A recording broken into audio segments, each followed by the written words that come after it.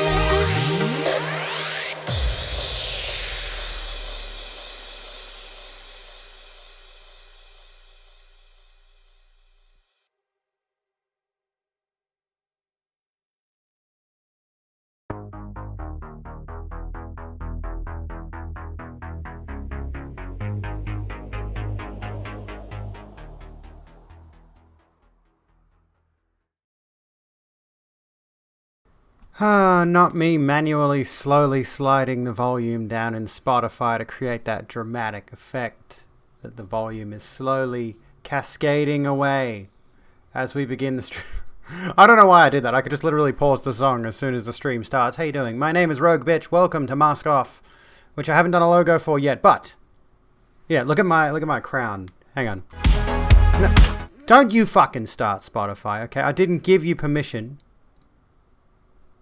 I accidentally bumped the spacebar. Anyway, yes, look at my tiara. We brought back the zoom. Look at this shit. Isn't it gorgeous? It's cheap as fuck. I think it was like $30. But it's also heavy. It's also very chunky. I like it. I can't really like put it on my head properly. Dramatic music. I can't really like sit it. It's just sort of sitting there, tucked into my hair a little bit. I need like one of those things, like the little comby things where it like goes into your hair attached to this, but it's just got like two little prods here, and you can sort of bend it over your head so it fits properly, but I don't. It hurts a lot. I'm cute after tonight. Thank you. I took the lipstick off for the record. Oh, my lights are still on in my room. Let me just use my fancy high technology telephone. Oh, hang on. I haven't posted on my stories yet. To say that I'm live. Oh, no, I got rid of it. Fuck. There we go. Fleet that shit. Whatever. And Instagram. There we go. Let the world know. I forgot to turn my lights off in my room. Bang. Turn the bread tuber lighting off, please. Magic. There you go. I meant to do my fingernails. I've still got the trans nails situation going on, which is cute. But it doesn't really fit the goth queen aesthetic. I needed like a red or a black, I think. We'll see. I think I've got quite a few nail colors now. Also, at some point, this is a bit TMI, but I might as well get this out of the way. I need to see a doctor because I think I'm getting like a rash or something, or like I'm getting like itchy spots. You can see my elbow there is red, and like honestly, like armpits, certain areas of my body are getting rashy and itchy. And I thought it was like the fleas in the house at first, but I'm beginning to think something else is causing me to have some kind of a skin condition. So I need to make a doctor's appointment. I don't know what it is. I hope it's, fingers crossed, it's not my medication. Because I will about die if I have to come off that shit. Hello, Octavian. How you doing? I'm doing well. We're just getting set up here. We're just getting cozy. Just getting comfy. Hanging out. I could keep playing the music in the background. I wonder if that would affect things too much. Because I can play that on stream. I can play that on... I've been just doing that for... Be Right Back and Starting Soon and all of that sort of stuff, and outro. I'm wondering, should I play that music in the background on stream? Because then if I do that, the music is going to be in my recordings when I go to edit my videos.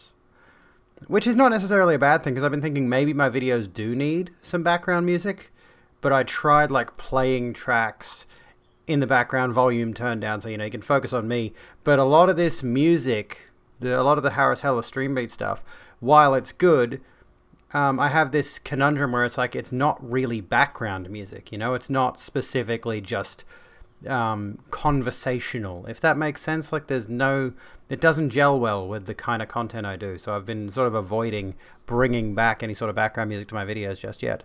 You love the tiara, so do I. It's gorgeous, isn't it? It's so ridiculously gaudy too. Like I was looking at a few options and I ended up settling on this very, very basic, very simple one. I need some more obscene makeup. By the way, can I mention? May I mention? And I'm not underweight or anything like that, but I seem to have a bit of gauntness going on here. I've noticed. You can see that there. And I don't know if it's just like good cheekbone structure or something, or I actually legitimately look halfway to dead. We do need to get around and doing the BG stuff. Background music, yes. Yes, we do. That's the difficult part, especially if you're doing like a long form chatting segment video. Or like I want to redo my intro outro songs and have them be done in a chiptune style. But right now it's not something I've been focusing on because there's just so much going on right now. Oh my god. Maybe that's why I'm so itchy lately. I'm wondering if maybe I've been pushing myself too hard and I've stressed myself out and thus maybe I've given myself hives. I'm not allowed to self-diagnose. I should not do that. Never self-diagnose, okay? Under any circumstances, never self-diagnose. Get professional help. I need to do that. I'm just resetting my, excuse me, my sub-goal thing, because that never fixes itself. If we do hit sub-goal today, I will do literally nothing. I will not do a damn thing except go, yay! And then we'll go to the sub-lounge, and I'll just say, look, there's a sub-lounge. I need to do something for hype trains, too. I need to do something for hype trains. I don't know what. What could I do for hype trains? What could I add for hype trains? If I knew how to animate, I could do some animated, like, flashy lights. Like, little ones, not super epileptic seizure stuff. Just, like, little lights. Well, we're not talking politics just yet. Actually, I was thinking more philosophical tonight. You'll do crack cocaine right now? Do it. Get on it, mate. Get on it. I have been so stupidly obsessed with keeping a good sleep schedule that I will, generally speaking, go to bed at around midnight. Around about midnight. Which is silly. Why would you have a regular sleeping schedule? But here's me doing that normal shit. Doing that mundane go to bed at a reasonable time, get up in the morning, go to bed at night kind of nonsense. Gosh, why would you? If you hit the sub goal, you'll do crack cocaine. And I have no way to verify it, so you can lie about it, and I'll just be like, yeah, there we go, Sammy did crack cocaine. Perfect. Can we do that now? Well, what are you thinking about politics? What do you want to talk about? Because I've got a few topics lined up already. There's a few things I want to do. I wanted to talk about... well, there was this thing... there's this article by a very, very far-right publication about Zinnia Jones talking about the... children on puberty blockers situation. I wanted to talk about that. I wanted to react to an Abby Shapiro video, and I wanted to maybe look at more Jordan Peterson stuff. And there was a video idea that I had a while back that I wanted to discuss. And this comes back to that philosophical thing. It's more of a discussion of... it's more of a discussion around a certain topic as opposed to... It's not really anything political. It's more about human behavior. Yeah, the whole UK situation is just garbage, and I'm fucking terrified. Because I like to think ahead of time. You know, I think if this country does this, then what could happen in a few years in Australia? But we'll get to that in a moment. Well, there we go. I'm in Australia. There you go. You've figured that out. Australian politics are fucking boring, by the way. I need to look at some Australian political situations. Like, has Pauline Hanson done anything lately? Is Pauline Hanson... What's Pauline Hanson up to? Is she in the news? If I go Pauline Hanson news 6 days ago, here's something we could talk about. Well, I mean, this is relevant. This is relevant, honestly. We could do some Australian politics. I haven't done that yet. I haven't done anything about Australian politics, and honestly, I love talking about Pauline Hanson because she's just so fucking crazy. You're an independent conservative. Define that for me, if you will. Define what an independent conservative is. The most interesting thing we did is eat an onion. Oh, fucking tones. Fucking tones. Tony Abbott and his fucking onion. I just realized, like, you just glancing at that, if you just look at that at a glance, you're just like, oh my god, she's looking up porn on stream. It's just all flesh colored. It's gross as anything. But yeah, like he just bit into an onion. Just bit into a raw onion. And then here, I think he might have done it again to prove a point. Who are these people? Honestly, who are these politicians? What country do they come from? Not country. What planet do politicians come from, I should say? Because they're not human. The things that I see politicians do to try to appear like everymen. What was the thing that... there was a video a while back of Scott Morrison. Scott Morrison preparing breakfast. And it looks so staged. I don't know if I can find the video. Scott... Nah. Spoke to News Breakfast? No. No, he was like preparing like school lunches or something like that for his kids. And he's like, I'm going to take some blueberries and put them in a bag now. And he's like got all this stuff laid out perfectly. He's got like the camera angle that shows all of the kitchen, shows his nice range hood and all of that sort of shit. And it's very clear that he would have hired somebody to make his children's lunches for school that day. But for the purposes of seeming like an everyman, he did it himself, and it looked like he looked really uncomfortable doing it, like he wasn't used to the idea of making his kids lunches.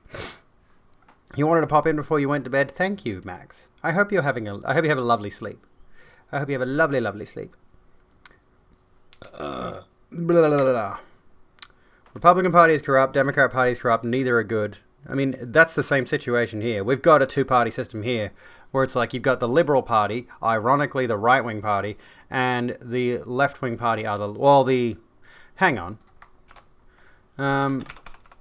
Labour Party political leaning. Let's find out. I don't think the Labour Party in Australia is actually left.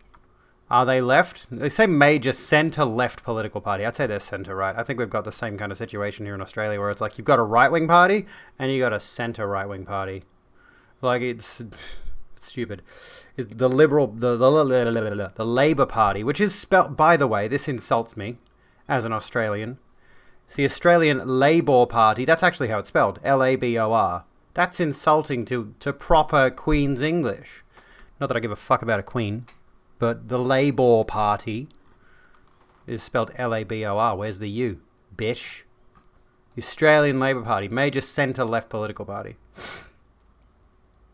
And is currently in opposition in the federal parliament. So that's the situation here. The major left party is the opposition. We are currently under a right-wing regime.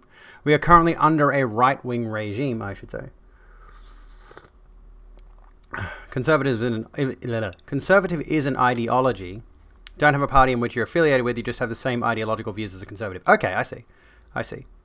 If AOC is a commie, is that a problem? That's the thing. You could have different viewpoints on communism, socialism, conservatism. The only one that I feel like Labour is in our party, it's the OR party. It's the OR party. I would probably go Greens if I were to be voting today. Australia Greens, the Greens Party. Can we have the Greens come up, please? The Australian Greens, commonly known as the Greens. It doesn't even say their political leaning here. Not that we should base our viewpoints, our political viewpoints off anything.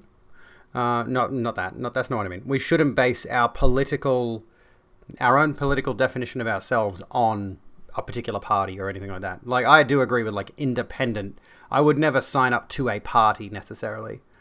Because realistically you want to vote for your own self-interests. We've never had true communism, exactly. We never had true communism, never had true socialism. And a lot of people like to make the comparison to Nazi Germany. Again, it's like, meanwhile, the current conservative regime in America has been skewing very heavily into, we could make the comparison to Nazi Germany.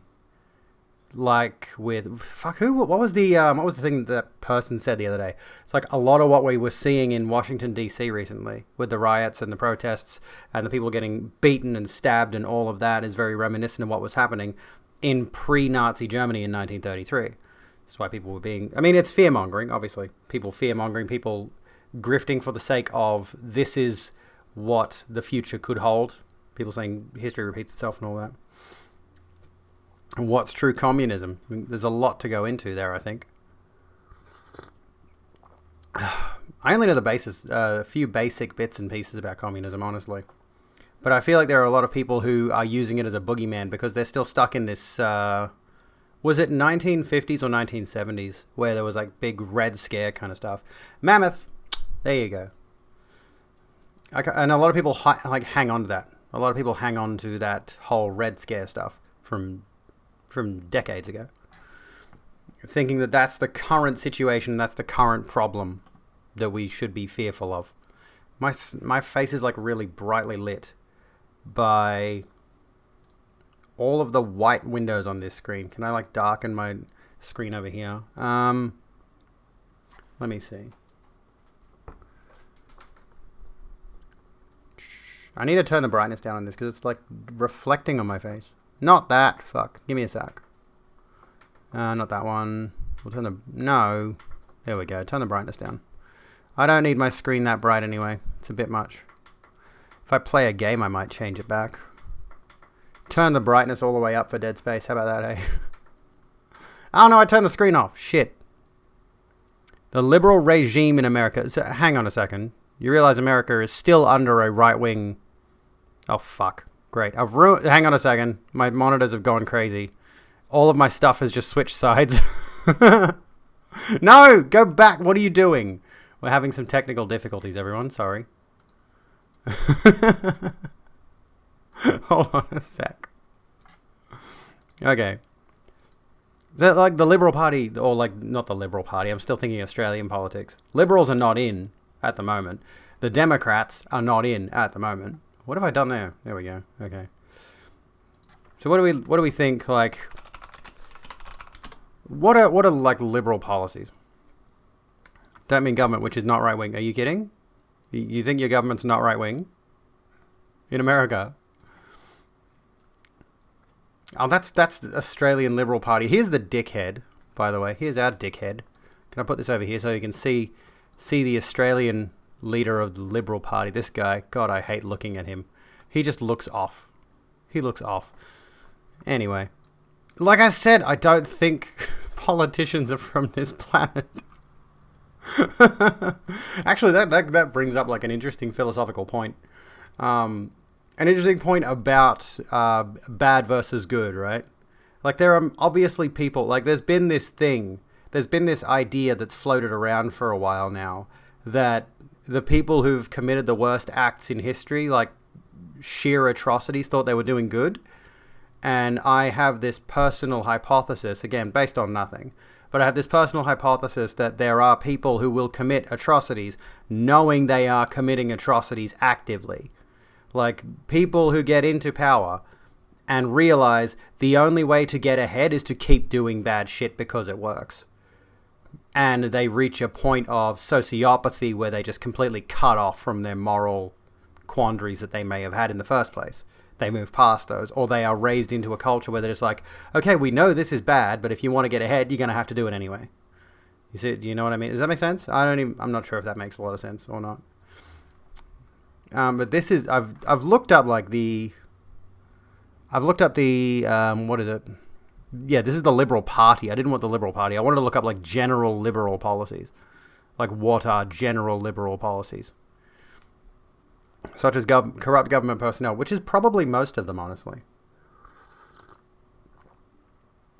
To get into politics requires an innate desire to have control over other people's lives, and that can lead to a lot of...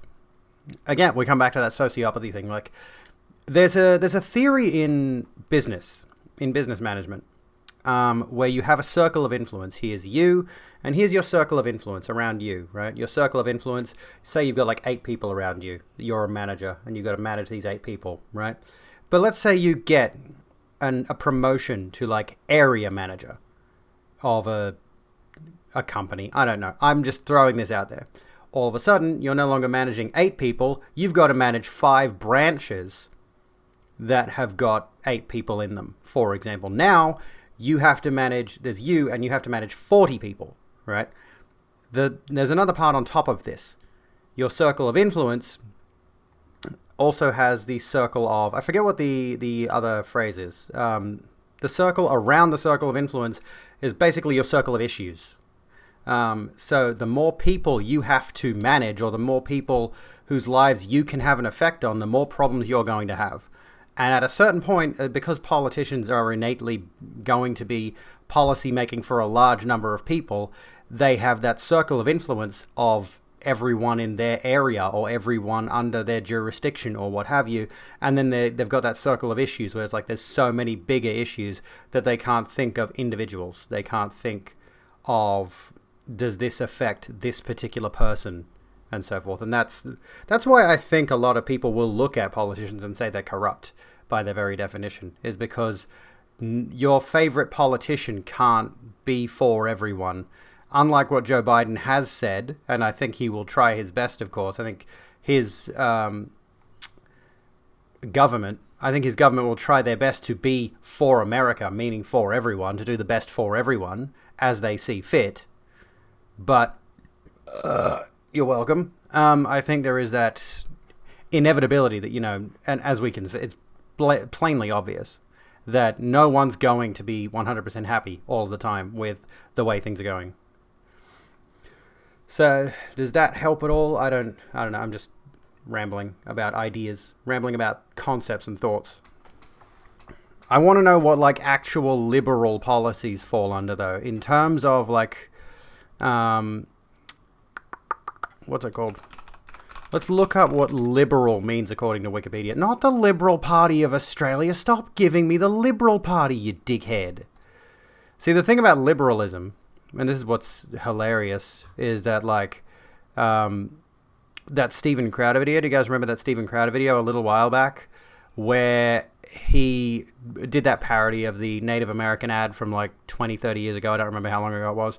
And he ends it by saying F-slurs created liberalism, not realizing that classic liberalism is largely conservatism nowadays.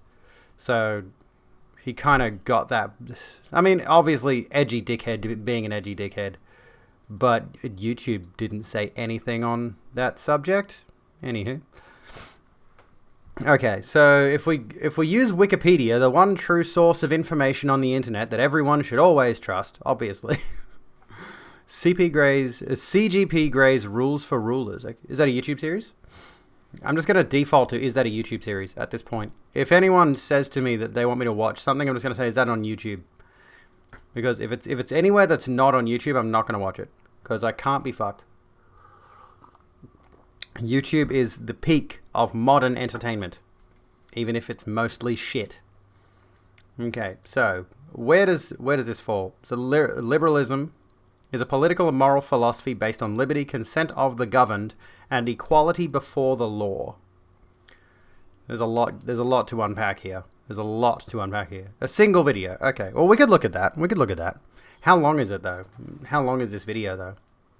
By the way, I made a thing. I did make a thing. I don't think it's even turned on.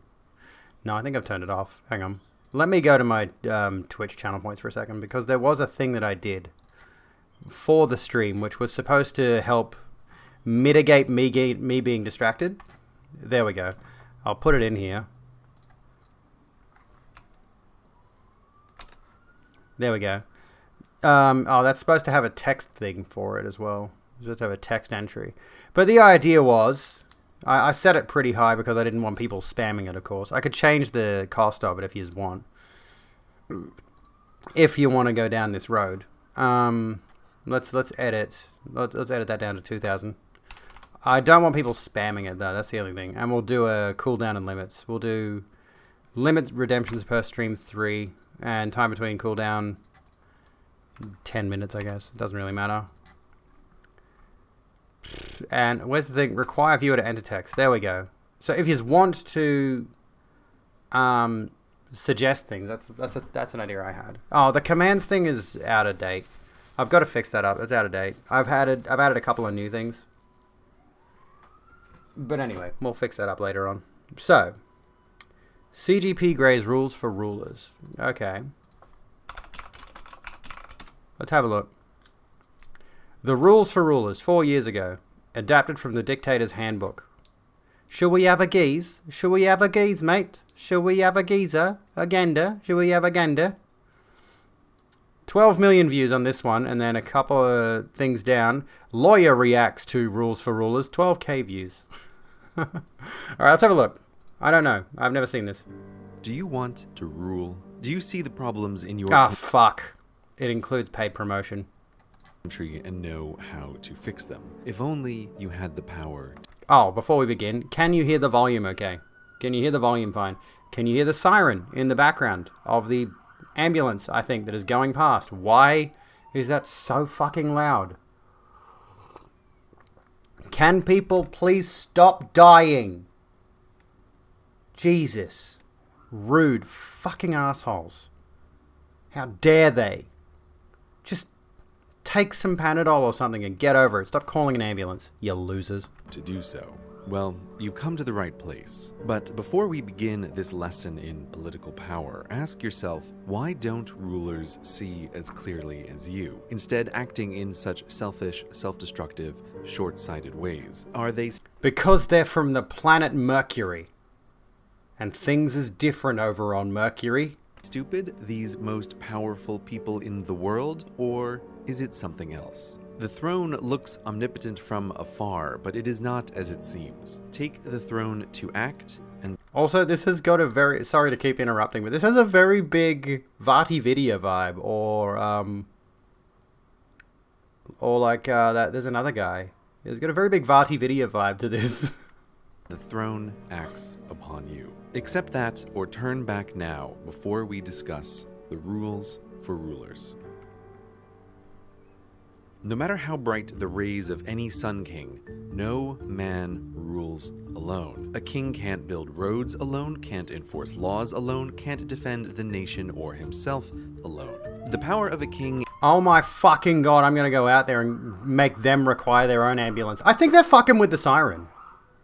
I genuinely think there's an ambulance just parked up the street and they're just fucking with the siren. They're just playing. Or a fire engine, or whatever's going on.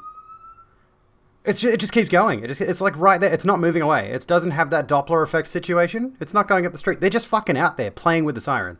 Hang on a second. Maybe it's a fire engine. Hang on. Maybe they're doing the fucking thing where they drive the fire engine around the streets and show the kids. And Santa Claus is on the back of it. I bet you that's what's fucking happening.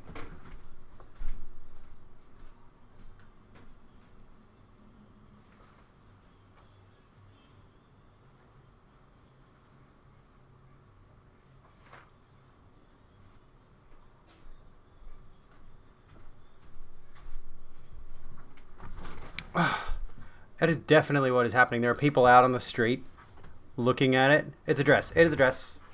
It's a cute dress. Yep, it's Santa Claus. Can you hear it? It's cute. It came today. And I thought it came with a pair of sunglasses that I also ordered, but it did not. I'm going to go fucking punch Santa in the face in a second. He's being a wanker. He's ruining my stream. I can't believe him. The audacity. The fucking audacity, dude. Shut the fuck up, Santa Claus. I don't believe in you anyway. Amazingly adorable. Thank you. Thank you all. I need, like, the picture of the girl wearing this one. She's got this really cute, like, studded waist belt thing, and I really need to find something like that. But sadly, I have not. I don't know where to look for that kind of shit. So at the moment, I'm dealing without my little waist belt. I just have to go around wearing it like a normal dress. Okay, but speaking of Santa, before you crash for the night, you're going to post 2 pics to Discord from a shoot with your godson. Nice, nice. Let's have a look. Hang on. Whenever you drop them in there, I'll take a peek if you want. I'll show them off on stream if you're cool with that. You were living near a hospital and you didn't hear so many sirens. You just heard Santa ho-ho-hoing. He's like, I need to fix my microphone, dude. I swear, sometimes you can't hear shit from this microphone, and other times you can hear every single detail in the neighborhood. It's ridiculous. Anywho, we'll watch a bit more of this. Welcome to the Rogue Room. We hope you enjoy your stay. There we go. I fixed the alerts up. Welcome to the Rogue Room, Papa Gunth. How you doing? Welcome. The alerts have been fixed. Here we go. What do we got? Here we go. Here we go. Sandy Claus. Look at that. Look at that. Isn't that gorgeous? There we go. Oh, that one's tiny. That is fine art. That's what that is. That is fine art. That is gorgeous. Okay. Shall we continue? I think we shall continue. Back with our reacting to the rules for rulers. Is not to act, but to get others to act on his behalf, using the treasure in his vaults. That's literally just fascism. King needs an army and actually, I mean, we are going to talk about like the concepts behind piss poor management soon. That is a thing I want to discuss. someone to run it, treasure, and someone to collect it, law, and someone to enforce it. The individuals needed to make the necessary things happen are the king's keys to power. All the changes you wish to make are but thoughts in your head if the keys will not follow your commands. In a dictatorship where might makes right, the number of keys to power is small, perhaps only a dozen generals, bureaucrats, and regional leaders. Sway them to your side and the power to rule is yours, but never forget, displease them and they will replace you. Now, all countries lie on a spectrum. That honestly just sounds like a government, not a governmental hierarchy. That is exactly what it is. I meant a corporate hierarchy, like with the stockholders, where they'll just replace a CEO. That's literally what that is. It's a boardroom situation. For some reason, it downloaded badly. That's such a pain. I hate when it does that. I've had that happen a few times. From those where the ruler needs few key supporters to those where the ruler needs many. This foundation of power is why countries are different, yet many keys or few, the rules are the same. First, get the key supporters on your side. With them, you have the power to act. You have everything. Without them, you have nothing. Now, in order to keep those keys to power, you must, second, control the treasure. You must make sure your treasure is raised and distributed to you for all your hard work and to the keys needed to keep your position. That's literally why Trump ran for president, by the way, just so he could have access to the treasure because he kept running out of his own. This is your true work Bankrupted as a ruler, 6 times, by the way. figuring out how best to raise and distribute resources so as not to topple the house of cards upon which your throne sits. Now you, aspiring benevolent dictator, may want to help your citizens, but your control of the treasure is what attracts rivals. This is making me think maybe I should start a gameplay playthrough of, what's it called? Tropico. The one where you're playing as a dictator. I should give that a go. See if that gives us any sort of inclination towards any of this shit. So you must keep those keys loyal. But there's only so much treasure in your vaults, so much wealth your kingdom produces. So beware.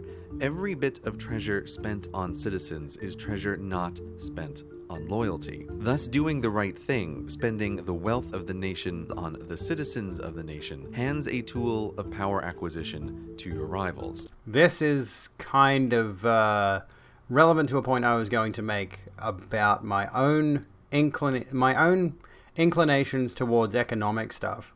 You know, in that I believe, and Australia is quite good for this, thankfully, with regards to at least Medicare and support for some of its lower income citizens at the very least. Not necessarily all of them, but it should be.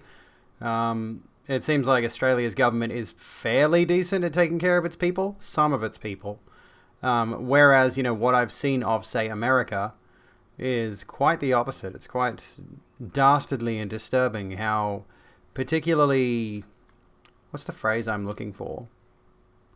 Well, I mean, just basically capitalistic. You know, so much of America's money goes up and up and up. And we constantly hear about people at the bottom who just cannot live a normal life without... And we'll get to the workforce thing soon, because that's another topic I want to talk about, is workplace power dynamics and stoicism.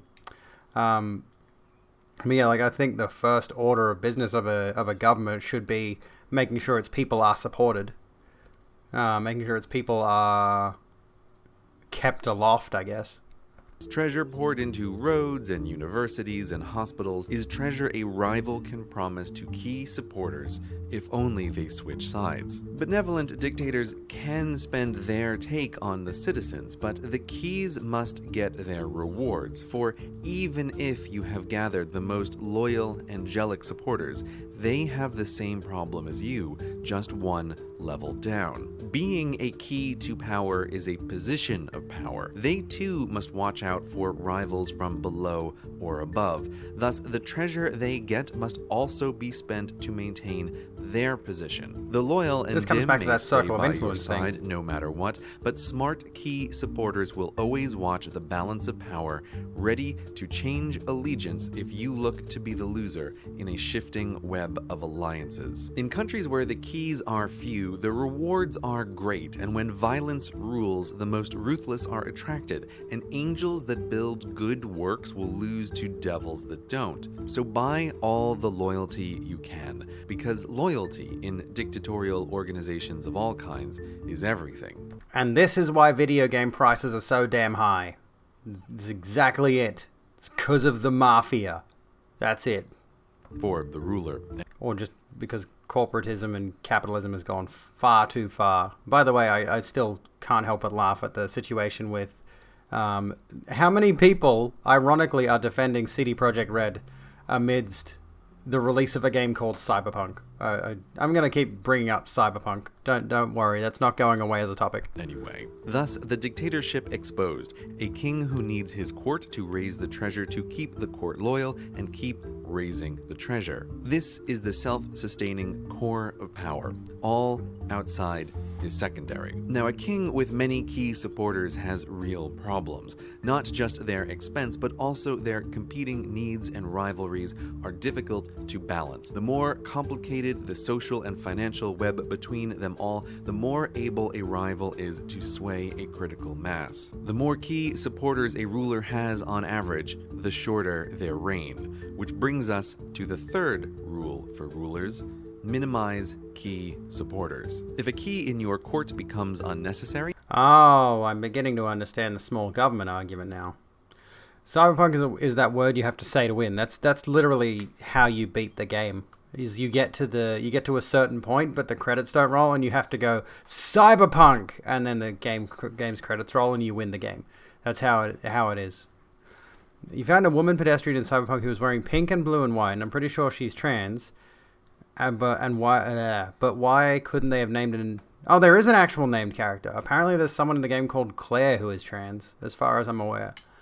I don't know what... And she is voiced by a transgender person, if I am not mistaken. I was reading that today. But I mean, it's like one small thing in a huge game. It feels a little bit almost like, you know, they didn't care that much about it. That's my input on the trans situation in Cyberpunk. Is like they didn't care that much about it. Yeah, checkbox. That's what it felt like.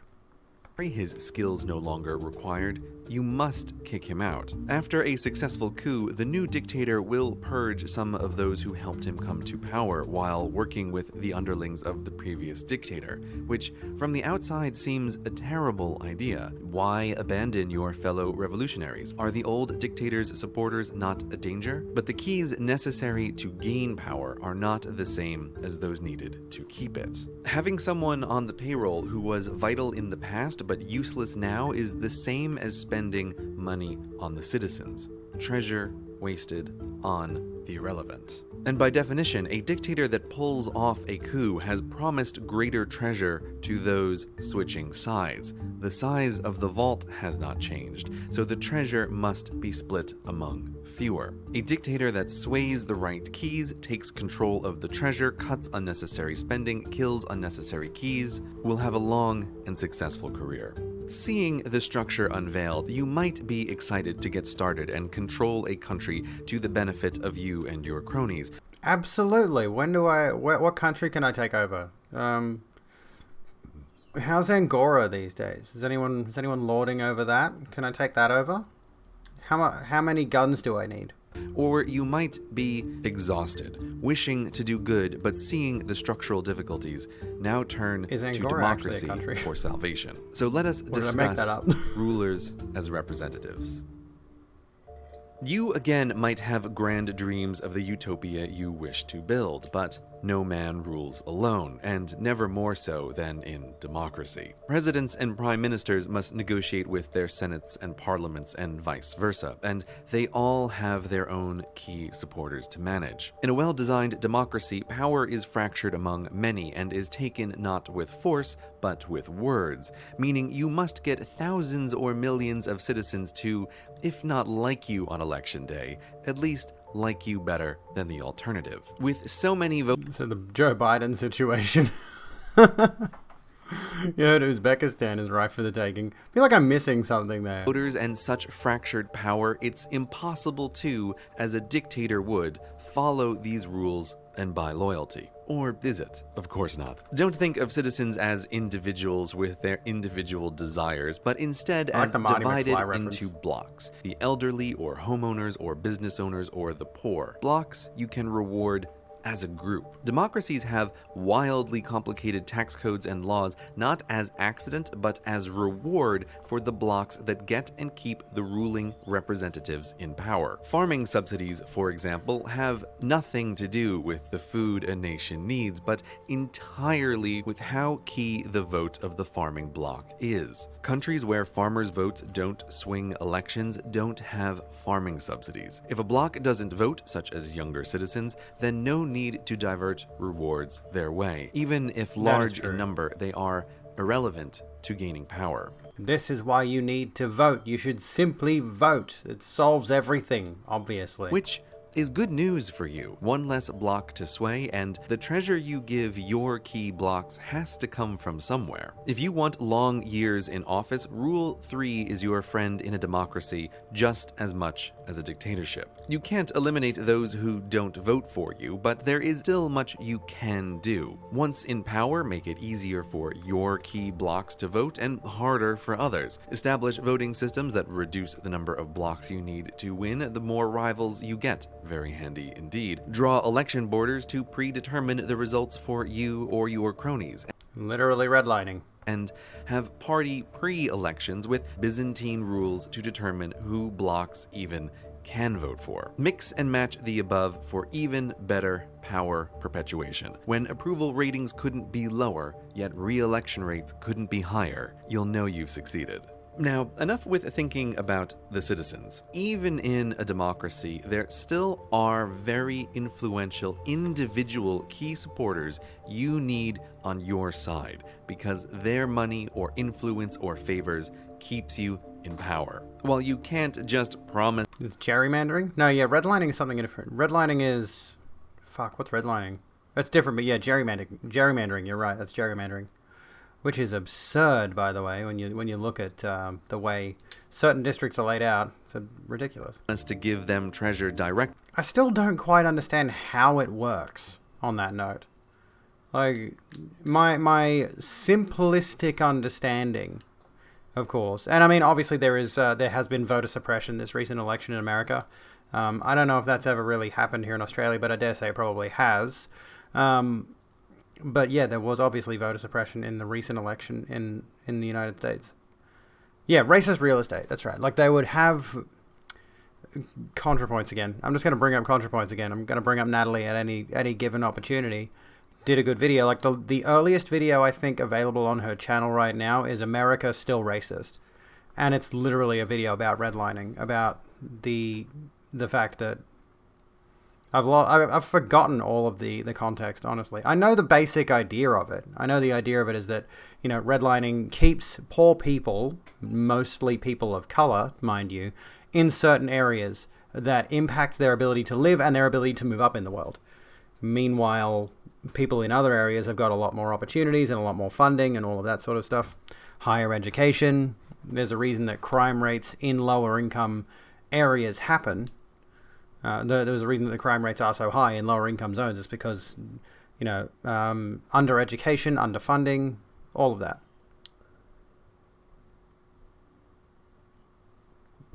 The simple answer is you consolidate votes from your opponents in such a way that they overkill win their district but don't pose a threat. A threat, I'm assuming that means, in the majority of districts, so you win comfortably. I see. As a dictator would, you can create loopholes for their investments, pass laws that they've written, or print get-out-of-jail-free cards for their actions. Not a wheelbarrow of gold to the door, but contracts for their business. You as a ruler do have roads to build, or computers to maintain, or buildings to reconstruct. No man rules alone, after all. Or you could take the moral path and ignore the big keys, but you'll fight against those who didn't. Good luck with that. Corruption is not some kind of petty crime, but rather a tool of power in democracies and dictatorships. But more on that another time. So accept the favors, sway the key blocks, and you will get into power, ruling with actions that look contradictory and stupid to those who don't understand the game, privately helping a powerful industry you publicly denounced, or passing laws that hurt a bloc that voted for you. But your job isn't to have a consistent, understandable ruling policy, but to balance the interests of your keys to power, big and small. That is how you stay in office. Now, with all this headache of being a representative, you may wonder, looking at Rule 3, why couldn't you skip all this block building, favor trading nonsense and just bribe the army to take power? We must finally turn to taxes and revolts. You must understand Rule 2 and how the treasure is raised and used to hold a country. We have a cat. This is not relevant to anything, but we have a cat. Oh, he stopped to eat. He's not going to come over here. That's alright. He stopped. I just noticed how fitting it is that I'm wearing a crown while we're watching this video. Together. If we graph the tax rate of countries versus the like number graphs. of key supporters the ruler needs, there's a clear relationship. More democracy, lower taxes. If you're sitting comfortably in a cushy democracy, you may scoff at this, but your fellow citizens who don't earn enough don't pay income taxes and get rebates, bringing the average tax rate down. In dictatorships, this doesn't happen. Dictatorships often forego tax paperwork in favor of just taking wealth directly. It's common for the dictator to force farmers to sell their produce to him for little, then turn around and sell it on the open market, pocketing the difference at an unthinkably high equivalent tax rate. Isn't that what supermarkets do now? I mean, as far as I've been led to believe, supermarkets that make deals with farmers, generally speaking, Australia still has a de facto duopoly with Coles and Woolworths, and there's been quite a bit of controversy surrounding the idea that the two of them, Coles and Woolworths, dramatically underpay farmers for their produce, for their vegetable produce, meat produce, dairy products, all of that. Farmers are dramatically underpaid, or at least that's what we're hearing when it comes to them. Maybe the farmers should learn to code. Maybe they should just vote. So taxes in democracies are low in comparison to dictatorships. But why do representatives lower their take? Well, cutting taxes is a crowd pleaser. Dictators have no need to please the crowds and thus can take a large percentage from their poor citizens to pay key supporters. But representatives in a democracy can take a smaller percentage from each to pay their key supporters because their educated, freer citizens are more productive than peasants. For rulers in a democracy, the more productivity, the better, which is why they build universities and hospitals and roads and grant freedoms, not just out of the goodness of their hearts, but because it increases citizen productiveness, which increases treasure for the ruler and their key supporters, even when a lower percentage is taken. Democracies are better places to live than dictatorships, not because representatives are better people, but because their needs happen to be aligned with a large portion of the population. The things that make citizens more productive also make their lives better. Representatives want everyone productive, so everyone gets highways. The worst dictators are those whose incentives are aligned with the fewest citizens, those who have the fewest keys to power. This explains why the worst dictatorships have something in common: gold or oil or diamonds or similar. Or similar? What was that? Was that Vespine gas? I think that's supposed to be Vespine gas. I feel like I know vaguely who these are supposed to be, particularly that one. Anyway, it's Vespine gas. We require more minerals. Similar. If the wealth of a nation is mostly dug out of the ground, it's a terrible place to live because a gold mine can run with dying slaves and still produce great treasure.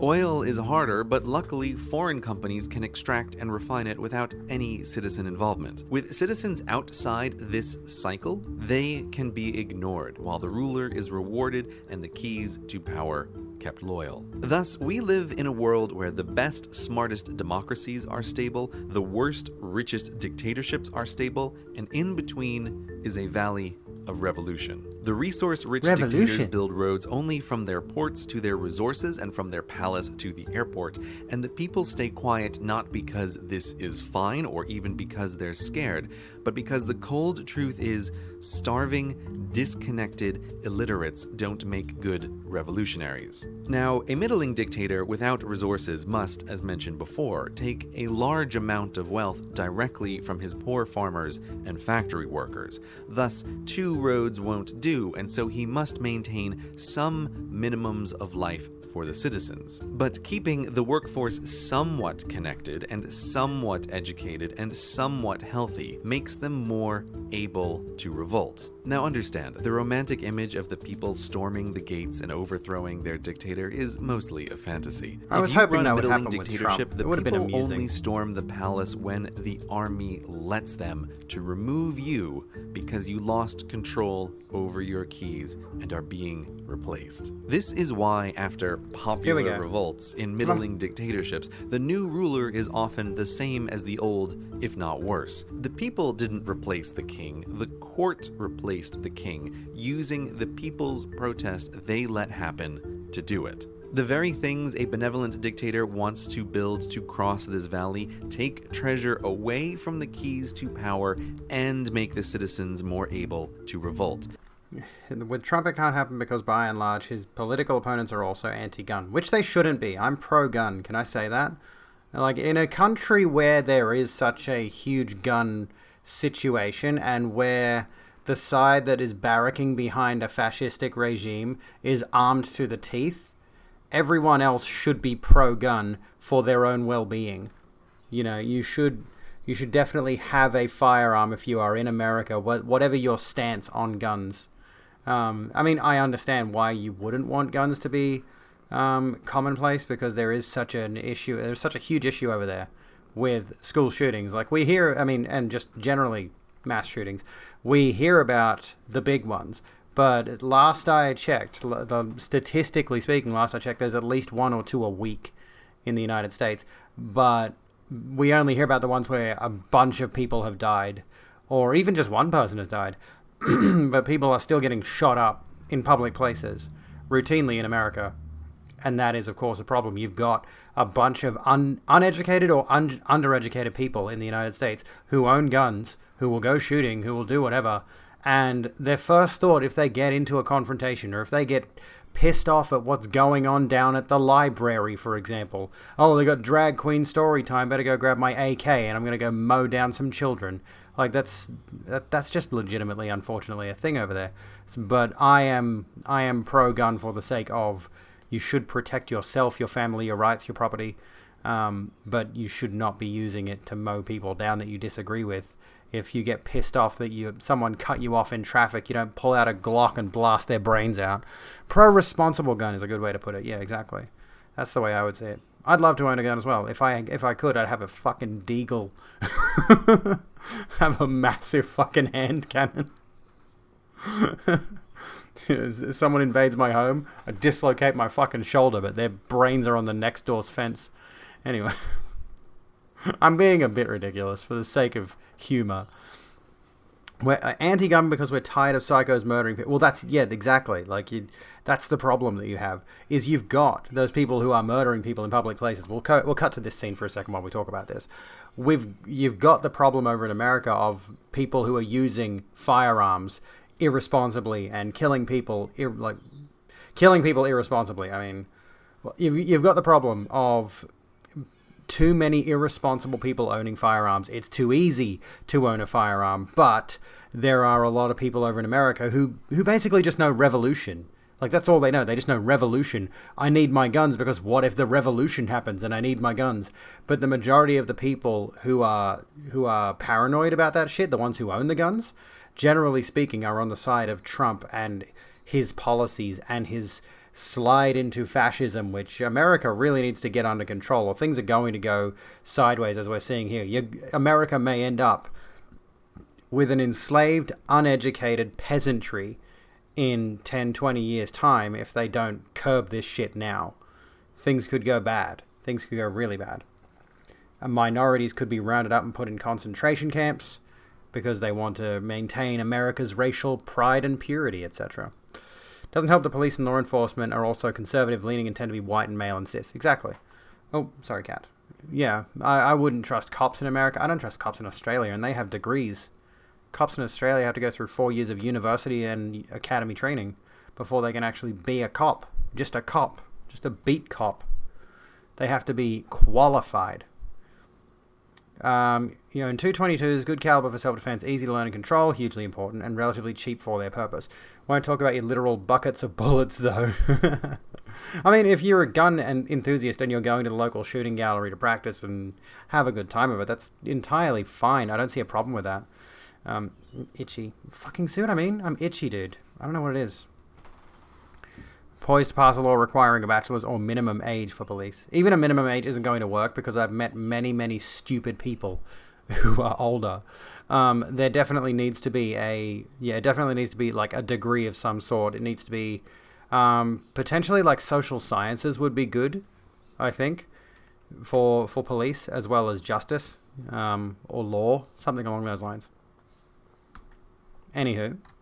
Often ending in a stronger ruler, less likely to build bridges and more loyal to his keys. On the other side, the best democracies are stable, not just because the large number of keys and their competing desires makes dictatorial revolt near impossible to organize, but also because the revolt would destroy the very wealth it intended to capture, the high productivity of the citizens. Plus, those helping the would-be dictator in a democracy know he plans to cull key supporters once in power.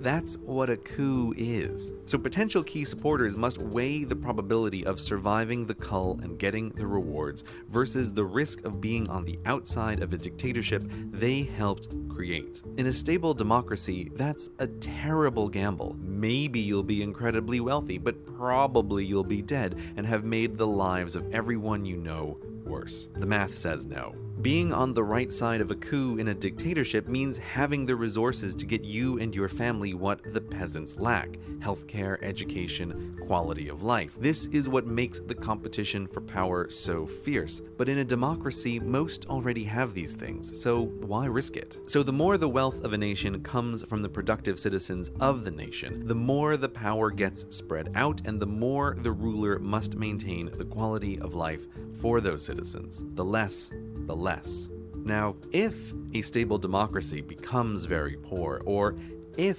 a resource that dwarfs the productivity of the citizens is found, the odds of this gamble change and make it more possible for a small group to seize power. Because if the current quality of life is terrible, or the wealth not dependent on the citizens, coups are worth the risk. When democracies fall, these are usually the reasons.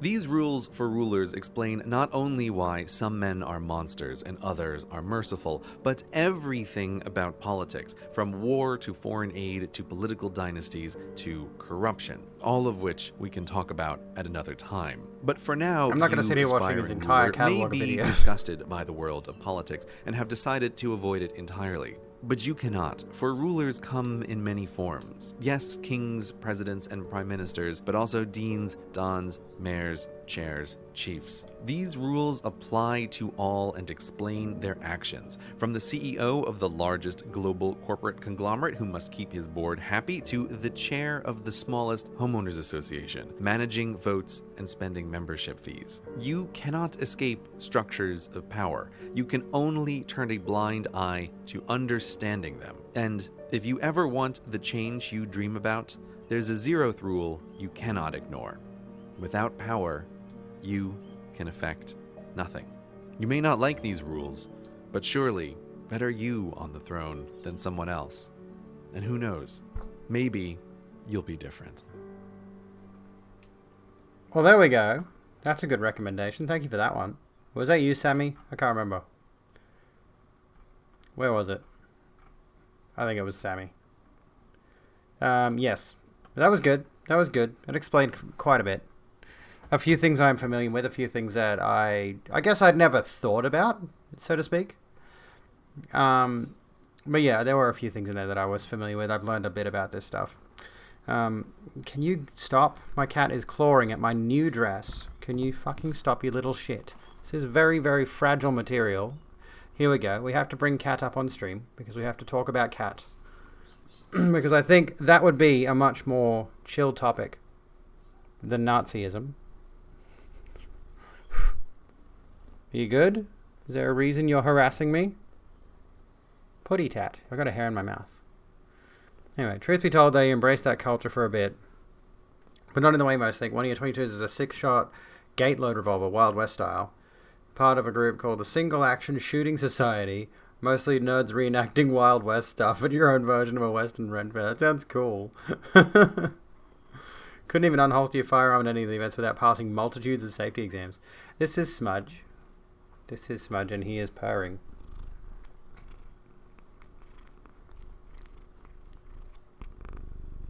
Can you hear him? He is good. He is quite content. I think he's okay. He's eating me now. He's doing that. Why are you biting me? He used to bite, affectionately. Now he actually goes in. Do you mind? You've got food. You don't need to eat me. You've got food. He has got food next to me. I've set up his table next to me with his food and drink. My crown is going to fall. Go on, off you fuck. Anywho. So that explained a bit. That explained a little bit. Provided all the information was correct and accurate. This is the problem I have. Like, if I watch something that's supposed to be educational on YouTube for free... I've been thinking about this recently. Fucking trying to set this up correctly. See, like, I can cram that into my head. But I am going to get a massive headache if I leave this here for, like, more than 5 seconds. It's like it's drilling into the side of my skull. That's why I have it just sitting like that. There we go. Perf. And I think it's quite fitting that I, your androgynous goth queen, wears a crown. I don't have... sadly, I can't do the lipstick thing, though. I tried the lipstick today before we started, and I just couldn't do it. That was frustrating. It was frustrating to put my lipstick on, and I looked at it, and I looked at it again, and I looked at it again, and I'm just like, dude, I don't like the way this looks on me. I don't know what it is. I tried it. I posted this tweet before. Where is it? Yeah, I posted this tweet where I look absolutely fucking depressed in the first picture. But I prefer this with no lipstick to this with lipstick. Maybe I just haven't found the right color yet. I need to find the right color. This is like a maroon or like a dark red. I have a regular red and I have a pink as well. So I got 3 lipsticks. I need a black. I want a fucking black lipstick. Have I tried lip liners? I have not tried lip liners yet. I've got a lip gloss. Both are cute. Thank you. Don't think you understand the gun problem in the US. When an alt-righter kills people with guns, he is taken by... Yeah, I've noticed that, actually. Like, I do understand that. I have seen quite a lot of that. I've seen quite a lot of... And especially, like, if a black person, unfortunately... is even suspected of having a firearm, they get gunned down. Like, I realize how bad the problem is over in America. And that's why I'm sort of, like, on the fence with my gun stance. Because, like, I think people should be able to have guns to defend themselves. But, like, the reason that I think people should have guns to defend themselves is because other people already have guns. That's the unfortunate reality of the situation. And if you then go and say, well, nobody can have guns, let's take them all away... That's probably going to kickstart a revolution among the people who do have all the guns. So America's in a really awkward position right now. America's in a really awkward position with the gun thing, where, I have this stance, and I mean, again, outsider looking in sort of situation. I believe people should have access to guns to defend themselves from other people who have access to guns. But if you try to take away all the guns, and then by make it even for everyone, even playing field... Then you've got a military who is armed to the teeth, and if there is some kind of violent revolution, but which again is only really going to happen if the military lets it happen, if the military wants to depose the president or what have you, that kind of a situation is not going to happen willy-nilly. But if you take away all the guns, you're going to piss off a lot of people and potentially cause even more violence, which we do not need. You'd recommend Jeffree Star's Velour Liquid Lip, but then you'd be cancelled. Yeah, don't test me. I will go on social media and I'll cancel you for recommending that creep. I can't stand him. I really cannot stand Jeffree Star. I never have been able to stand Jeffree Star. He's so insufferable, even beyond the perspective of being a manipulative fuckwit. My crown just started slipping. I haven't been able to just... I cannot put up with him. He's so annoying. He's just an annoying person. Anywho, we were reading a little bit about liberalism before we got into that. Because, you know, the one true source of information on the internet, Wikipedia, is where we will learn about liberalism, is where we will learn all of the true facts that nobody in any capacity can alter or modify because this page is locked. This article is semi-protected. Actually, there's a funny thing about that. Elliot Page, if we go to Elliot Page's wiki page, extended protected until January 2 due to vandalism.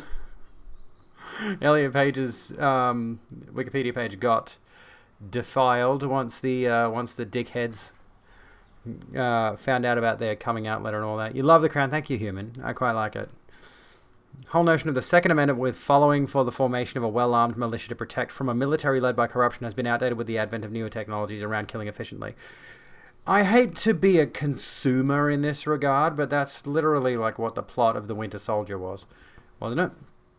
Pretty much. It's like they had the power and the technology to eliminate key threats to their regime. The Hydra's regime. Hydra's attempted regime. They had the capacity, they had the power, they had the technology to target specific people they wanted to take out. And let's not act like the government now doesn't have that power already. They could unleash drones on the United States and start targeting problematic citizens if they wanted to. I don't think things have gotten that dire yet, but, you know, shit's fucking bad over there, dude. It's terrifying. What if you decide to speak out against the current regime? Against the current regime.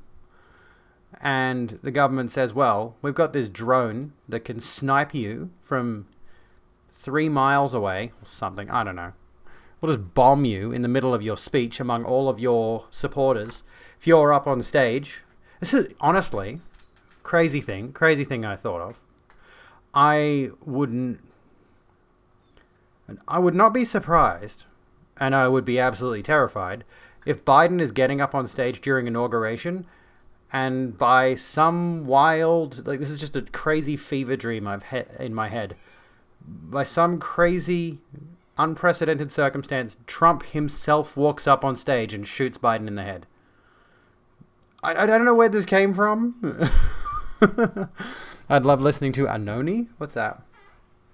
Even as a firearm owner, you are bore hiding behind the Second Amendment. You appreciate its contempt, but the distance between consumer weapons and those of the military is massive. Yeah, exactly. You would not be able to stage a sufficient revolution with consumer-grade firearms. It just wouldn't happen. Even military-grade weapons that are slightly more available to the average citizen are legions behind the efficient... Yeah, exactly. Exactly. Quite frankly, like, you see some of the stuff that's represented in cyberpunk settings. Honestly, I wouldn't mind replaying Deus Ex Human Revolution for the sake of visiting a cyberpunk setting that isn't Cyberpunk 2077. And we could analyze some of the topics that are presented in that. Because Deus Ex Human Revolution is quite good in that regard. The only problem is, of course, it's a cyberpunk game where you play the head of security for a major corporation. That is the problem with the cyberpunk genre. Is all the cyberpunk games, let me get out of this, are not punk. I've not played Shadowrun, but I've heard good things. Let me bring up Steam real quick. Let me bring up Steam real quickly, like. But yeah, like it's honestly, and even beyond the Second Amendment thing, even beyond just America, the prevalence of guns. Shadowrun, let's have a look. Shadowrun Dragonfall, Shadowrun Returns, Shadowrun Hong Kong, Shadowrun Trilogy. There's a bunch here. What would you recommend? Best spiritual representation of cyberpunk as a genre. Neat. Shadowrun Returns. Yeah, I believe I've seen a bit about this sort of stuff. Looks kind of neat. Turn-based tactical RPG. Yeah, cyberpunk with fantasy elements. I've heard about it. I've never played any of them, but I've heard of them. I'll put it on my wish list. Anyway. What was I saying? Yeah, even beyond... Gotta go check out... Oh, a drone bombed you. Don't get droned, anyone. Please. Please don't get droned. You'd recommend Dragonfall. Well, that's in here. That's Dragonfall Director's Cut, 2150. As I was saying, sorry. Even beyond America, even beyond just the United States with regards to gun culture, the prevalence within the video gaming space, and I know video games are a very, very Americanized industry, even though there are obviously parts of the world that are developing their own games. Obviously, Japan is a big player in the video game space. Generally speaking, though, westernized video games are very, very geared towards gun combat. There are so many shooters. There are so many games that use guns in some capacity. There are so many situations. Like, for example, I was talking with Loot Demon the other night about Dead by Daylight. And while it is fitting for this particular killer who is a cowboy to have a gun that is like a harpoon gun, basically, it's still like Dead by Daylight didn't need a character with a gun. But now Dead by Daylight, a game about slasher villains, has a character with a gun in it. It's like, gun culture is so prevalent and weaved into video gaming, it's almost propagandistic the way it works. So many people, I think a lot of young people are becoming radicalized into this idea of they need to have a gun because guns are so cool in video games. And then you got Nerf guns. I've got a bunch of Nerf guns over there.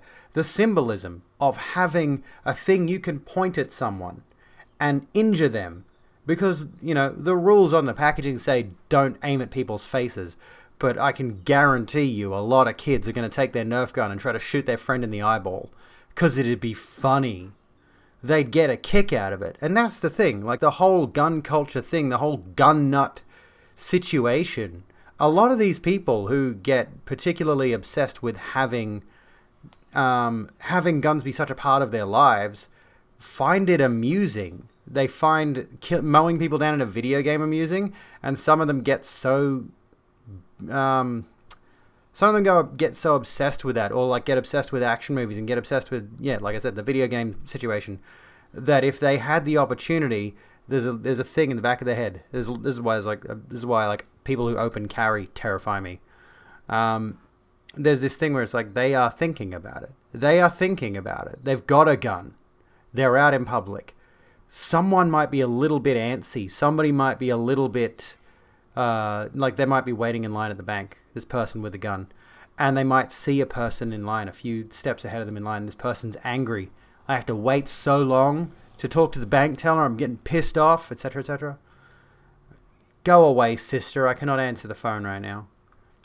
And this person with the gun who's potentially thinking in the back of their head is like, could just fucking shoot him, shut him up. That'd do it. And the thing is, like, I'm not being melodramatic or anything. I'm not exaggerating. People actually think like this, and putting a lethal weapon in their arsenal that they don't need. It's an expression of culture and an assertion of dominance. And unfortunately, even though, like, I know women do own guns, it's definitely a macho man thing too. It's definitely a masculinity thing. Like, look, my gun's bigger than yours. You know, my truck's bigger than yours. It's got a huge bed in it. My truck's got a massive bed in it. I don't put anything in it. I don't go four-wheel driving. It's the same thing. Expression of culture and an assertion of dominance.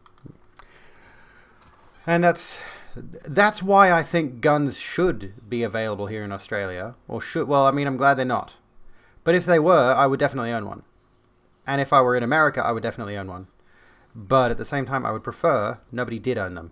Because that's the argument against it, right? Is that we go back to the thing before about the technology, like guns themselves. The guns that American citizens have, by the way, I believe the last time I checked, the stats suggested that there are more guns in the country than there are civilians. There are more weapons in civilian hands than there are civilians in the country. There's like 380 million people in America, and there are more guns than that in America. There are more guns being manufactured. There are more guns. People own multiple. Quite a few people own 2 or more. How scary is that? Owning a knife, a knife is largely used for cutting meat or something. You have a knife in your kitchen. Maybe you got a bread knife. You could kill someone with a knife. But knives are utilitarian. what are you going to do with a gun aside from take it to the range? And how many people are actually going to gun ranges who happen to own guns? How many people who own guns are actually just going to gun ranges? I guarantee there are a lot of people who own guns who are not using them, who just have guns, who are just possessing them. Okay. As a counterpoint, you experienced the exact opposite when you lived in Kansas. You open carried with training even though it wasn't necessary. It was that idea of mad. Most people open carried there and the crime was way less. Takes more gumption to want to rob someone when 80%... Well, that's true. That's a good point to make. There are certain places where people are, flagrantly open carrying, and that puts that intimidation factor in you. It's like you don't want to fire on someone. You don't want to mutually assured destruction. There you go. There we go. I couldn't think of what that meant. Yeah, that's a good thing. That is a good thing in the sense of gun ownership. The idea that, if you have a gun and like 5 other people do, you're not going to try to kill someone because those 5 other people will mow you down in seconds. You're going to get into a fight with your significant other and you think about using it on yourself after a few bottles of alcohol. True. If you're talking about the gun thing or knives. I doubt anyone's going to be stabbing themselves to death. It's a possibility. You want more of a background check for getting a gun? Yeah, that's another thing I hear. It's like it's way too easy to get a gun. It's way too easy to just go in and, yeah. Why the fuck are some people so eagerly able to get one? So easily able to get one? With minimal effort involved. Some people with criminal records, violent criminal records, are able to get guns. They don't check state to state. You're talking about guns being a statistical enabler of self-harm or domestic violence. Yeah. We don't need more situations where people can harm people. But that would be the issue in America. If I were in America, again, that would be the issue if I were in America. It's like, other people have guns. And this comes to a mental health thing. If we're going to talk about the potential suicide or violence, domestic violence thing. I'm glad, again, I live next to someone who is absolutely insane. Let's just put that out there, just absolutely insane. And I hear domestic disputes all the time. Imagine if they had guns. Imagine if one of them decided to fire on the other one and it came through the wall that splits between our apartments. So, yeah, I'm glad Australia... it was the Port Arthur massacre, I believe, that led to John Howard. Was it Port Arthur massacre? President John Howard shut down gun laws. Let me see here. Gun laws in Australia before the Port Arthur massacre. But anyway, there was a massacre at Port Arthur. Was the historic Port Arthur former prison colony, a popular tourist site in southeastern Tasmania. In 1992. Excuse me, sorry. Let me clear my throat. As much as you do genuinely enjoy this intelligent debate, I'm not very intelligent. Don't give me credit. It's after midnight. You have to be awake at 5 a.m. Well, yeah, get some sleep. Get some sleep. Jesus Christ. So let's read about this. I know a little bit about this, but I don't know the full context.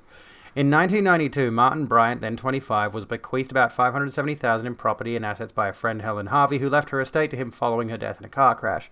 He used part of his money to go on trips around the world from 1993 onwards. Bryant also withdrew many thousands of dollars during this period. He used at least some of his money in late 1993 to purchase an AR-10 semi-automatic rifle through a newspaper advertisement in Tasmania. Through a newspaper advertisement. Hello, Kieran. How you doing? Excuse me. Bryant's father had tried to purchase a bed and breakfast called Seascape, but Nolene, also known as Sally, and David Martin bought this property before his father could ready his finances. I'm in the way of the shot here. Oh, you're right. Don't apologize. I can't. Can I bring this over here? There's shadow right in the background. Let me do this. There we go. So you can see it now. Bryant's father offered to... Oh, hang on. Bought the property before his father could ready his finances, much to the disappointment of Bryant's father. Thank you, Kez. I'm glad you like it. Who often complained to his son of the double dealing the Martins had done to secure the purchase. Bryant's father offered to buy another property from the Martins at Palmer's Lookout Road, but they declined the offer. Bryant apparently believed the Martins had deliberately bought the property to hurt his family and believed that the event to be responsible for the depression that led to his father's 1993 suicide. Bryant later described the Martins as very mean people and as the worst people in my life. In late 1995, Bryant became suicidal after deciding he had had enough. He stated, "I just felt more people were against me. When I tried to be friendly toward them, they just walked away." Although he had previously been little more than a social drinker, his alcohol consumption increased, and although he had not consumed any alcohol on that day, had especially escalated in the 6 days prior to the massacre. 6 months prior to the massacre, sorry.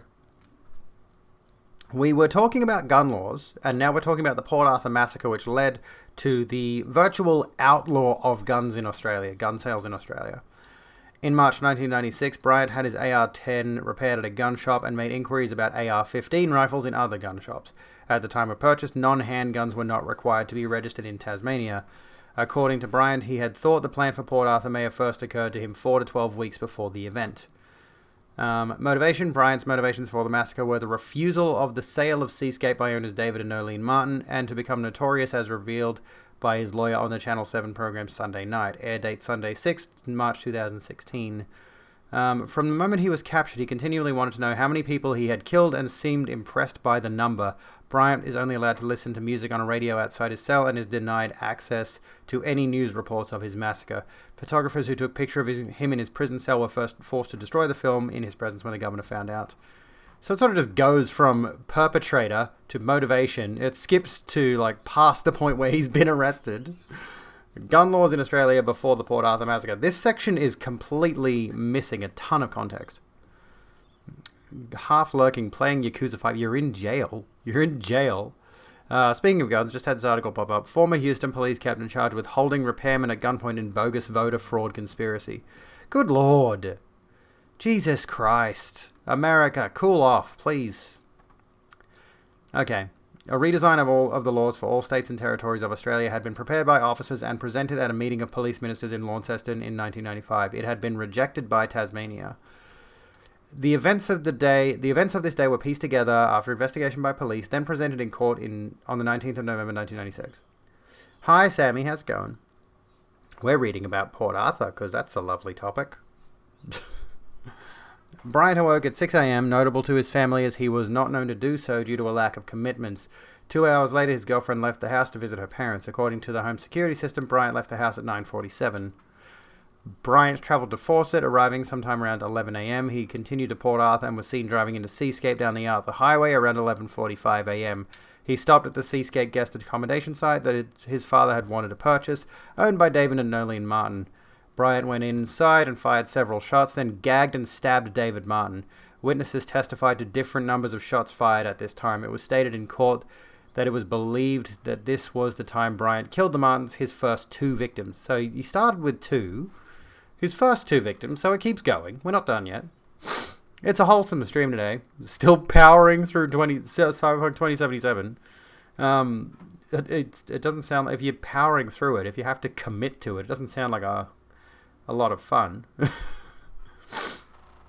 The guy hit the repairman's car, and when he pulled over, the former captain pulled out his fucking gun. Some people just... Dude, this is why we're reading about this. Because it's important, you know? Some people just get so cocky with a weapon. They just become so obscenely bold. It's ridiculous. Okay, a couple stopped at Seascape and Bryant met them outside. When they asked if they could have a look at the accommodation, Bryant told them that they could not because his parents were away and his girlfriend was inside. His demeanor was described as quite rude and the couple felt uncomfortable. They left at 12:35 p.m.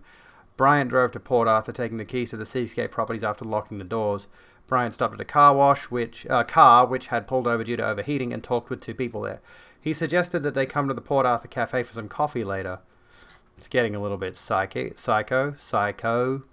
not psychic.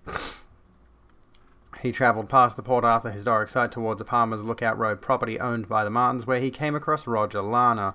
Lana had met him on some occasions more than 15 years previously. Bryant told Lana that he had been surfing and had bought a property called Fog Lodge and was now looking to buy some cattle from Lana. Bryant had also made several comments about buying the Martins' place next door. Excuse me, I need to get some water.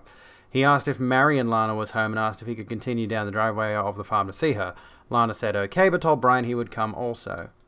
Bryant then responded that he must go to Nubina first and was what's going on? This is a mess. So he's killed 2 people already. Hydrate. Okay, fine. I'll get water. You continue to read this. I'll leave this up on the screen. This is a weird stream. This is not at all what we haven't even gotten into any of the topics that I wanted to talk about yet. I'll be back. Don't go anywhere.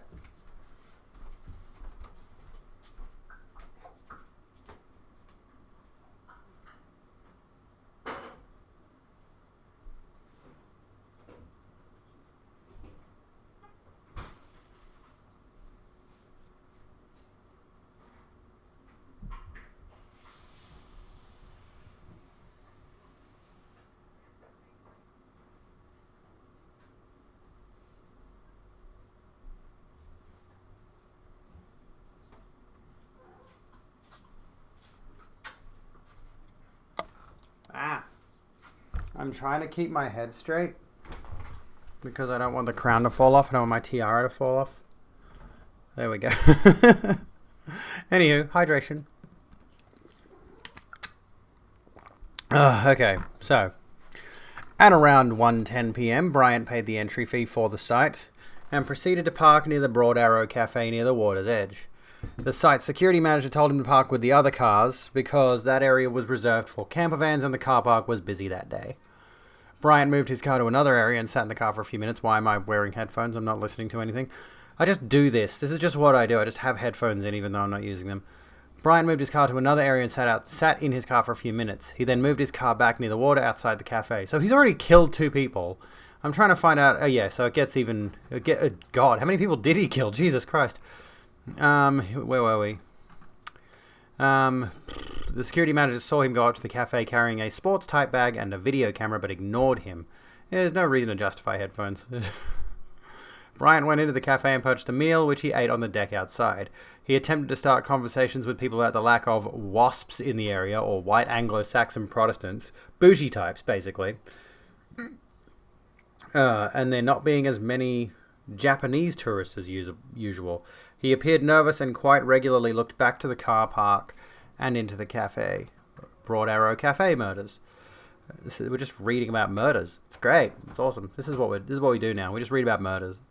Bryant finished his meal and returned his tray to the cafe. He put his bag down on a table and pulled out of it a Colt AR-15 SP1 carbine with a Colt scope and 130 round magazine attached. So, like, he killed 2 people that he already had a problem with, right? He had, like, a personal problem with them. And then he just goes and starts killing other people. Like, why was he killing more people? It is believed the Colt magazine was partially emptied from the shootings at Seascape. The cafe was very small and was particularly busy that day as many people waited for the next ferry. Bryant pointed his rifle to the table beside him, fatally shooting Mo Yi Ng, I'm not sure how you pronounce that, and Su Leng Chung, who were visiting from Malaysia. Bryant then fired a shot at Mick Sargent, grazing his scalp and knocking him to the floor. He then fatally shot Sargent's girlfriend, 21-year-old Kate Elizabeth Scott, hitting her in the back of the head. A 28-year-old New Zealand winemaker, Jason Winter, had been helping the busy cafe staff. As Bryant turned towards Winter's wife, Joanne, and their 15-month-old son, Mitchell, Winter threw a serving tray at Bryant in an attempt to distract him. Joanne, Winter's father, pushed his daughter and grandson to the floor and under the table. That's totally not terrifying at all. This is normal behavior. I like how it's giving me every single person's name. I suppose it's good because then we can, like, remember them in a sense. 44-year-old Anthony Nightingale stood up after the sound of the first shots. Nightingale yelled, "No, not here," as Bryant pointed the weapon at him. As Nightingale leaned forward, he was fatally shot through the neck and spine. Oh, God. Oh, Jesus. Here's the site. Cafe structure in 2015. Memorial garden has been established at the site. There you go. There's a bit of context. Bryant fired one shot that killed Kevin Vincent Sharp, 68. He then fired another shot at Walter Bennett, 66, which passed through his body and struck Raymond John Sharp, 67, Kevin Sharp's brother, killing both. The 3 had their backs towards Bryant and were unaware of what was happening. The shots were all at close range. Gerald Broom, Gay Fiddler, and her husband John Fidley were all struck by bullet fragments, but survived. How many people did he kill? Jesus Christ. I didn't realize it was this bad. I knew that there was an incident at Port Arthur, and I knew that was what led to the complete outlaw of gun sales in Australia, but I didn't realize there were this many killings. Brian then turned towards Tony and Sarah Kiston and Andrew Mills. Andrew Mills was shot in the head. Tony Kiston was also shot from about 2 meters away, also in the head, but had managed to push his wife away prior to being shot. Sarah Kiston was apparently not seen by Brian as she was under the table by that time. Thelma Walker and Pamela Law were injured by fragments before being dragged to the ground by their friend Peter Crosswell as the three sheltered underneath the table. Also injured by fragments from these shots was Patricia Barker. Bryant moved just a few meters and began shooting at the table where Graham Collier, Carolyn Lawton? That looks like it says Lawton, I guess. And her daughter Sarah were seated. Collier was shot in the jaw. Sarah Lawton ran towards her mother, who had been moving between tables. Carolyn Lawton threw herself on top of her daughter Brian, shot Carolyn Lawton in the back. Her eardrum was ruptured by the muzzle blast from the gun going off beside her ear. Despite her efforts, Sarah had been fatally shot in the head. Bryant pivoted around and fatally shot Mervyn Howard. The bullet passed through him, through a window of the cafe, and hit a table on the outside balcony. Bryant then fatally shot Mervyn Howard's wife, Mary Howard, in the head and neck. Bryant was near the exit, preventing others from attempting to run past him and escape. Bryant moved past the cafe towards the gift shop area. As Bryant moved, Robert Elliott stood up. He was shot in the arm and head, though survived his injuries. From the first shot, all of these events took approximately 15 seconds. So after reading all of that, from the first shot, all of this is 15 seconds. During which Bryant fired 17 shots, killed 12 people and wounded 10 more. If nothing else, that should explain to you just how fucked up that is. And this is exactly why guns are so fucking terrifying. We read through all of that very, very slowly. That took us minutes. I don't know how many minutes to read through the events that were just happening. And that happened in 15 seconds. Okay? These are a bunch of people just died at the hands of one person who had a gun. This is why like I said, this is why I would have a gun if I was in the US, because of that risk of mutually assured destruction. If someone else has a gun, I've got a gun too. But I fucking wouldn't want one. You wouldn't want to be in that situation. And as far as I know, America's always had a gun problem, right? Hang on. America's always had this gun culture. As far as I've been able to tell, Australia never really did, from what I can discern. Australia never really had a gun nut culture to it. There were only a few people who ever really got into having guns and owning guns. I do believe you are able to own certain muskets if you live in rural areas and you are hunting, for rabbits, killing rabbits. I don't believe you're actually allowed to own anything else, though, nothing automatic. How many seconds will it take for you to draw your gun and figure out which one is a bad guy? Exactly. That's the thing, right? It's you want to have one to protect yourself, but then you got to think about everything that can happen in 15 seconds with this guy coming into a cafe, and you're thinking to yourself, there's that thing, right? There's that justification. It's I would want a gun to defend myself, but how am I going to know to defend myself in 15 seconds? 15 seconds is a very short space of time. A lot can happen. I could be dead before I could even figure out how to pull the gun. Nothing automatic. So, gift shop murders. Car park, it keeps... Oh my god. Oh my god. I thought it was gift shop murders and that was it. Do we keep going? So, let's skim through this quickly. Fatally shot Nicole Burgess and Elizabeth Howard. Two hid behind a Hessian screen. Lever's husband Dennis was fatally shot. Pauline Masters attempted to escape. Peter Nash lay down on top of his wife. Gwen Neander was shot in the head and killed. There's a ton. I didn't realize it was this many people. An infographic for this murder. Hang on. Let's have a look. 33 dead, according to this. Holy shit. Okay. There's this.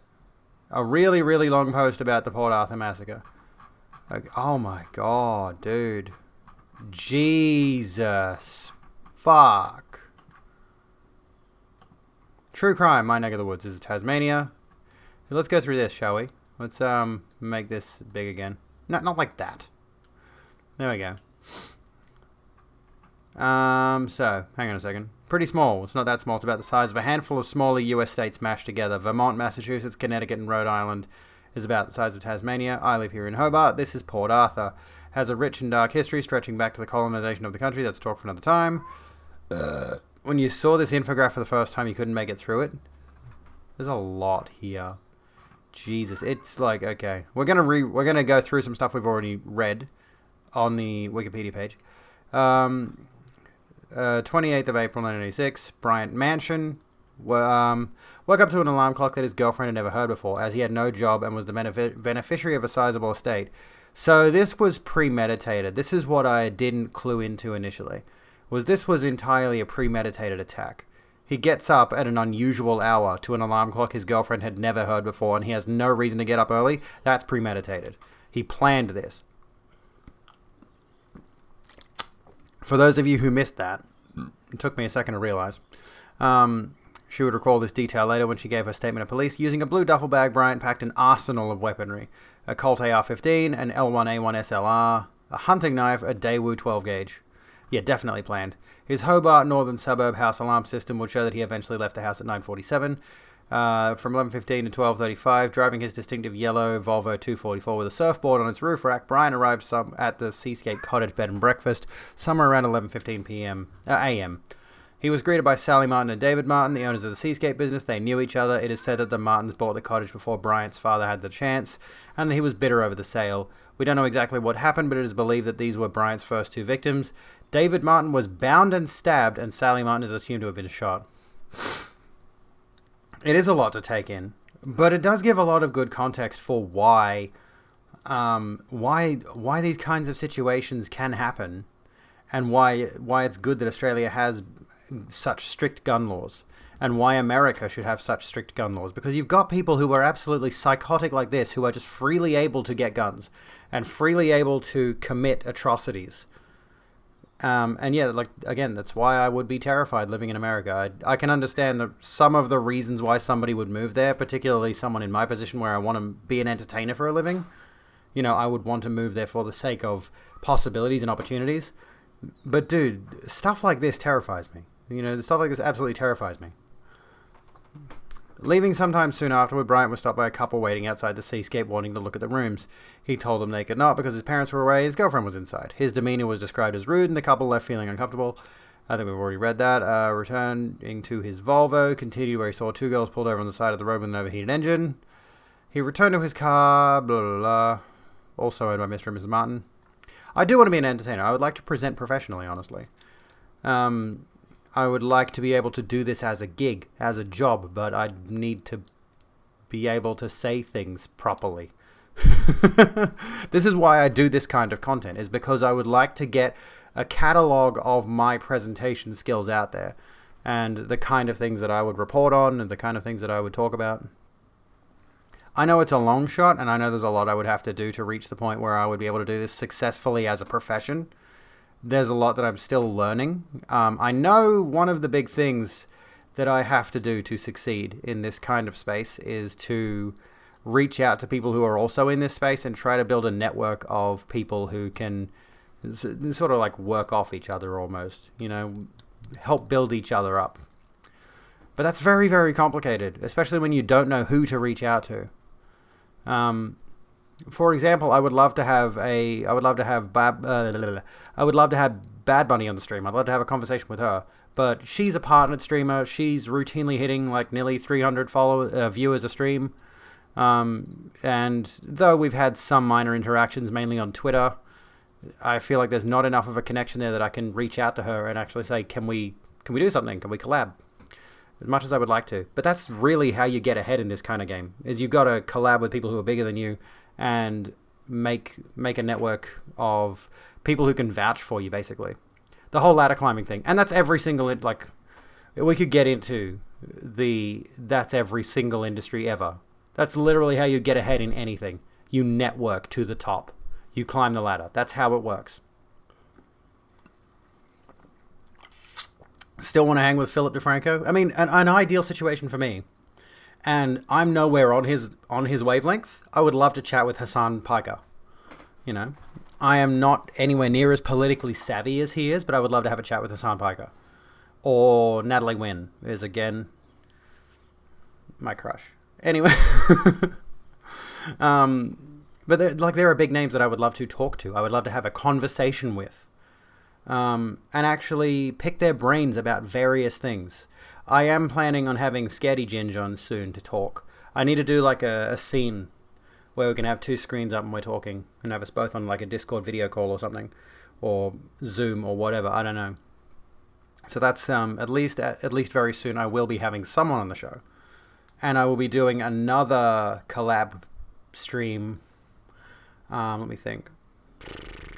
Sister, I cannot answer your phone calls right now. Where were we? Excuse me. Literally next week at about 1 p.m. my time, I'm going to be on somebody else's stream as a guest. So there's that to look forward to. So like this time next week, but like almost 7 hours ago, just about, is when I should be appearing on somebody else's stream. So it's like little things like that are a start. You know, you get more people to see who you are. That's really how it works. You start making connections with the right people, and right now that's what I'm striving for, is to make those connections. I need to learn of more people in this kind of capacity. Not just chatting, but actually discussion kind of things. And then make those connections and grow from there. That's the goal, right? Anyway, back to the very humble and wholesome topic of shootings. It's great. I suppose like this is a good argument for games that allow you to live out these kind of sadistic fantasies. In a way, it's like, here you go. Instead of actually killing people in real life, why don't you play a video game that allows you to do the same thing? There's an argument in favor of horrifically violent video games. Manhunt. What was the last video game we had that allowed you to be so torturously violent to people? There was that one that was banned a few years ago. There was like a top-down isometric shooter, and everything was super gritty and really disturbing. I mean, Ghost Runner is fun.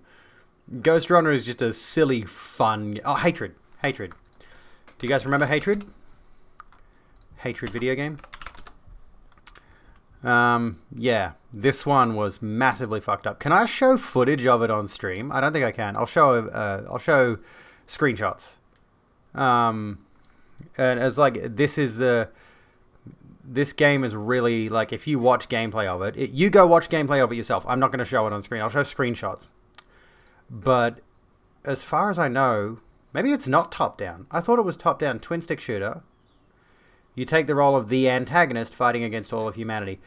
It's specifically designed to be fucked up, right? It's specifically designed to be as gruesome as possible. And it's got that, you know, black and white, but the blood is red thing, you know. Active Shooter. A more recent one, Active Shooter. I remember that. I remember that one. Yeah. This kind of shit. And remember, that's very reminiscent of the situation with... Fuck, what was I saying? God. Very reminiscent of the fact that Dylan Klebold and Eric Harris, that's their names. School photo, yeah, sure. Jesus, they even looked fucked up. Anyway, they had a Doom WOD set up that was designed to mimic their school so they would practice. At least Mortal Kombat was a tournament with a purpose. Can I rant about Mortal Kombat for a second? Almost forgot about Hotline Miami. I'm going to play that on stream soon. I've got that installed. I forgot that I owned it, but I've got it. Can I rant about Mortal Kombat? I love Mortal Kombat. I do. Visually, in terms of its just general aesthetic, the combat is fun and all of that. I do like Mortal Kombat quite a bit. But they've gone too far with the... I know they're called fatal blows, but they've gone way too far with those special moves that let your opponent get back up. Like, some of those moves, like, literally would kill any normal person, and I know the people in Mortal Kombat are not normal people, but Erron Black literally shoots a person through the skull with 2 separate guns through the eye sockets, and the opponent gets back up and they keep going. And I fucking hate that. Please save the lethal stuff for the fatalities. It adds so much when the fatalities are that brutal and savage, but when you put them in as just a special move and the opponent can get back up from it, I fucking hate that shit. I fucking hate it. I can't stand it. You gotta bounce a radio, Evo. Have a good one. Thank you so kindly for being here. I hope you have a good one. Yeah, fatal blows make no sense. They're so annoying. It's just like, dude, please. And I do have to take some umbrage with the fact that NetherRealm did make people working on Mortal Kombat look up really grim, gruesome, disturbing imagery in order to make those fatalities. I mean, they're incredibly detailed, and I have to give them credit where credit is due. They did a very good job. But your workers should not be put through psychological torment to make your video games. Anywho, snap someone in half like a Kit Kat, keep on trucking. You actually find stories and coverage of actual violence way more shocking and traumatizing than pretend violence, no matter how graphic. Oh yeah, for sure. Like seeing, even if you can't see... There's a video from a while back, a couple of years ago. There was a video of a cop pulling someone over. The cop gets out of the car, goes over and talks to the guy, and the car is in front. So you're watching from the cop's dash cam. And I can't remember who was involved in this, but he goes over and talks to this guy, and the guy gets out of the car, shoots the cop runs back to his car, and falls down in front of the police car. So he's out of shot. And the guy goes over and finishes shooting him, kills him, gets in his car, drives off. You don't see him kill the guy, but it is so intensely disturbing that we've just witnessed a murder. We've just witnessed an absolute slaughter take place. Even though the dash cam doesn't catch the actual footage. It's so disturbing. Like Baraka literally piercing someone's chest, and the opponent is just like, tis a flesh wound. NetherRealm don't care about mental health. Love to see Are You OK Day. I have issues with Are You OK Day. Oh, good lord. We won't get into that. We'll get into that another day. But police brutality during the protests? Exactly. And like, I wasn't trying to defend cops with that. I was just saying that particular video was very disturbing because, you know, we just watch a murder, like an actual murder. It's very, very unsettling. But yeah, like there are certain video games that do the grim, very disturbing imagery very well. And as far as I can remember from what footage I have watched of Hatred, there are some executions that are just like, oh my god, that is very fucking savage. It's absolutely brutal and disturbing in that regard. Anywho, shall we continue? So, there he saw Roger Lana driving out of his driveway. So we're back to Port Arthur Massacre now. So Port Arthur Historic Site. Brian turned his car around and headed now to the Port Arthur Historic Site, where he joined the toll booth queue. Finally nearing the front, he exited and rejoined the queue again at the back, telling the toll booth attendant that the woman in front nearly reversed into him. Okay. Bit less disturbing with the trashy AI. He paid his AI and went and parked his car near the Broad Arrow Cafe. The security manager told him to move his car as the area was reserved for other purposes, and Bryant initially complied. However, after parking with other cars, Bryant wait several minutes before circling his car back around to the front of the cafe. Security manager will later testify that he saw Bryant enter the Broad Arrow Cafe holding a blue duffel bag and video camera. Okay, after buying some lunch and sitting down on the deck to eat it, Bryant tried to start conversations with strangers about the lack of wasps in the area and how there's fewer Japanese tourists than normal. We've already seen this.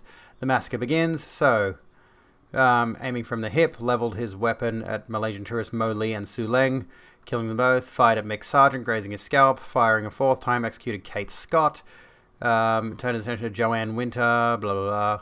Anthony Nightingale stood up after hearing the first round of shots. He was fatally shot through the neck. Whoa, wait, hang on a second. Okay. Bryant refocused to a large group sitting at the next table. Thinking it was a prank, one of them said, "That's not funny," before Bryant fired on the group, first killing Kevin Sharp. His next bullet passed through Walter Bennett and struck Raymond Sharp, killing both. Bryant then pivots and fires on Tony Kiston and Andrew Mills. All catch bullet fragments to survive. So these ones, Gerard Broom, Gay Fiddler, and John Fiddler. Andrew Mills striking them both with fatal headshots, but not before Andrew shoves his wife Sarah Mills under a table. Thelma Walker and Pamela Law were injured. We're just skimming through this now. Bryant stalked forward a few meters and fired at Graham Collier, hitting him in the jaw. Carolyn Lawton threw herself on top of her daughter, getting shot in the back in the process. She wouldn't find out until after surgery that day that her daughter was already dead. Oh, God. Oh, no. She was 15. That's not good. I must have skimmed over that. Shoots seated Mervyn Howard, following up with a bullet to Mary Howard's neck. Leaning over a vacant baby stroller, Bryant fired. At least the stroller was vacant. Into Mary's Head both died from their injuries. Bryant moved toward the souvenir shop. So this is where we got up to. Walked toward the souvenir shop. As he was moving, Robert Elliott stood up. He was shot in the arm and head, slumping over against the fireplace, alive. Continued into the souvenir shop. This entire exchange took between 15 and 30 seconds. Got to Welcome reiterate. back, supporter of the Cuckolds. cause. Oh snap. Wait, that said supporter of the cause again. Oh, I haven't done the resub sound. Cuckles, thank you for the sub. Welcome to the sub lounge. Let's chill out for a second. Let's take our mind off things. Let's relax. Let's unwind. Grab yourself a wine or a grape. Sit on one of these chairs that are supposed to be lit up by the neon lights, but instead it looks like they're just like tearing away and they look really seedy. Like they haven't been replaced in like 15 years, and so many people have come through the sub lounge because I get so many subscribers. So many people have sat on them and they've just worn down. Like you can see like the fabric is coming off a bit. How do you make chairs in pixel art? Can somebody do that for me? Don't do it for me. Make me do it. Can I be honest with you though? About a technique I use? Not that this is a new or crazy thing. A lot of artists use references. This scene was built in The Sims. Okay, I mean, every scene, I think, was built in The Sims. What else was there? No, actually, probably just this one, actually. Now that I think about it, just this one. And then I went in and I pixel arted the fuck out of everything, tracing over every little bit and piece, and then adding my own details in wherever possible. So that's a reference point, is building this scene in The Sims. I don't think I still have it because, like, what I would do is I would build it and then I would just, like, take the screenshot and exit the game without saving. So I don't think this scene actually exists in the game anymore. It's deleted. Pixel art chairs. Yeah, pixel art chairs, they're okay. Yeah, the arms of the chairs have caught a few happy endings. Rotoscoping. I rotoscoped. But I do need to do something with the chairs. I thought it looked good, but I think I need to change the lighting or something on them. I need to fix them. I'll get to it. But anyway, enjoy the sub lounge. Enjoy chilling out away from the shootings for a moment. While we're just like, we're reading about a shooting. It's great. But yeah, rotoscoping. Referencing. I'm an artist. I mean, I did do all of this stuff by myself, for the record. What's this one? Be right back. Oh no, shit. I didn't want to play an ad. Fuck. Now we'll just chill here for a sec. We'll go back to the sub lounge. Okay, and now I feel rude. I do make pixel art. Please tell me you didn't get an ad. Fuck, I didn't want to play Be Right Back yet. I wanted to show the Be Right Back scene. Can I just go to the Be Right Back scene? Here we go. There we go. We can go to the Be Right Back scene. I did all of this myself, for example, as well. This is, again, rotoscoped. This is all, like, traced off the... You're not in an ad. Good. God, that's terrifying. Anyway. Fuck me, Dad. I hope you're not in an ad. Maybe, like, it's been too soon since you've had the most recent ad, so you didn't get one. For anyone who did get an ad, good. It's supposed to play an ad, but just because, like, Be Right Back, if I'm not there, I figure I might as well play an ad. What else have I got? I got this. I don't like this scene very much. I did this one, and I'm like, I'm not a huge fan of how this turned out, so I might change it, but I don't know what to change it to. I haven't figured that out yet. We got the outro here, which we're not finished yet. We're just showing off the outro. I want to change some of the city. I want to change like the depth of some of the buildings. Put some of them that are a bit further back. I want to like fade them out more. And the ones that are further forward, I want them to be more saturated and more colorful. But yeah, I do pixel art. This is all my work. And I may do some on stream at some point. I'm considering, there's still a few things. If you haven't seen my panels yet, you can scroll down, but I might bring them up on stream anyway, just for the hell of it. I did these last night, and I'm pretty happy with how they turned out. Pretty happy with how they turned out, mate. I like my panels now. I was going to have them all laid out as like one consistent image, but as you can see, that wouldn't work, so they've all got the same background. Anywho, shall we continue? Retrowave. I like the retrowave aesthetic. I do kind of want to make this scene here its own thing. Because this is like a separate image. That's a separate image. And I've just put this in the billboard. This billboard's just green. If you turn the green screen off, it's just green.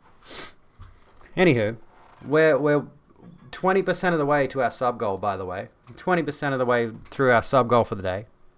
What's my Welcome sub to count the at? Room. We hope you enjoy your stay. Hey, Buck Vibes, how you doing? Welcome in. How's it going? Welcome to the Rogue Room. Take a seat, grab a drink, take a load off, chill out while we talk about a shooting. Chill out while we talk about... I just wanted to check something. Oh, my sub count. I clicked it for a second. I didn't actually do anything. I clicked it and then I clicked off. What was it? 35 for 35 subscribers. 36 sub points. Does that mean I've got at least one tier 2 at the moment? Also, this vibe. Anyway. Well, this is probably not going to make you feel much better if I'm honest. But I'm doing okay. I was like the dimensions. Do I have a hobby while hitting 2K views in the first 24 hours? A body part of yours is going to be TikTok famous. I need to do TikTok stuff. Somebody teach me how to do TikTok stuff with my YouTube videos on my Twitch streams. I want to put some funny clips on TikTok from the stream, but I don't know what to put on there. I want to put some funny clips from stream on TikTok, is what I meant to say. Anyways. We're up to the souvenir shop shootings, which is where we got to with the Wikipedia page. We got up to the gift shop murders. It keeps going. This is going for ages. Funny reaction to mass homicide. Shootings are fun. No, they're not. You're a talking belly button. TikTok is fairly easy. I don't think it's very aesthetic. TikTok dance in the tier. I'm not going to do dances, no. But I do know there is a lot of potential for TikTok to help with growth, so I would like to do something on there. That's what I'm trying to think. Like, what can I put on there? I'm not good at like thinking on this stuff. Like when I'm going back and I'm editing my videos, sometimes there's a good segment where I'll do like a funny commentary or something. I need to start focusing on getting those funny commentaries, extracting them from the streams, and then putting them on TikTok somehow. But I don't know how you do it. I don't know what you do. How do you like? I edit on PC. Can I edit one of those videos on PC and then put it on TikTok? How do I save it in the 9:16 format? My hair looks fabulous, thank you. I quite like it. I like it down at the moment. It's quite good. Yeah. Anywho. So, the souvenir shop shootings. Let's continue. Because this is a whole thing. Bryant moved to the connecting gift store, immediately shooting dead the two young shop assistants behind the counter, Nicole Burgess and Elizabeth Howard. Coralie Lever and friend Vera J sneak behind a Hessian screen, hiding as Bryant shoots Dennis Lever in the head. Gwen Neander is also shot in the head as she runs to the exit door at the back of the shop. Bryant detects movement back in the cafe and backtracks to observe Peter Crosswell hiding under a table. He shoots, hitting him in one of his buttocks. Jason Winter, I'm trying not to laugh at buttocks. Shut up, I am trying not to laugh at the word buttocks. Jason Winter emerges from his hiding place, thinking it was now safe. Jason sees Bryant and says, "No, no." Before Bryant fires on him, the first bullet blows through his hand and into his neck and chest, the second a fatal headshot. Dennis Olsen, who was hiding out with Jason Winter and his wife Mary Olsen, gets hit with shrapnel in his hand, eye, scalp, and chest, but survives. He now heads back into the gift shop and mows down Ron Jerry, Pauline Masters, and Peter Nash as they attempt to open the exit door. Giggles at buttocks. Hey, Mrs. L, how you doing? We've been talking about guns tonight, and we are now discussing the Port Arthur massacre that led to the outright ban on gun sales in Australia, and why that is a good thing. To their horror, the door was locked, trapping them inside. Peter Nash grabs and shields his wife, Carolyn Nash, as he dies, who survives the onslaught due to this final selfless act. Finally, he takes aim at an unidentified Asian man and discovers he is out of ammunition. Bryant turns to reload the AR-15 while the unidentified man makes his escape. Get a real fun stream happening. In less than 2 minutes, Martin Bryant, an amateur marksman, fired 29 bullets from the hip, killing 20 people and wounding 12 people. This unprecedented level of deadly precision had never been seen before or since. The car park killings. So it keeps going, this fucking maniac. Keep in mind, he is not allowed to listen to anything other than like public radio in prison, and he is not allowed to know of any... There's a video on this, actually, I think. We'll go find that video, and it talks about how he... Let's go back up a bit. Where is it? From the moment he was captured, he continually wanted to know how many people he had killed and seemed impressed by the number. Bryant is only allowed to listen to music on a radio outside his cell and is denied access to any news reports of his massacre. Photographers who took pictures of him in his prison cell were forced to destroy the film in his presence. My crown is amazing. Thank you. Fucking Christ, Jesus. How long does it go for? Oh, well, now we got the comment section. So it goes to about oh no. You're kidding.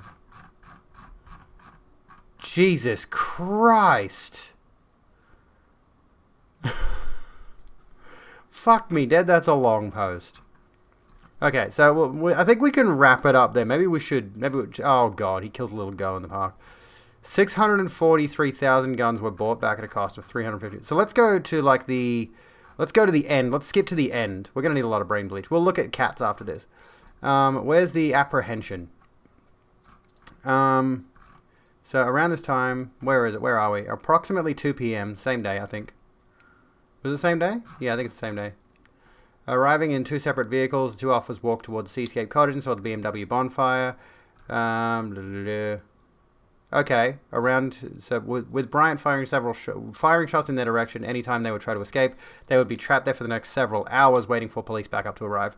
Around 2:10, a local reporter from the ABC was ringing around businesses attempting to get information on the news story of a lone gunman shooting up the nearby cafe, identifying himself as Jamie, and when she asked him what was happening down there, he replied, "Lots of fun." By around 3 p.m., some additional support arrived, but no closer to getting anywhere near the residence. Bryant makes a call to the local police station, and it is one of the officers' wives that answers the phone with all available police now at Bryant's location, asking who she is and if she knew the whereabouts of her husband. Strangely, he then takes steps to reassure her that he knows where he is and that... Fucking Christ. The cavalry, the Special Operations Group, a tactical police squad, had finally arrived on the peninsula and were able to assist the officers out of the ditch using bulletproof jackets, riot shields, and the cover of darkness. Surrounding the cottage, the SOG would be in for a long night. Negotiator Sergeant Terry McCarthy spoke to Bryant 4 times that night, who kept up the charade that the Martins and Glenn Pears were still alive. He calmly mentions that he's made them some sandwiches and a cup of tea. At one point, he demanded a helicopter escort him to a waiting plane at Hobart International Airport, which would be specially chartered to take him to Adelaide. The entire time, he kept up the Jamie persona.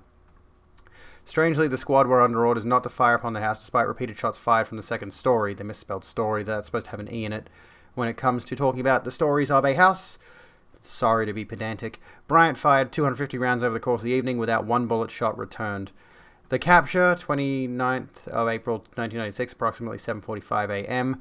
At some point that morning, a fire broke out on the bottom level of the cottage, presumably lit intentionally by Bryant. He attempted to goad the police into entering the house, shouting, "Come and get me." The SOG opted to hang back, deciding it was... No, don't click on it.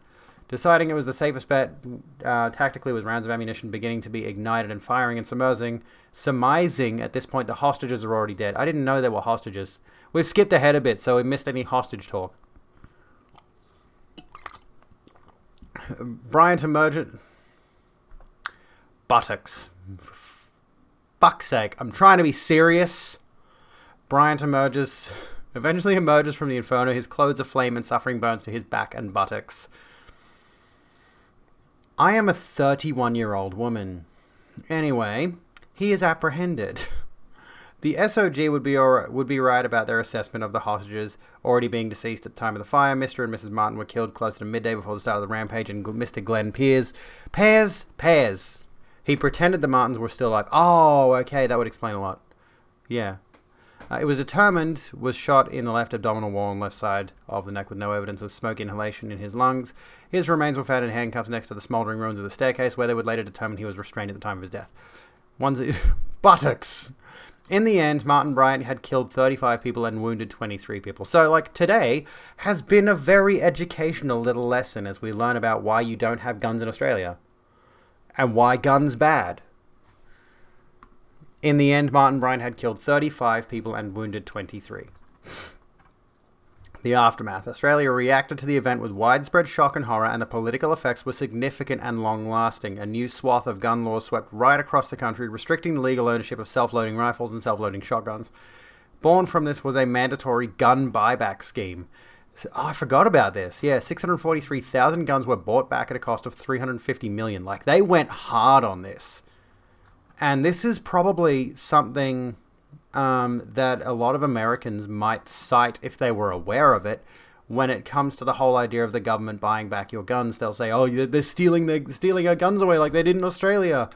And I guarantee you, there were probably some pro-gun pundits in the United States who will use this the government stealing our guns, and completely ignore, the 35 people killed and 23 wounded as a result.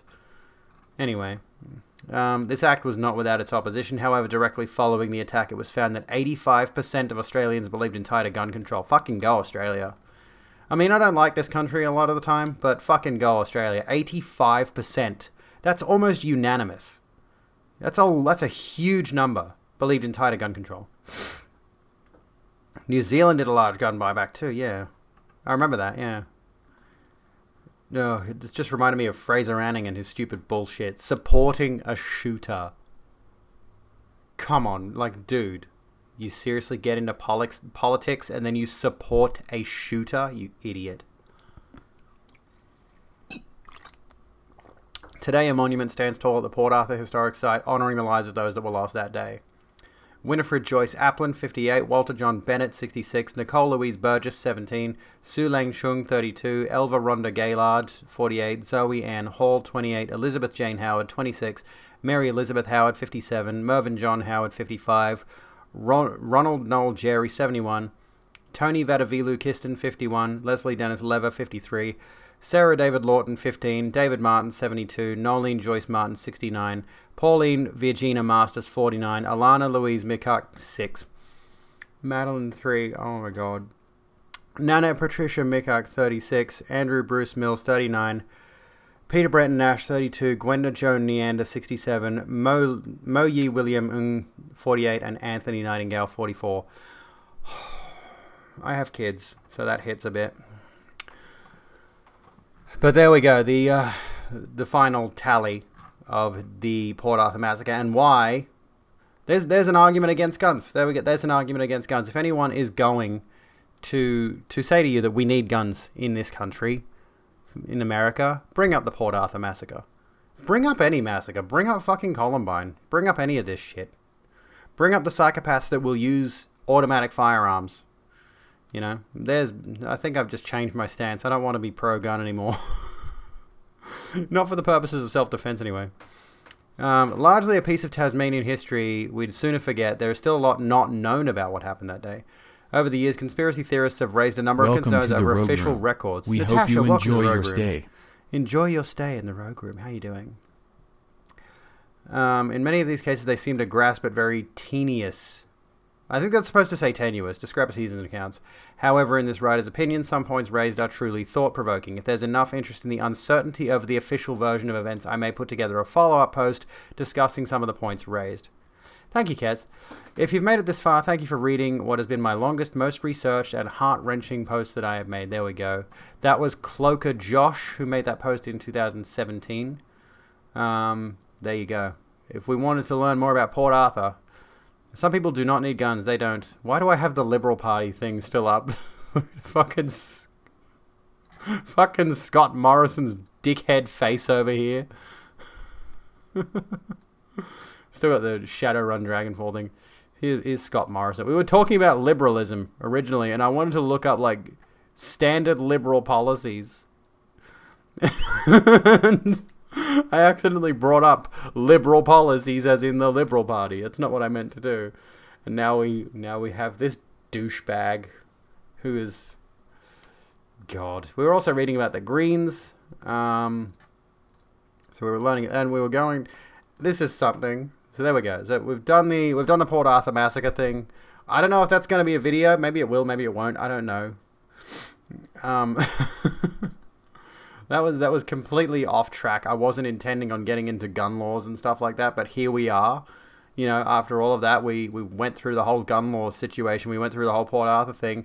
I've mentioned Port Arthur a few times here when talking about guns and stuff like that. I've mentioned Port Arthur a few times, and that's the first time I've actually all I've known up until today was that it was a massacre. There was a big shooting, And now, I've got a lot more context for it, so there's that. Which adds a lot, and adds a lot of detail, and honestly terrifies me even more. In my opinion, gun ownership are a perceived solution to a social symptom, which is unnecessary if we treat the actual causes of social problems. Yeah. Going for a walk and decompress after that, exactly. It's probably a good idea. That's probably a good idea. What else can we look at? Can we laugh at Abby Shapiro? May we laugh at Abby Shapiro? Because there's a video of hers I want to watch. Because I haven't watched... Oh, there's a few videos on Jordan Peterson in here, actually, as well, that I wouldn't mind watching. I've got my my watch later list. We've already watched the Ben Shapiro one.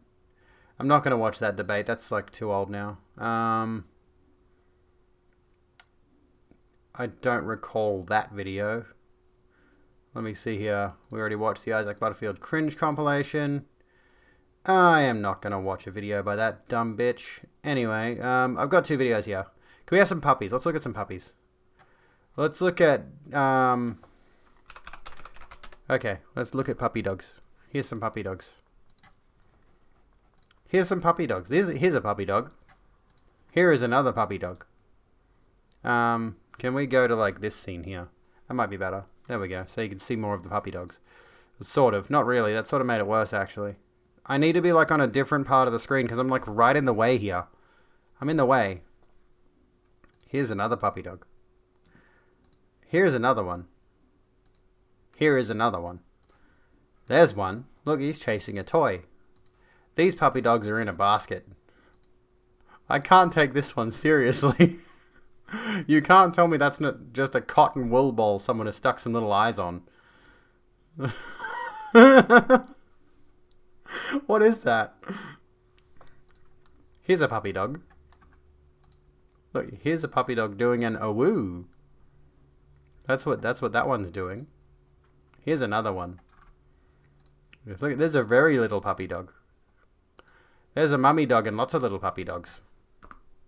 See? Babies. There's a very tiny puppy dog. Very, very tiny dog. Very little. Very small. Look, here's another one of these. How did these exist?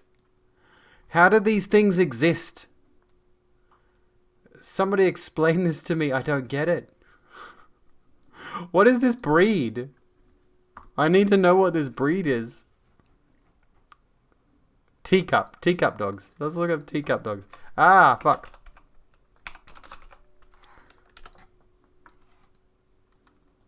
Okay. And, born to be bred as small as possible. Go away. Fuck off. Whatever.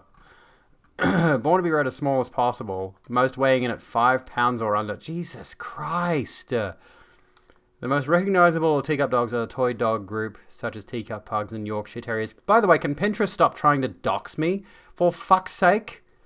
Jesus. Although other breeds such as beagles have also been bred in the miniature size. How are teacup dogs bred? I want pictures. I want pictures of teacups. Teacup dogs. Tiny little teacups. Look at them. There's a dog in a teacup. That's not what I was after, but... Look at this. Ugh, pugs. I don't like pugs because... I mean, any of this kind of... No, we won't get into the seriousness of it. Look at the little dogs. We're not going to get into the seriousness of it. You could squash that little thing. Look at it. You could accidentally step on it and no more dog. It'd be like a cockroach. Look at that one. That's just another dog in a teacup. That's not a teacup dog. Look at this one. Look at the ears on it. Look at the bloody ears on it. Jesus. Facts about teacup dog breeds. Buyers should know. There you go. There's one. A teacup husky. What in the world? How is that possible? How is that possible? You know what's always baffling to me? When I see somebody who's got a dog that's a breed between a significantly larger breed and a significantly smaller breed. And I don't want to think about the logistics there. You know? It's like, okay. Look at this one. Look at this one. It's a very blurry picture, that one. Look at this one. There we go. Look at that dog.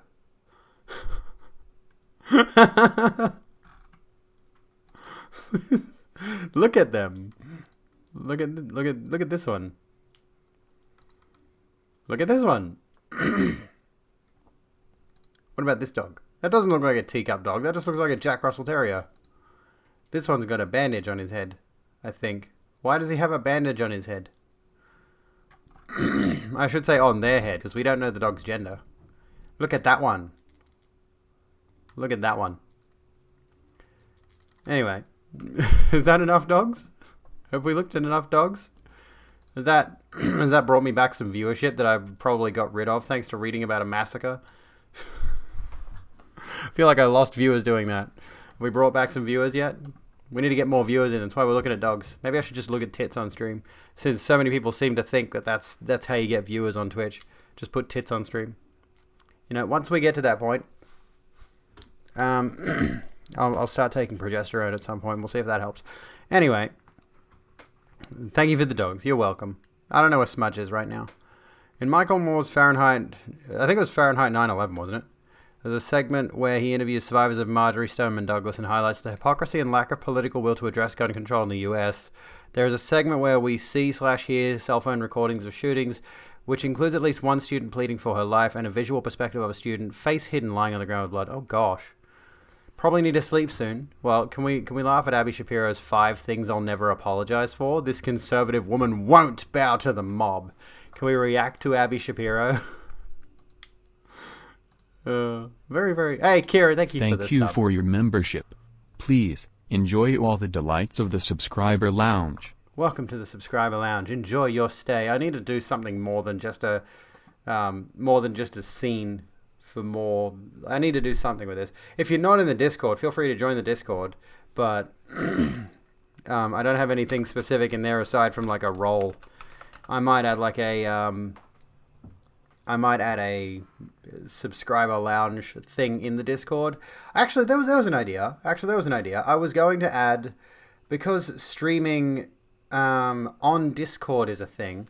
I thought maybe I could add that as a subscriber perk. Like if you're subbed and you're in the Discord, you get the ability to use that like in Discord streaming thing where like you can be playing a game or whatever, and people can join in and it's like voice chat, but one of you is streaming a game.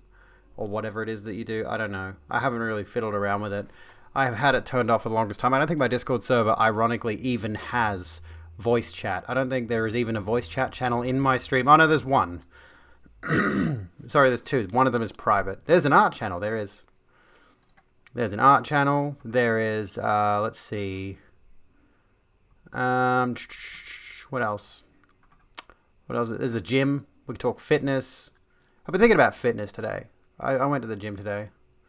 Been thinking a lot about fitness lately. We got a zoo. If you want to post your animals in the Discord, there is the zoo. You can go to the zoo. Here we go. There's a cat. There's a cat. There's my cat.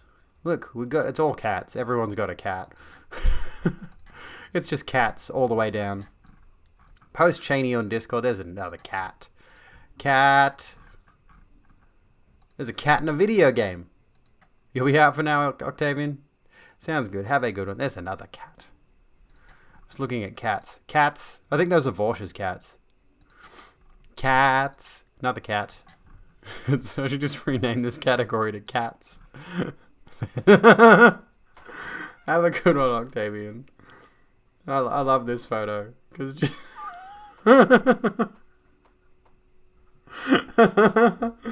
oh God, Jesus Christ, what an idiot.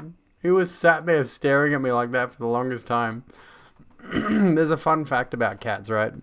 They can't feel their tongues, so when their tongue is sticking out like that, they don't know. They can't just put it back in. They're not aware of it. Hello, Polly, how you doing? We're laughing at cats. How's things? How's the happenings? Jack Saint did a video on Abby Shapiro highlighting the contradiction of being obsessed with modesty as well as claiming it doesn't really matter because men will be men. Well, shall we laugh at Abby Shapiro? Shall we laugh at Abby Shapiro?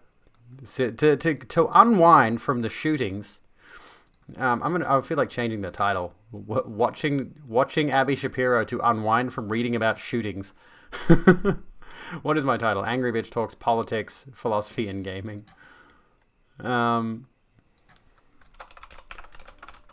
Reacting to silliness. What do I change the title to? You must sleep. Have a good one, Kieran. Thank you again for the sub. Thank you for hanging out tonight. It's been a lot of fun. What do I change the title to?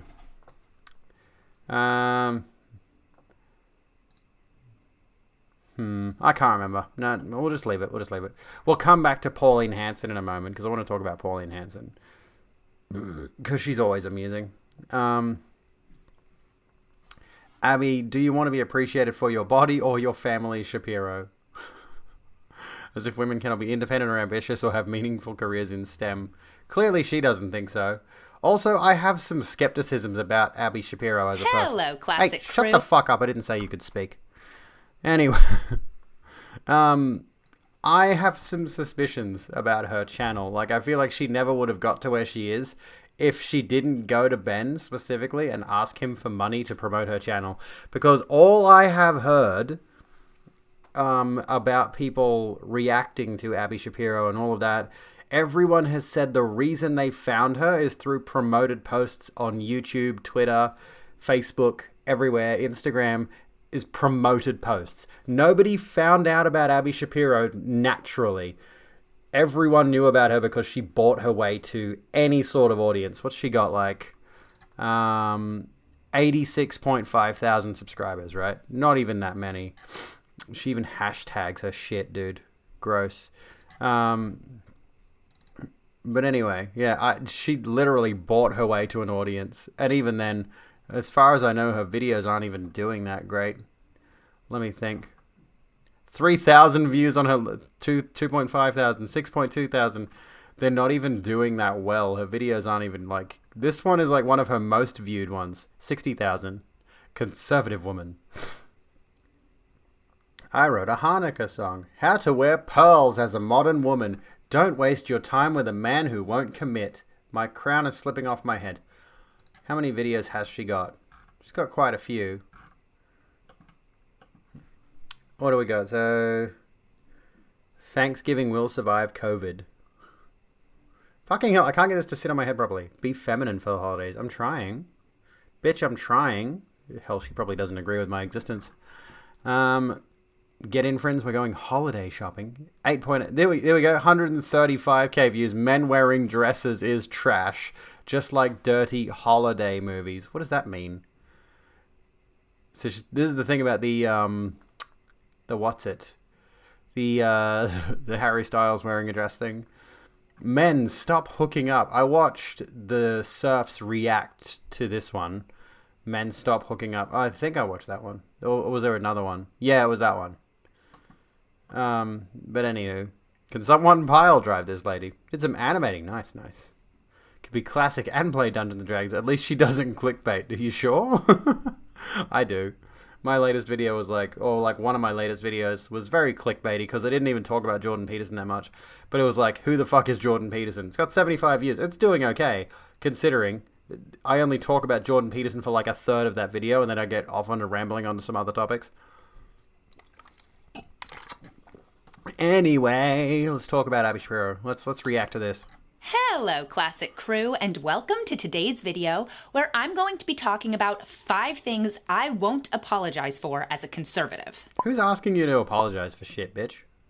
Being a conservative in today's day and age, you are constantly in a position where people call you the worst names, try and cancel you, and want you to apologize for everything you believe in. Oh no, people are calling you names. How atrocious. Her voice is annoying. I will not apologize for the beliefs I hold because, here's the thing, they're not wrong, and I don't need to. I don't need to bow down to the mob just because they threaten to hurt me if I don't. So today I want... They threaten to hurt you. What's the opposite of conservatives? Like, there is, I mean, politics is a spectrum, right? But like, threaten to hurt you? Which side is committing all that violence right now? What's all that about? We were just talking about how there seems to be a lot more right-wing people than left-wing people who own guns. And the left seems to be largely concerned with gun control. I mean, it's not specifically just guns, of course. If someone's threatening to hurt you, it's not necessarily just guns, but we literally just went over this. Hippies and druggies and commies, one of those. Yeah, the hippies are threatening her with violence. I want to share 5 things that I will not apologize for. Being a conservative Can you get woman, to the I point? know how hard it is to take a stand in a world where you're constantly criticized for doing so. So I want to be the first person to say I am not going to apologize. But before we get into today's video, I want to thank the Pearl Source for sponsoring this portion. Oh god, she's got ads even. She's got ads, fuck. Of today's video. If you are looking for the perfect gift for the holiday pearl jewelry, one of the I don't care about your pearl necklaces, Abigail Shapiro. I hate that I fucking share a name with her, by the way. Hippies and druggies and commies, oh my. Imagine if she got a Raid Shadow Legends plug. That'd be fucking great. Left wing wants to use the government to control the right wing wants small government so they can extract more money. Everything, and they are just something that can elevate by eliminating traditional shopping in stores very directly to you. Stunningly packaged, navy blue is my favorite. Risk 60-day money back just for what you. She reminds me of those people on the morning shows on television. They're like, look at her face, by the way. Jesus Christ, I'm terrified right now. She's gonna hack me up to pieces with a machete. Anywho, she reminds me of those people on those morning shows who are trying to sell you like a blender or something. They are way too enthusiastic. Like, she did a line before this video. She got her card out, she neatened it up, and she's like, okay, I'm ready to be classically Abby. She's a singer, by the way. She's like an opera singer, like a classical singer. And as far as I know, her outro, from what I have seen of the Surfs video, she does this thing where she does her, like, bye. And I'm not looking forward to it. Ugh. AFK Arena. First and foremost, if you are the kind of person who finds yourself playing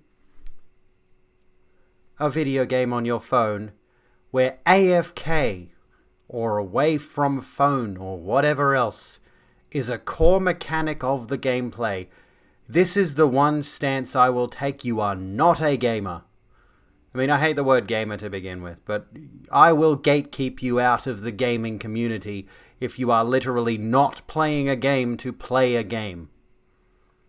For shame. Anywho, I don't even play games anymore. What am I talking about? My content has skewed so far from the realm of gaming, and here I am gatekeeping gaming. The scarf says it all, really. I don't mind the scarf. But true, it does. It definitely reads conservative, doesn't it? It definitely reads a certain way. You want. So I wanted the pin as well. I don't know what it is about the pin. The brooch definitely reads conservative as well. It reads old-timey. It reads classical. Her whole thing, like, I will have to give her props. I'll have to give her credit where credit is due. Everything in this scene setup befits her character, and I will give her another bit of credit for, in terms of her editing, she is slightly off-center. You know, she's not right in the middle, like when I'm over here. Like, I'm right in the middle, which is good. This is a good framing, right? But being slightly off-center also draws your attention. It's also like, oh, that's a bit different. That's a bit unusual. You know, when you're setting up framing, if you're right over to one side, like Ollie does this with Philosophy Tube. Sometimes when he's doing his videos, he's right over on the left. But he uses that extra space over on the right-hand side to, like, put up text or whatever else. Which is what I try to do when I did my more produced videos, and I do want to talk about a topic in my more produced videos a little bit later on. I want to have a little bit of a discussion around childishness and stoicism. Two separate topics, by the way. But anyway, we'll keep going. Personally, a choker-style necklace, a beautiful string of pearls. I was able to hop on the website, choose she's still going. Find the gift for a girlfriend, and let's get a few videos.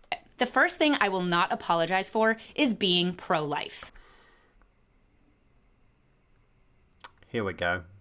What's she got to say about being pro-life, I wonder? You mean what was that phrase that what was that phrase that George Carlin used? Oh yeah, anti-woman. Woman, like, this is the thing, is like, these kinds of women are some of the worst misogynists. It's hilarious. I have done a few videos on my channel talking about why I'm pro-life and why it is so important, and it is the absolutely most important thing that I fight for. It's the most important thing she fights for, is the right for a woman to be forced to carry a fetus to term, a fetus that she doesn't want, right? And after that child is born, you don't give a fuck about it anymore, do you? At that point, this is the thing, like, this is the thing with pro-lifers, is like, they only care about the fetus. They only care about the potential of the fetus. Once it's out of the womb, they don't give a shit. They do not give a shit. They just want women to be baby machines. Looking at the camera like she just did something. Oh, she did. She's committed a felony. Let's be honest. She's committed a felony and gotten away with it. You must have your child, but once the child is born, we're not going to help you. Absolutely. As a woman, I am often told that the fact that I am pro-life means that I have turned against my own sex. I'm told that I am cruel and that I don't understand the struggle that many women go through when they choose abortion. I bet you she doesn't. How much do you want to bet she may have even had an abortion? I feel like a lot of these people... In fact, there was a story a little while back about a certain woman who was vehemently, staunchly, and I mean like someone who is working in politics actively. And this throws back to that whole situation with the anti-gay politician in Hungary or wherever it was. I can't remember. But there was, as far as I can remember, there was someone who was a senator or something like that campaigning against abortion who, it was revealed later on, had an abortion herself. So, idealistically, a safe abortion in an abortion clinic, right? So she had she had terminated a pregnancy that she did not want, but she didn't want other... Why do they do this? I mean, I feel like I know why they do this. They do this as a power play. Right? They do this as a power play. They specifically go out of their way to say, rules for thee, but not for me, sort of thing. You know? Anywho. I got to learn to look at the camera more. I tend to look either at chat or at myself over on OBS. I got to look at the camera more when I'm making these points. State of Abigail Shapiro. Anyway, rules for thee, not for me. I am told that I should change my opinion and apologize for my views because I am undermining women's health and economic opportunities. Yes, you fucking are, you dumb shit. Yes, you absolutely... When you have an influence... Why do I keep pausing? Does she just go specifically for the... Do you guys remember Michelle Bachmann? Do you guys remember Michelle Bachmann? Let me do this shit for a second. I bet you do. I bet you do. She's got the psycho eyes. She's got... If you could see the whites above someone's pupils, if you could see the whites above someone's pupils, they are psychotic. Okay? They're thinking to themselves, after I'm done carving this turkey for Thanksgiving, I'm going to be carving you. That's the kind of person we're dealing with. Anywho. I am not cruel. I am not saying these things because I don't understand the struggles that women go through when they're in that position. But what I will say is that I will never apologize for my views. Let me go through that again. Hang on. I am not saying these things because it's health and economic. Change my opinion and apologize for my views because I am undermining women's health and economic opportunities. I am not cruel. I am not saying these things because I don't understand the struggles that women go through when they're in that position. But what I will say is that I will never apologize for my views. You'll never apologize for the fact that you know your viewpoints are harming women. You know your viewpoints are taking away opportunities from women. You know your viewpoints are explicitly, again, misogynistic. You know you're being, like, they're just literally that crass. Not crass. They literally just don't care about other women's health. Again, rules for thee, not for me. Twisted fucking psychopath. I will never choose convenience over morality. I will never... What's the morality here? What is the morality? The thing is, morality is entirely subjective. Never choose convenience or morality over morality. Never choose convenience. Like, the convenience in this circumstance. The convenience in this circumstance is that a person may require having an abortion because that abortion, or the fetus, sorry, I'm getting sidetracked, that fetus may actually be having a significantly negative impact on the woman's internal systems. There is a myth that abortions are convenient, but yeah, exactly, like, they're not convenient at all. And more often than not, they require several appointments before you can even schedule one. The process to get one is not like you walk into a Planned Parenthood and they just cut it out. Or they just give you a pill and it just shoots out of you. Like, is it moral to bring a child into the world that would have a painful, hard life? Exactly. Like, one of the big things is you could give birth to a child that does not fully develop. that has numerous physical and psychological issues, or that child could have, or that child could negatively impact the health of the mother. The mother could be at risk of absolutely dying if they give birth to this child, and then the child is born into a world where they don't have a parent.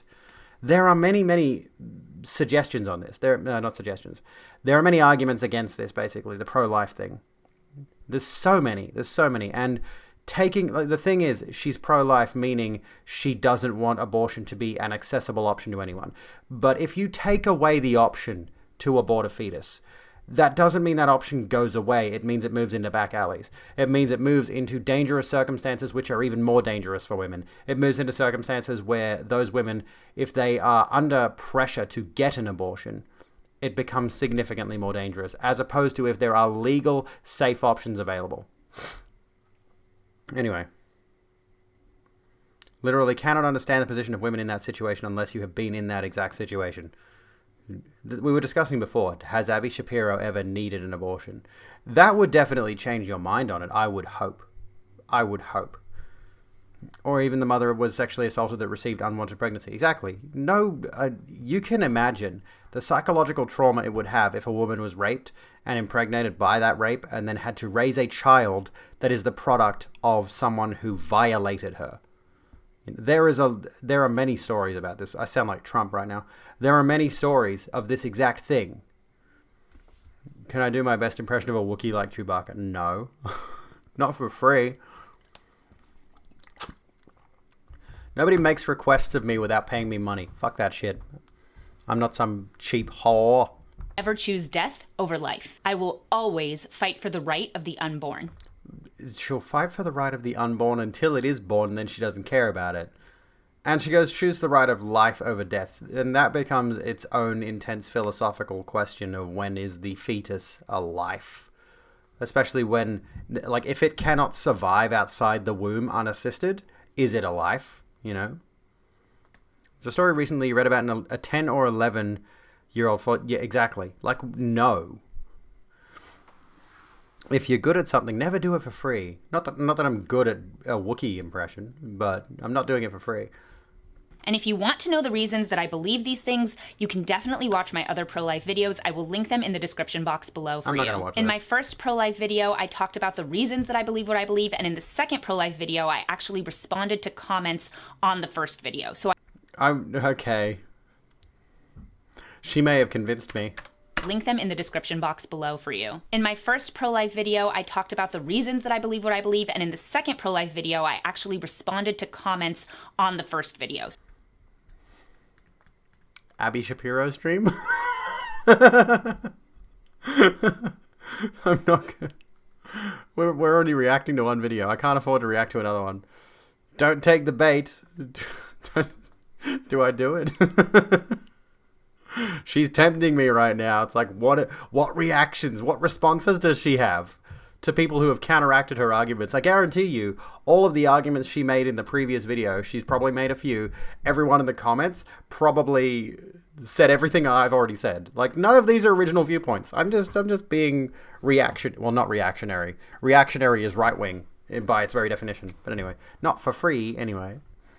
Anywho... So I'm actually not just talking about why I believe those things, but I'm also addressing the concerns of people who responded to what I was saying. If you are also pro-life, you know that you could not and should not ever apologize for holding this belief, because that would be turning your back on the most innocent and vulnerable among us. Okay, so if you are a Nazi, you should not apologize for being a Nazi. You should not apologize for holding that belief. You should not apologize for... You see what I'm saying here? Like, am I making a good point with this?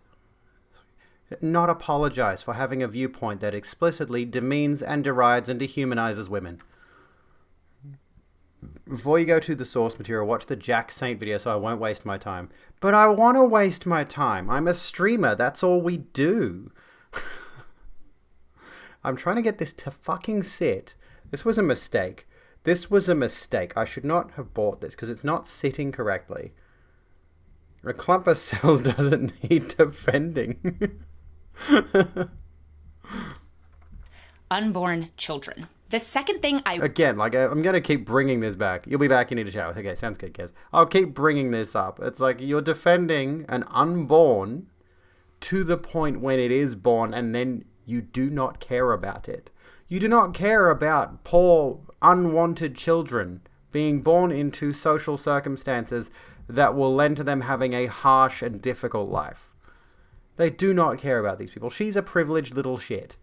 Abby Shapiro's a privileged little shit, and I hate the fact that I share a name with her. I won't apologize for is being a champion of marriage. In 2020, loving marriage for everything that it does for society, for men and women, and for children is something that you increasingly have to apologize for. I have gotten comments that say that my whole personality is about being a wife.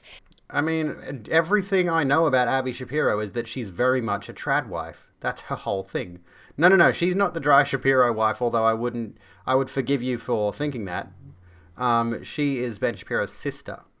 She's got her own husband, I guess. I'm assuming. I don't know. I'm assuming she's married. Yeah, she's married. She's talked about the fact that she's had sex before. Anyway, which is a weird thing to think about. She has become a bit of a trad wife sex symbol in her own way on that note. There's a few notable leftists I've seen on social media thirsting over Abby Shapiro, and I have to just go to horny jail. Go to horny jail. Okay, you are not allowed. Stop it. And can somebody please explain to me why Ash Coffin is thirsting over fucking Alex Jones? What is going on? And Shoe on Head thirsting over fucking Tucker Carlson. Why are they doing this? What is this daddy complex thing? It's like ContraPoints with Jordan Peterson. It's like, people. Anywho. Those words in that order on purpose, exactly. Take the children from their parents to scare them away from the US. And yet, they only want babies born to serve them. This is exactly the thing. Like, they specifically want... they want to take abortion away specifically from poor people, so the poor people are forced to have more children, so that those children can grow up and either go into the military or the workforce to continue serving under capitalism. Wonder if it's probably to disgust them. Yeah, they are definitely Puritans, and as a result, if they see, these people they see as these treasonous liberal sluts thirsting over our pure conservative men, they'll probably get thrown off their game or something. But let me tell you, I don't care that these people don't get it. And I won't apologize for loving being married and being a proponent of it. Marriage is awesome, and it is so important that we speak about it so more people... Okay. First and foremost, marriage is an entirely personal decision. And if you... Dude, I'm drinking the water to clear my throat. And yeah, like, first and foremost, marriage is an entirely personal decision. I disagree with the institution of marriage, but I'm not really going to get into that. If you want to get married, go the fuck ahead. I'm not going to stop you. Like, but who's barracking against this? Who's actually going and ham-fistedly screeching against marriage? I have my own personal problems with it. Yeah, disagreeing with it, but no one's asking you to apologize for loving being a wife, for loving having... we might laugh at it a little bit, because you're trad as all fuck, but it's like, go ahead. If my friend... Like, I'm already invited to 2 weddings, and I wish... And I've got to send Kez my address. Fuck. Anyway, like, I'm going to go to those weddings. I might even wear this. I might even wear my pentagram dress. Anyway... it's like, I will go to weddings, I will congratulate people on their marriage, but, marriage for thee, not for me. I don't want it. But no one's disagreeing with you, I don't think. Like, it's just a cultural thing now. It's whatever. Who cares? I think it does lock some people into unfortunate financial circumstances, which are too difficult to get out of. Anyway, white women are at such risk of having sex with non-white people or other women and also being unfeminine and having a career in bad liberal stuff. How dare whammons not be whammons? Learn what it is for. Marriage isn't just about announcing your passion for your partner and how much you like them to the world. It's about committing to something bigger than yourself and devoting your life to service of first one person and then the people that you bring into the world, and providing the foundation for... It's always with the babies. It's always with the fucking babies. service to the person you're committed to and the people you're going to bring into the world. She wants women to be baby machines. Real, meaningful community in doing so. I will never stop telling men and women how important marriage is and how much joy and meaning it will bring to their lives. Personally important. It's not important to everyone. Facebook is for announcing your passion for your partner. And OnlyFans is for announcing your passion for your partner in very explicit visual format. Number 3 is believing in God. I am a religious... Oh gosh, here we go. I'm probably going to get cancelled for this. I keep saying this and I'm going to keep reiterating this. Fuck religion. I am channeling. Whenever religion comes up, I channel my inner Christopher Hitchens. I am an anti-theist. That which can be... Let me get my words together. That which can be asserted without evidence can be dismissed without evidence. I am a baby-creating robot. Please insert sperm. It's Sky Daddy time. Let me go get my colander and sit it on my head. Religious Jew, I believe in God, no holds barred. And in today's day and age, believing in God is considered by so much of the mainstream to be outdated. Okay, hang on a second. Let me just look this up really quickly because I'm curious. Because I know the... Okay, so it is still Yahweh. Okay, or Yahweh. I wasn't sure if the Jewish name for God and the Christian name for God was the same, but it's Yahweh. Which they never bring up, by the way. You'll notice that, like... The Islamic name for God, Allah, is usually thought to mean the God. But then Yahweh, or Yahweh, I can't remember how it's pronounced, it's one of those two. They never bring this up for some reason. And I think it's a psychological tactic because you associate the God with God, as in there's like one of them. They never bring up the fact that their God has a name. Have you ever noticed this? When it comes to Yahweh. Okay. I don't know where I got the V from. Anyway. Can I just make a whole series of emotes based on what the segments where I've paused on Abby Shapiro's videos?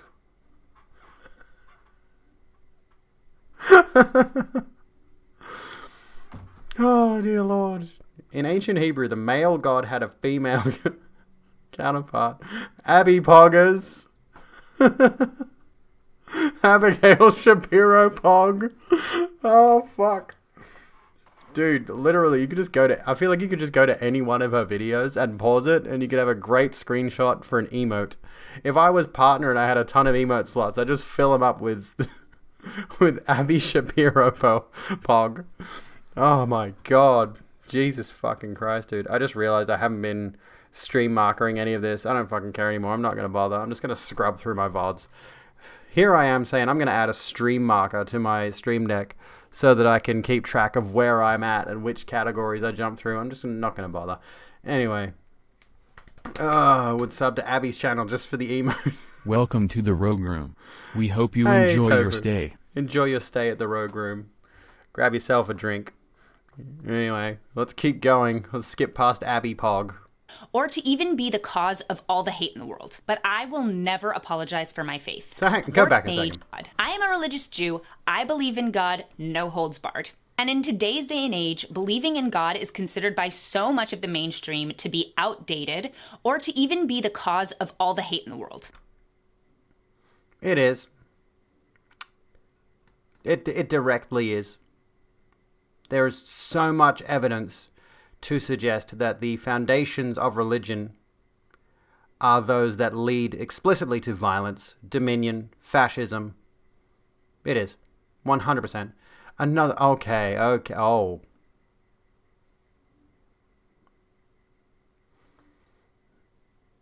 Oh.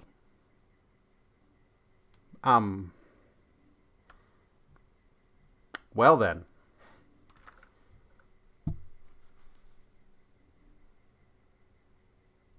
I have a little bit of a crush. Anyway, let's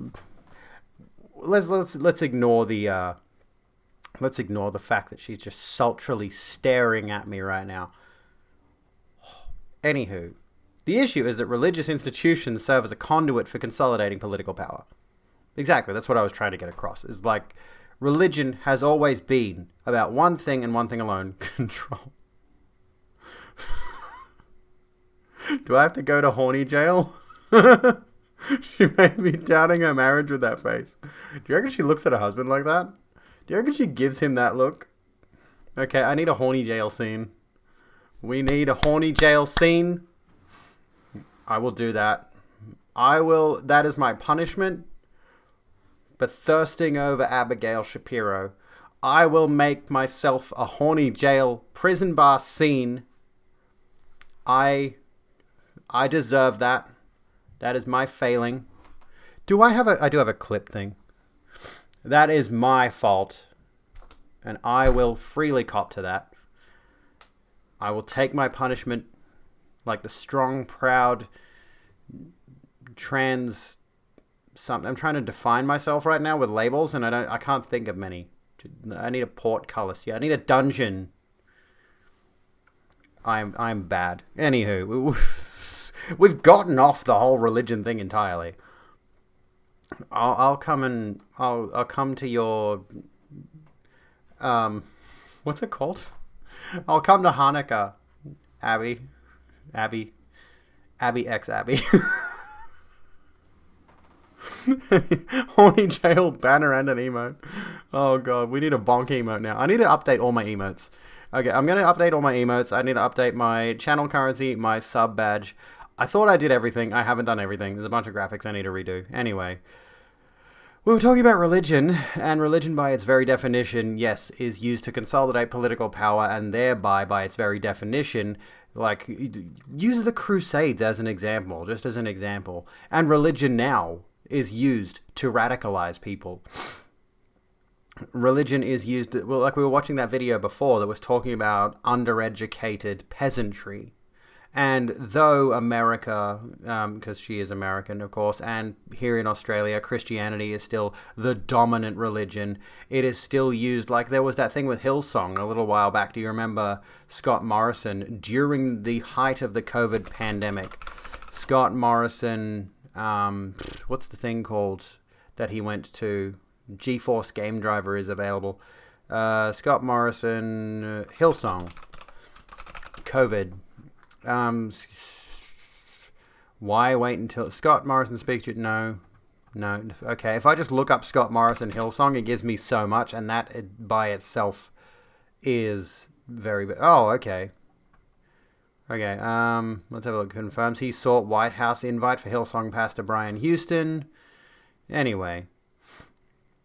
Yeah, like, here's the leader of our country attending I mean, this is not the situation, but to summarize, during the height of COVID, he went to a Hillsong convention. The leader of our country went to a Christian convention with lots of other people who were flagrantly ignoring the fact that there was a pandemic on. I think there was actually a spike in cases after that.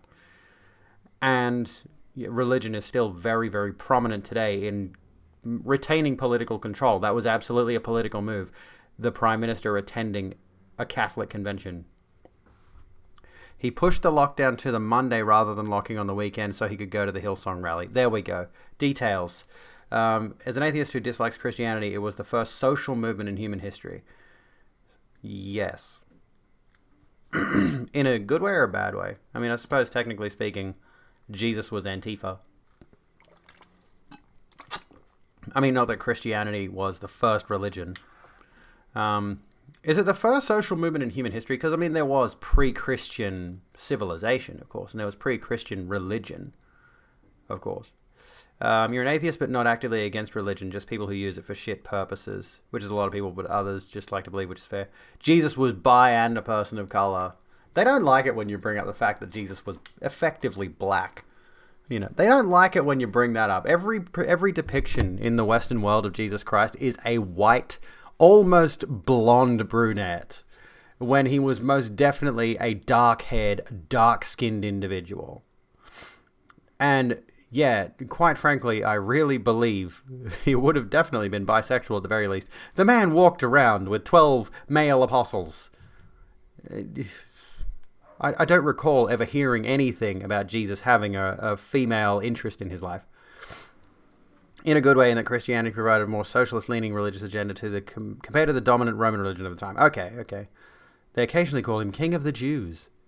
Atheist but not actively against religion. Just people who use it for shit purposes. Yeah, which is a lot of people. Yeah. You're brought up Catholic but you're agnostic at this point. Cue my rant about agnosticism. Have you missed much? We're reacting to Abigail Shapiro and we found out that I simped for her hard, so I need to make a horny jail scene. I have been punished. Anyway, there is a big thing about agnosticism that I need to lecture you on right now. If you are religious, if you are non-religious, if you are firmly entrenched in this idea that there is a God or there is no God, whether you like it or not, you are agnostic. There is simply no getting around that. You are agnostic. You want to know why? Because in terms of religion, there's no such thing as Gnosticism. You cannot know that there is a God, and I cannot know that there is not a God. There is simply no evidence one way or the other. All we have is faith-based texts to look at, right? So whenever somebody says they're agnostic, or whenever somebody asserts that they know there is a God, you have to throw that at them. You simply cannot know. There's no way to know. Okay? That's my little rant about that. Because Gnosticism, for those who are unaware, is the knowledge of a divine being. And agnosticism is supposed to be the lack of knowledge. Okay, like that's the idea, is that like agnostic is that thought process of like, well, I don't know if there is a God or not, so I'm kind of not going to believe in it, or I might, agnosticism is inherently skepticism, basically. Does that make sense? It's looking at the idea of the God and saying, well, it's like, I don't really know. That's what agnosticism is. And realistically speaking, nobody can know. Nobody can have that knowledge. It's simply outside the realm of human possibility. All we can do is assert one way or the other. So when somebody says, I know there is a God, you can say, how? Use the Socratic method. Ask them the question, how? How do you know? What have you got to base that off? What about like spirituality, energy, Wicca, Taoism? It all comes down to the same thing. It's all based on, like, unless you scientifically deduce all of those things, you can't really define any of them. Anything that falls within the realm of spirituality, religion, etc., etc., it can be criticized, it can be deduced as maybe it's real, maybe it's not. Believe in physics. Praise Newton, Einstein, and Hawking. Have I ever listened to The Greatest Show on Earth by Nightwish? It's the greatest song about the Big Bang and evolution that you've ever heard. I'll have to give that a listen. I was going to say a look. Just going to use the Force. I'm going to become a fucking Jedi. And that's just as valid a religion as any other, realistically. If you want to follow the Force, if you want to become a Jedi, I think there actually is a Jedi religion that you can join up with. If you feel like it, you can say, I'm a Jedi. I'm going to worship Caden Kalian then. Who is that? Let me go. Not print. I'm not going to print that. From Pathfinder. Okay. Alright, let's go back to Abby, even though it's a bad idea. This is a bad idea. Look at that face. I wish I could make that face. Can you imagine if I could make that face? I didn't do my highlighter under here today, by the way. Should have done that. Maybe that's what I'm missing. I need to do highlighter across my brows. More contouring. My contouring game is shit. But I will never apologize for my faith. I will never apologize for being Jewish. Oops. God and religion bring so much good to the world. And the people who then go on to say that it is terrible, we should get rid of it, are the same people who have benefited from its existence in the first place. Okie dokie.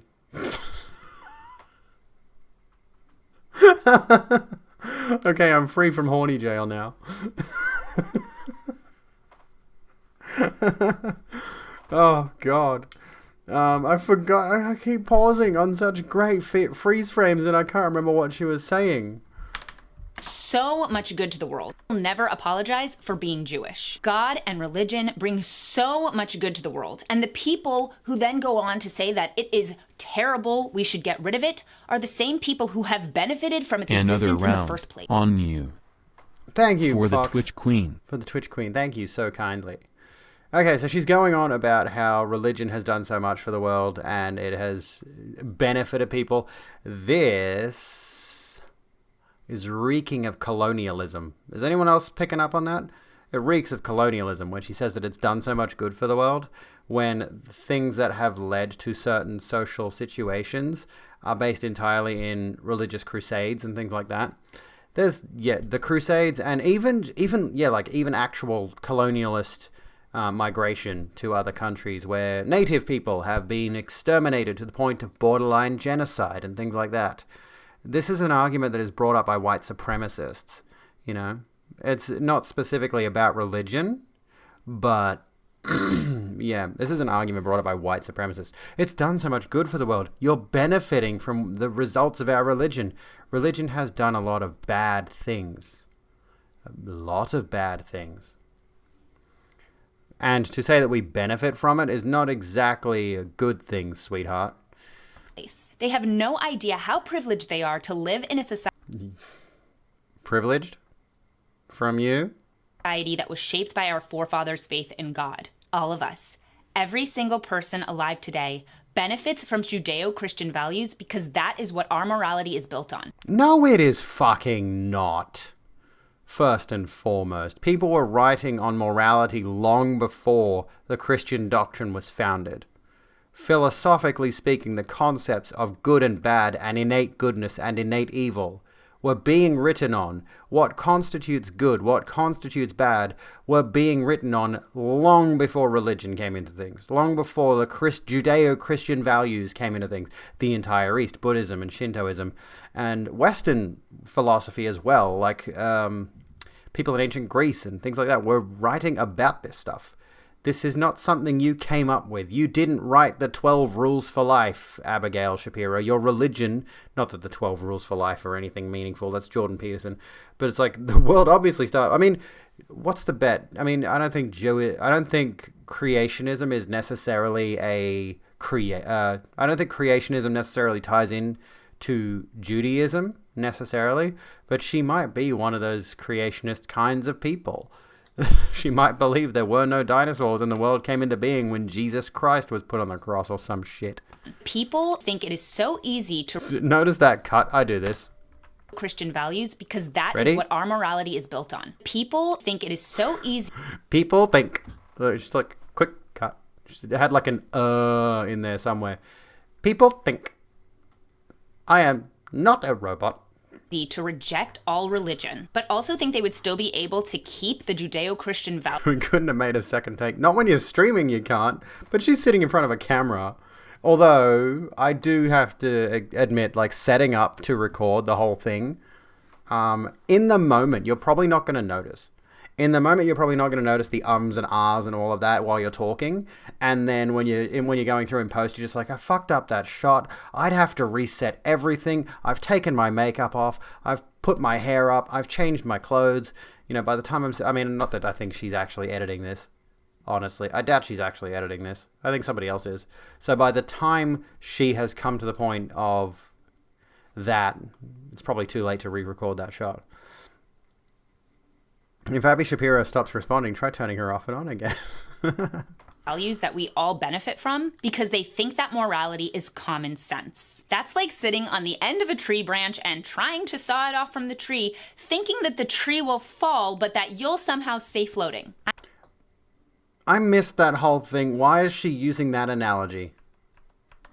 Is built on. People think it is so easy to reject all religion, but also think they would still be able to keep the Judeo-Christian values that we all benefit from. Again, we don't. Because they think that morality is common sense. It is common sense. Again, philosophically, has been written about far before Christianity. That's like sitting on the end of a tree branch and trying to saw it off from the tree, thinking that the tree will fall, but that you'll somehow stay floating. I am going to stay floating because I'm a magical goddess bitch, but that's not the point. Grateful each day to be Jewish, and I am proud of what my people believe and what we have inspired in the world. My faith story, I had doubts, but here's what I've learned as a Jew, is the next video. And I will never apologize for believing in God. What, again, like... The only one that I think What was the first one? The second one was the pro-life thing, and like that one you should apologize for. But so far, there's only one thing out of the 5. That freeze frame, though. Have to give her credit where credit is due. There's only been like one bad freeze frame.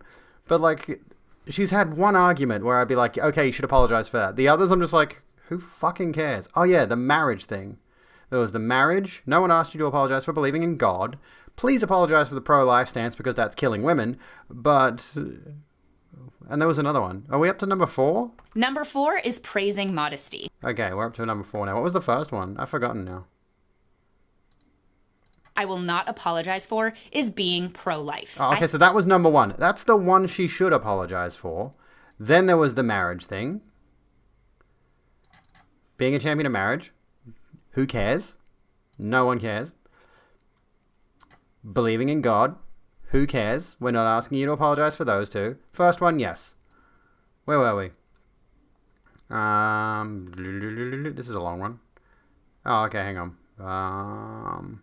Thinking that the tree will out of what for believing uphold modesty as number we have inspired in the world. And I will never apologize for believing in God. Number 4 is praising modesty. We may get into it with this one. Praising modesty is a dog whistle for being sex negative and sex shaming. It is. It's like saying women shouldn't express themselves the way they are comfortable doing, and the scarf brooch combo re-enters the chat. And that men should take responsibility for being dumb blokes. If you watch my channel, you know that I uphold modesty as a virtue. I hold up modesty as someone who has often struggled with how I think about it and my motivation for it. Not because I don't understand why anyone would choose to dress that way, but specifically because I've struggled with it myself. But I know that it's important enough that it's worth it anyway. People want me to apologize for sharing why it's important to dress modestly, why it's important to respect the people around you. Respect the people around you how? I was out in a cut-off top and short shorts today because it was fucking hot. I'm not going to apologize for that shit, bitch. You can look at my midriff and my thighs and you can accept the gifts you have been given. You can be proud of that shit. You can look at me and just be like, oh my god, she's hot. It's making me unreasonably mad. Another Abby Pog face, by the way. So what is she going on about? For sharing why it's important to dress modestly, why it's important to respect the people around you. Respect the people around you. That's what we've got, this exact same frame again. Respect the people around you. It's like, why do you need to respect other people's thoughts on how you appear? Honestly, why should we have to respect what other people are judging us on? If they are judging my appearance, if they are judging my sister's appearance, if they are judging anyone else's appearance, that's on them. That's their problem. I don't give a fuck what their thought process is. As long as they're not, threatening me with violence, I don't give a shit. They're trying to act in opposition to the LGBTQIA folks who are like, I won't apologize for being gay, trans, or they're projecting how they feel about it. They absolutely are projecting. They absolutely are projecting. And there's a great deal on a projector right now at JB Hi-Fi for $9.95. Someone asking for respect from others. She isn't granting respect to anyone here. I know. It's ridiculous. People around you don't give a fuck. Why it's important to respect your own body and why it's important to understand the power of your sexuality. Okay, so respecting your own body would be entirely self-determined though, right? If you are an autonomous individual who thinks and acts for themselves, you would be able to decide what respecting your own body and your own sexuality and any of that is. Correct? They want me to stop telling people what to do. But here's the deal. Yeah, don't. Don't do that. Stop telling people what to do, please. You're not in charge of me. You're not the boss of me now. If you were, I probably wouldn't be wearing this dress, which has got satanic symbols on it. Telling someone what I think and persuading them to make a different choice is different than saying, I want to legally change this so that you have to do what I say. Oh, this is the thing that they continue to go on about with the fucking compelled speech thing. They believe that the government is going to make it so that they can't say certain words, phrases, thoughts, and all of that sort of thing. They have this belief. That's kind of what she's leaning into there. She's kind of leaning into that idea a little bit of compelled speech. She's saying, oh, I'm not going to make it legal. Meanwhile, other pundits in her same circle are going on continuously about how the left wants to institute compelled speech. And we're just going, Stop dead naming us. Just because the left wants to make everything they don't like illegal.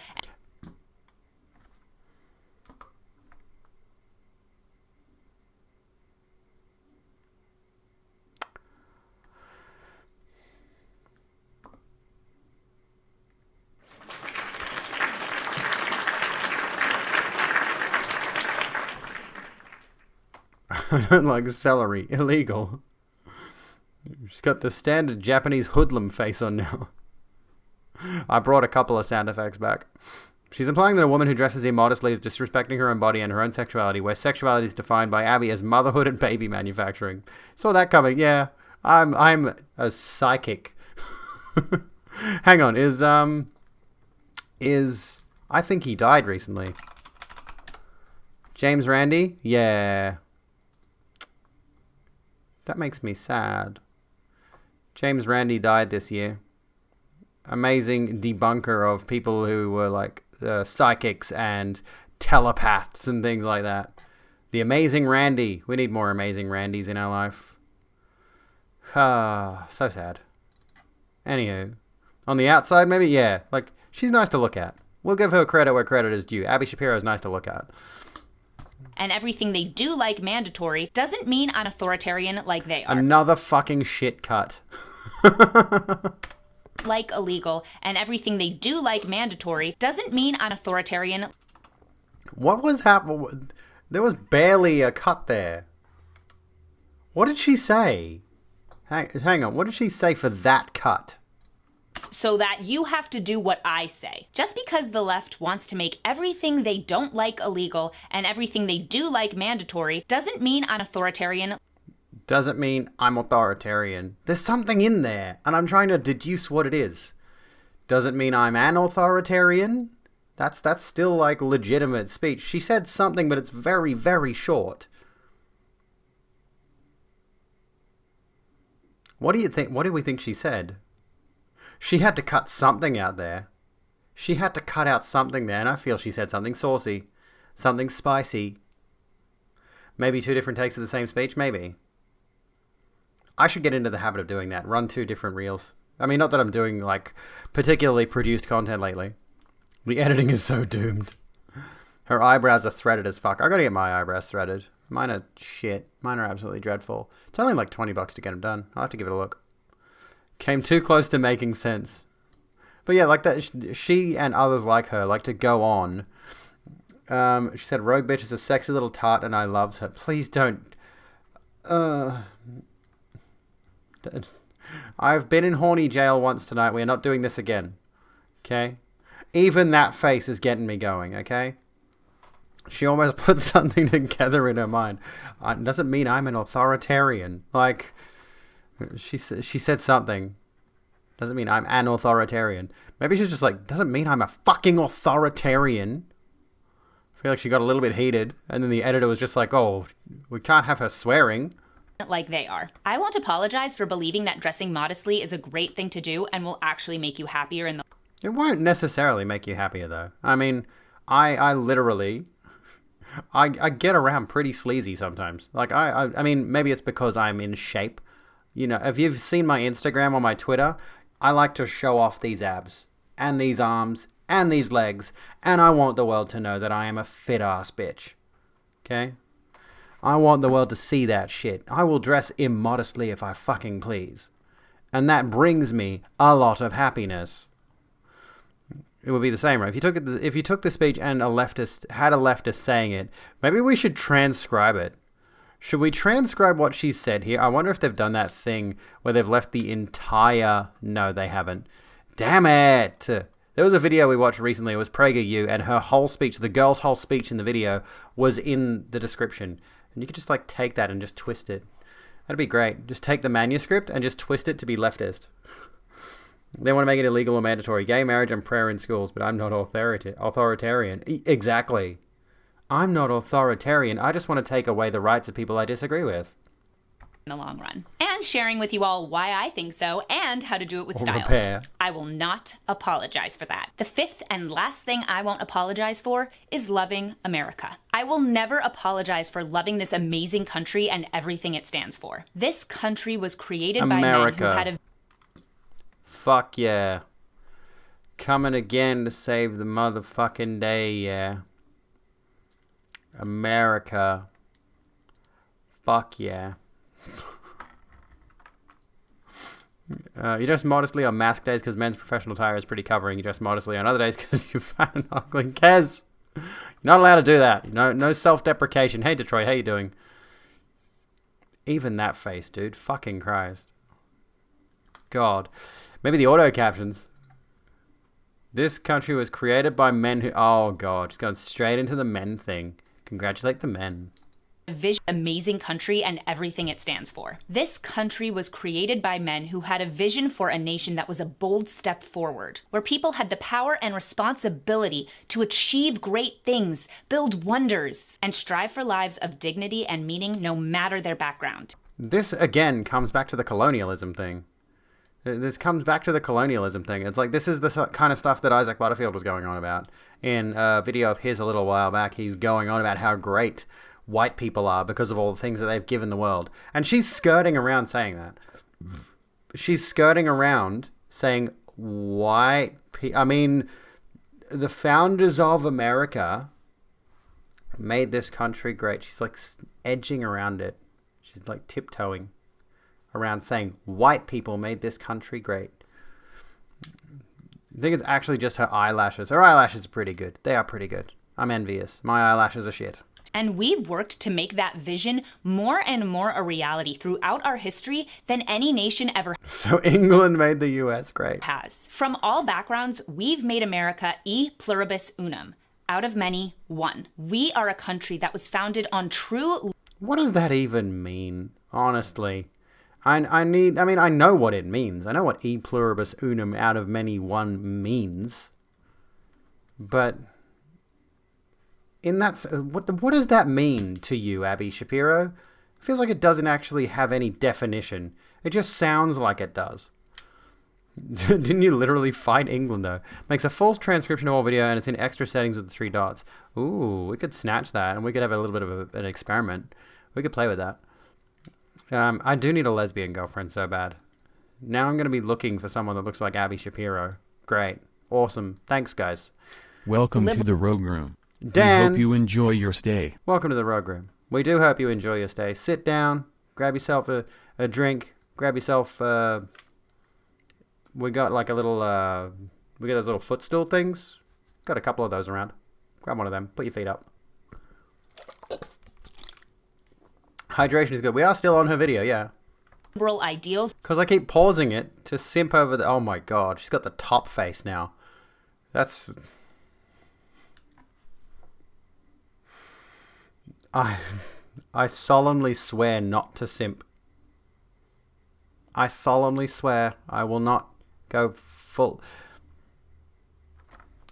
She ain't no topping, you know. She can top me.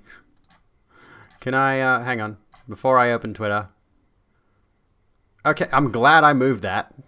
I mean, this is not something I can't show on stream, but Jesus Christ, Ray J. She's like wearing a, like a pinafore or an overalls thing, and there's like tits hanging out the side. You can't see any nipple, but I'm glad I moved my Twitter tab over here for a moment, because Jesus Christ. I am going to, very quickly, can I open this up? No, that's not going to work. Great. Can I refresh the page? I'm sorry. Sorry, Ray J. I need to move you off my screen. There we go.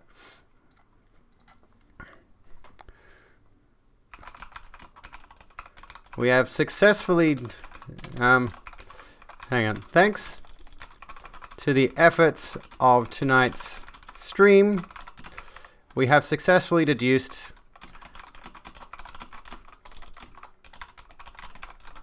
Is that going to work? Is that actually her? Is that actually her account? Can I, let me copy that. Hang on. I think that's actually her. Do we think that's actually her account? 50, yeah. I'm going to follow her as well. because might as well. There we go. Is that good? Is that a good tweet? Thanks to the efforts of tonight's stream, we have successfully deduced that I have a crush on Classically Abby. There we go. She put wife of in her bio. The tiara. Do you like it? Do you like it? Wife of the right angle. Jacob Roth. This guy. Should have a fucking coronary. I don't think she would be too fond of a trans woman having a crush on her, but I think she'd be used to it. Assuming she handles her own Twitter. She probably does. But I'd say it's largely just marketing or, yeah, making Israeli food. Okay, whatever. Let's keep going. That tweet, though. Anyway, yeah. We got the tiara today. I got the dress today. I got this. I'm going to show it off a little bit. Because I like it. And you should like it, too. I got this thing. It's pretty good. It's got, like, the double layery thing. And, of course, I'm wearing shorts underneath it. Because I'm not going to go out wearing a dress without shorts underneath. But look at this shit. I need to get one of those waist belt things. Show off time. I like it. It's cute. Also, it's good for showing off the guns. Her husband looks like the 1848 anti-suffrage man. Have we got a reference picture for that? You want to like Jewish people, but Israeli politics. Oh god, do I have to look into that now? You don't want black at your wedding. I can wear this to your wedding if you want. 1848 anti-suffrage men.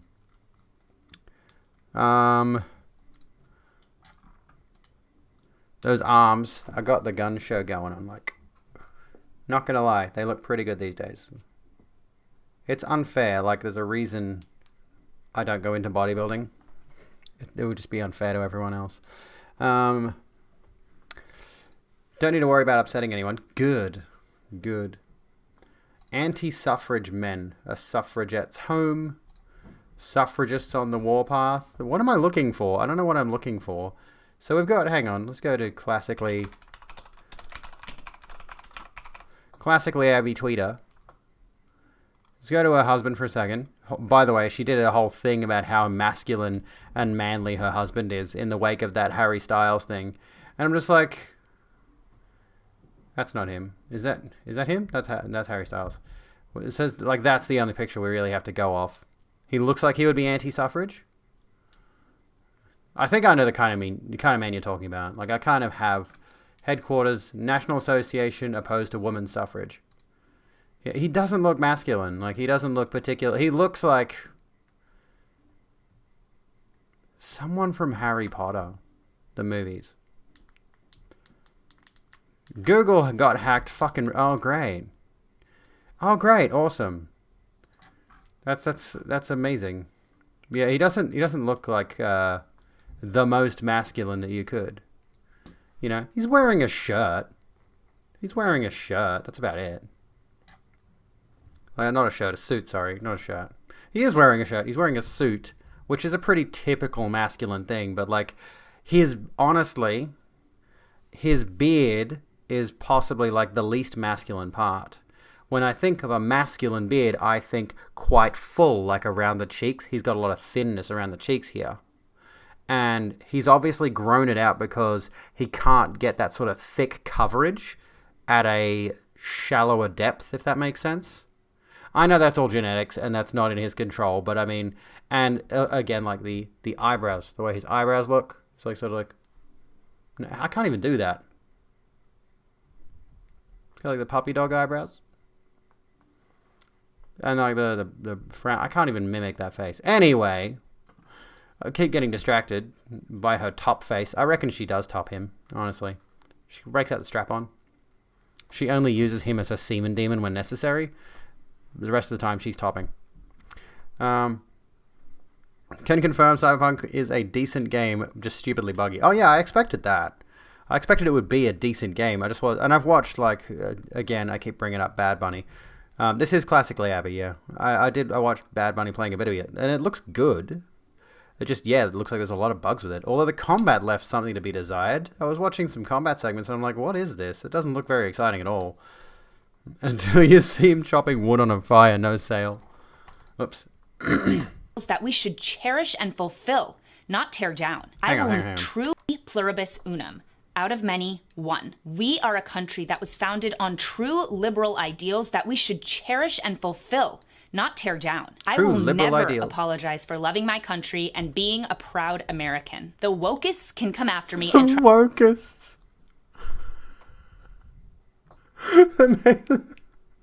The wokists. It's kind of like locusts. That's all. The first thing that comes to mind is locust. Is that what she was going for? Like they're a swarm? We're a swarm of wokists?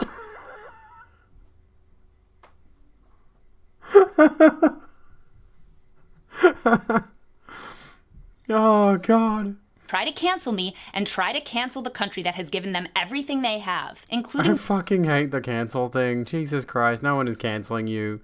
You barely have a following, Abigail Shapiro. the strong moral sense for justice and egalitarian opportunity Cancel the that they country. have perverted into the toxic evil of social justice. But they Oh my God, the toxic evil of social justice. You could tell the people who hate social justice warriors, their stance is that they hate people who are trying to fight for the ability to have rights. You know, that's what it is. That's what social justice is about, is trying to undo some of the evils of the society that they live in. But they always tend to target like the most fringe issues and make that the main focus of what social justice is. It talks like the idea of improving things is a problem. Exactly. Compelled speech. Look like the aftermath of a botched rhinoplasty. can't make me apologize. America is the greatest, most moral, and revolutionary country in the world, and I am proud every day to be an American. So those are the Who cares that much about the country they live in? Honestly, I get so wound up about the fucking pride in one's nation thing. Like, you didn't do anything. You didn't do anything to found the country in the first place. And again, it comes back down to that white supremacy, white pride thing. And again, she's like she's trying her best to not say, I'm proud of white people for making this country as good as it is. That's definitely what she's trying to avoid addressing, right? And, where was I going with this? I've never understood the concept of being proud of one's nation, being proud of the country that you live in, just because you happened to be born there. Would she be proud of, if she were born in Turkey, for example? Would she be proud of that, as proud as she is of being an American? I was born in Australia. I've lived here my entire life. I've never left this mainland country. And I have no pride in it. I see people driving around with like bumper stickers on their cars. If you don't love it, leave. The Australian flag and all this other stupid racist bullshit. And it's like, what are you fucking... You didn't do anything but be born here. You didn't do anything but be born in the country. It's not yours to be proud of. You have done nothing. Nationalism is part of the American gun culture. The two are, ironically, married. That doesn't shock me. Yeah, it doesn't shock me at all. 5 things that I won't apologize for as a conservative. Let me know in the comments 5 things that you won't apologize for. I'd love to hear your thoughts. Thanks again to the Pearl Source for sponsoring a portion of today's video. Go ahead and I'm already subscribed to her. I'm commenting. There's already like nearly 5,000 comments. POV, you managed to escape the ads for a few months, but she's back.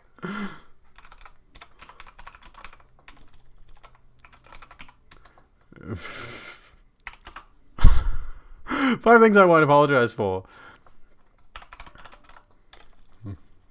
I kind of want to leave a comment etiquette style response, but at the same time, I kind of want to just like do 4 things I'm legitimately not apologizing for, and then like number 4 will be like simping for Abby. Or like having a crush. 5 things I won't apologize for. Let me think.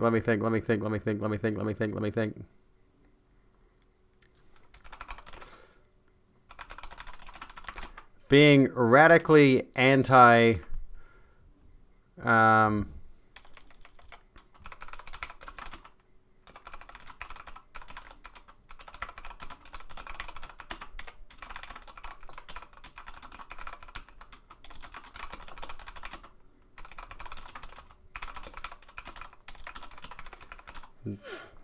Number 4, pausing the video to simp over Abby Pogba. No. That's too, that first one is too on the nose, even though that is one thing I won't apologize for. What are 5 things that I'm not going to apologize for? 1, 2, 3, 4, 5. Here we go. Number 4.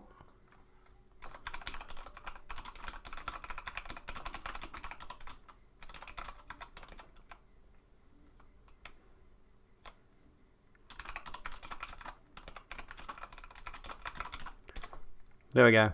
You have a high-power rifle because the agency you worked for supplied all school resource officers with them. Really? Here we go. We'll go being anti-gun.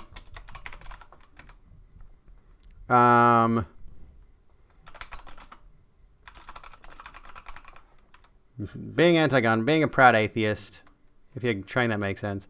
Your opinion on guns is that you should have seen the discussion that we had earlier. I'm tempted to make a... Being trans, pausing this video repeatedly to simp for Abby's freeze frames. Back in 2003, I was in a Kmart toy section. No, actually, it was earlier than that. We'll go back in 2001. I was a young child. Back in 2001, I was a young child wandering about a Kmart toy section.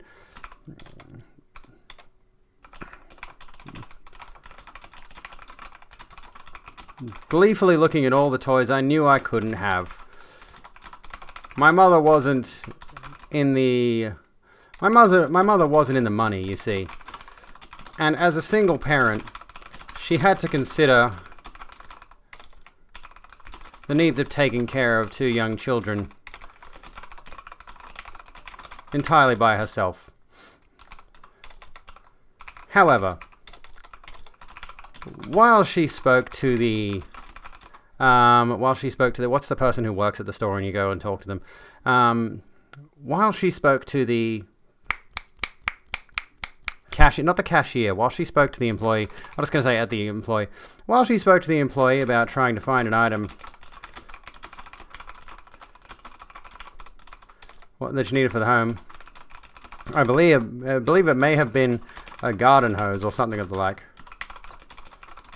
It wasn't a cashier. It was like someone in the aisle. This is actually like somebody who was like, no, while she spoke to the shelf stacker, we'll use that. While she spoke to the shelf stacker about trying to find an item that she needed for the home, I believe it may have been a garden hose or something of the like.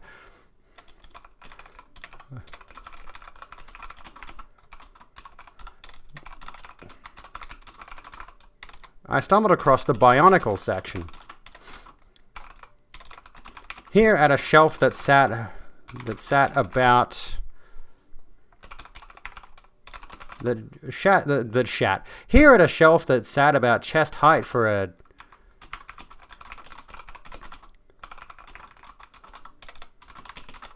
there was a small box filled with mystery bags of Bionicle masks. I'm trying to like make this story as long and convoluted as I possibly can.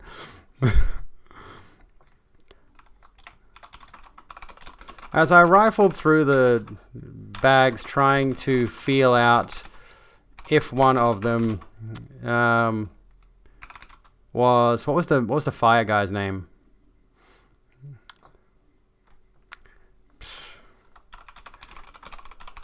Names of Bionicles. No. Give me the classics. Give me the originals. The Toa. No, that's not it. Who are the originals? The heroes. Matoran, Tamator. Where's the originals, dude? Well, was it Tahu? Tahu. That was it, Tahu. If one of them was for... if one of them...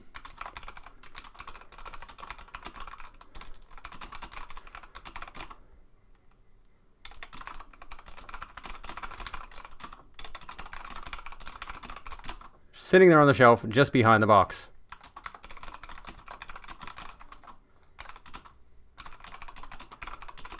While my mother wasn't looking, I was still distracted talking to the shelf stalker, I picked up the mask Pocketed it. Eventually, Stalker remembered where the garden hoses were.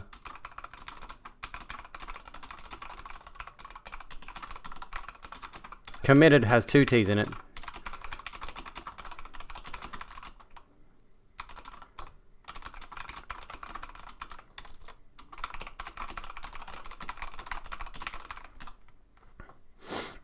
And nobody has been privy to this information until today.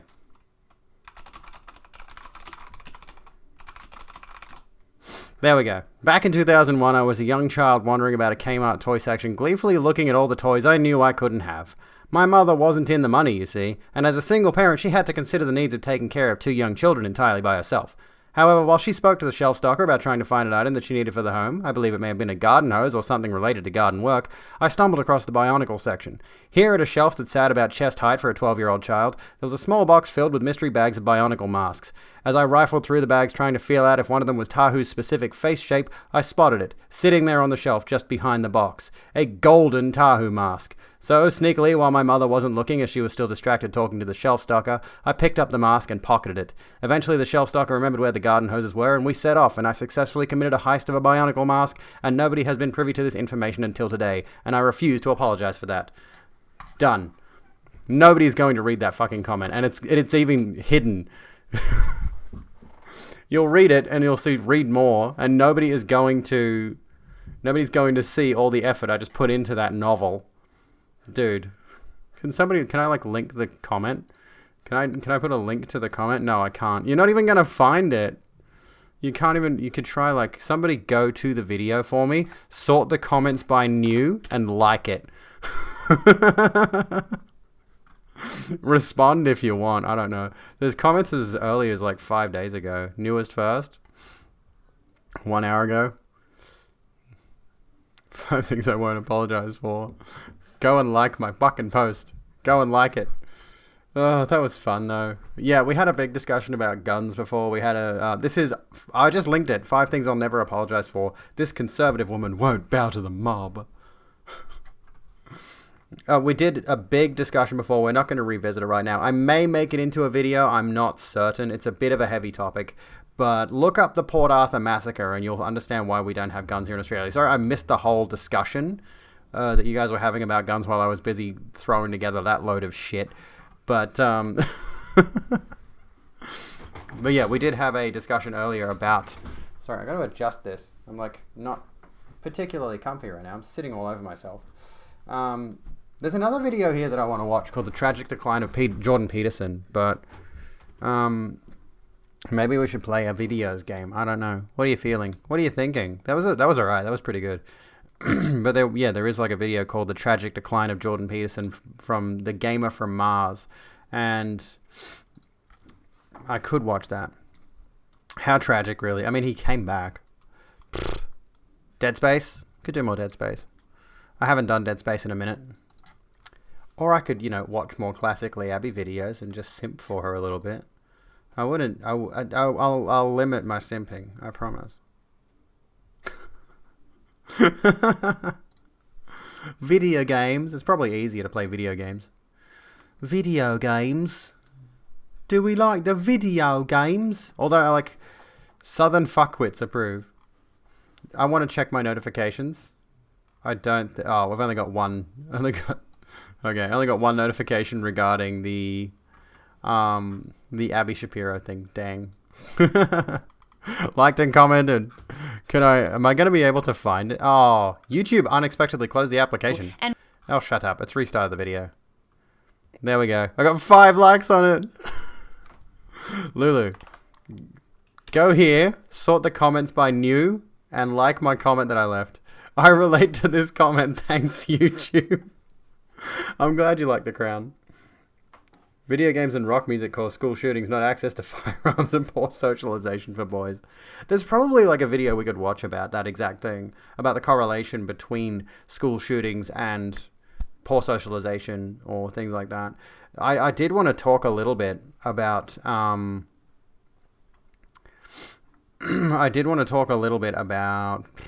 autism and its relation to being transgender. That is a thing that could be talked on. Can I, like, heart this comment? Also, somebody left a comment on my Jordan Peterson video. Imagine complaining that Peterson doesn't know what he is talking about while you have to sit there and Google definitions for basic... Oh, God, how long have you made this comment? And thinking that a quick glance at a wiki definition gives you the greater insight than a PhD professor. Find all kinds on YouTube. Hang on. I like to do this. I love to do this. When these people leave these, like, snarky comments, I love to do this, okay? Thanks for the engagement. All they're doing when they're complaining about my videos is boosting me in the algorithm. That just means another person might come across that video now. You know, the more you're interacting with my content, the more likely it is it's going to be seen. So that Jordan Peterson video may get a few more views soon, because it might get recommended more, because the algorithm is just like, oh, this person has commented on the video. That means it's doing okay. It's doing well enough that we can, you know, ship it to more people. So whenever somebody leaves a negative comment that I'm really just like, you missed the whole point, because they always do. They miss the entire point. Just leave them. Thanks for the engagement. Maybe I should start liking them too. You know, as far as I'm aware, at least. That's how that works. Anyways, rock and metal have saved your life. I mean, rock and metal gave me my computer. It's made out of metal, lots of metal and rocks. It's literally just a giant thinking rock. That's what computers are. Made on the back of slave labor, child slave labor, in fact. There are apparently calls for Alex Jones to be arrested because he made a threat against the president-elect. Oh, God, Alex. China slave labor. Oh, no. Well, we're not going to... there was this thing. I don't think we're going to touch on this. Pauline Hanson says welfare recipients have lost their right to decide how to spend their money and supports cashless debit card scheme, which limits users to paying for essential items. Fuck Pauline Hanson and fuck this cashless debit card bullshit. That's just another way to step on poor people. Fuck that. Fuck off, cunt. And I was going to do a bit of talking about stoicism, if you guys were interested, but I think that might be a bit too heady. I don't know. Why is that in caps? Alex Jones threat Joe Biden. Yeah, Alex Jones faces calls for arrest. This is The Independent. I don't know how reliable The Independent is as a news source. After apparent Biden threat. Joe Biden is a globalist and Joe Biden will be removed one way or another. He is loopy. This man is not sane by any stretch of the imagination. Alex Jones is facing calls for his arrest after the conspiracy theorist told a Donald Trump rally that President-elect Joe Biden will be removed one way or the other. You did another risky bitch thing. What'd you do, Lulu? What'd you do? Pauline, please have someone shit in your cereal in the morning. That might make her day better, honestly. Somebody needs to get on that. Somebody needs to employ themselves as Pauline Hanson's resident cereal shitter. Here's your breakfast this morning, ma'am. Shit, as you requested.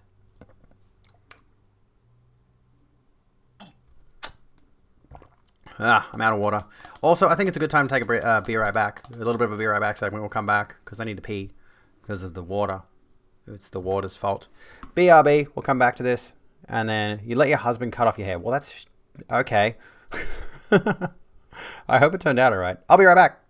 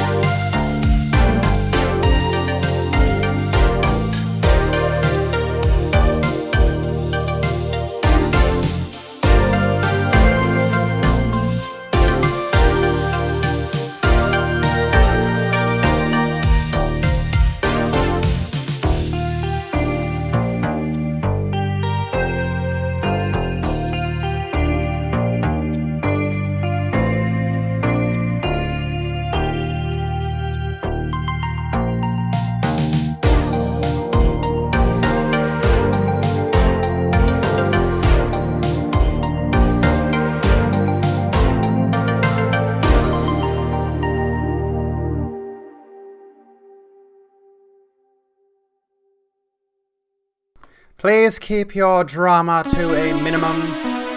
Shut the fuck up, Harris Heller, you fucking cunt. Bet you he's a fan of like Ben Shapiro and everything too. Gotta put my crown back on. So I'm not gonna take my crown to the bathroom. Okay? I'm not gonna let this bitch fall on the tiles or something and shatter after I just got it. Cause goddamn, Queen. How can I get this to sit properly? Like it's got a... It's just completely... Like there's no... You know how like some of these sorts of things have the little thing where it like slots into your hair? It doesn't have that. But it has got like these little holes. And I'm wondering like, do I get an elastic band? And I'd like tie them together and like have that go around my head. Bobby pins? I have got bobby pins, but I have no idea how to fucking use the bastards.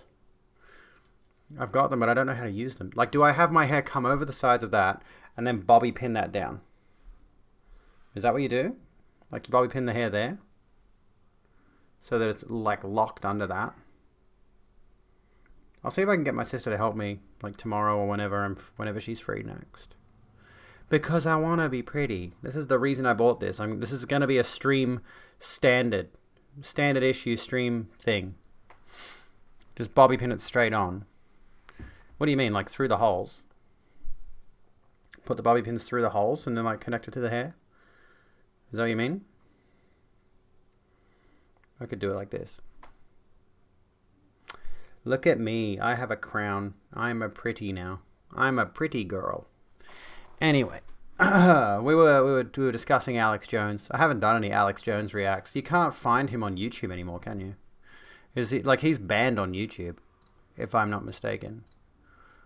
If I go Alex Jones, I'm gonna find people reacting to Alex Jones, but I'm not gonna find.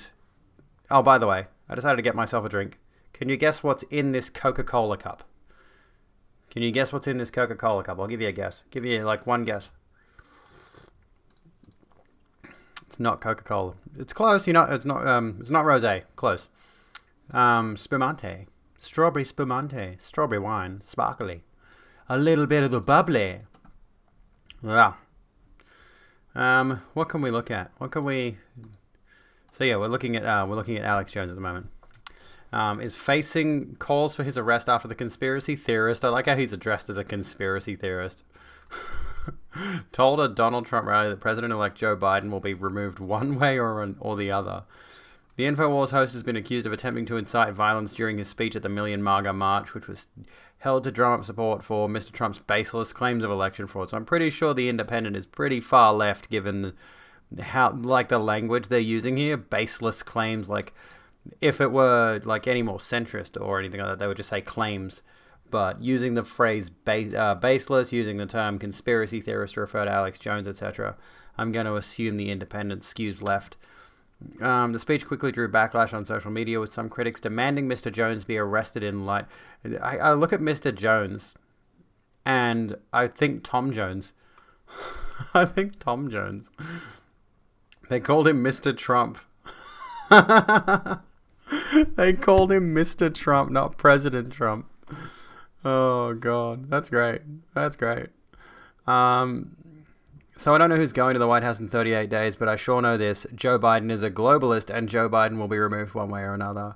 The speech quickly drew backlash on social media, with some critics demanding Mr. Jones be arrested in light of the comments. I can't not see Tom Jones. I don't know why. Race author and activist Tim Wise tweeted, "Time to arrest Alex Jones. This was a threat against the president-elect. It's not protected speech. Arrest him."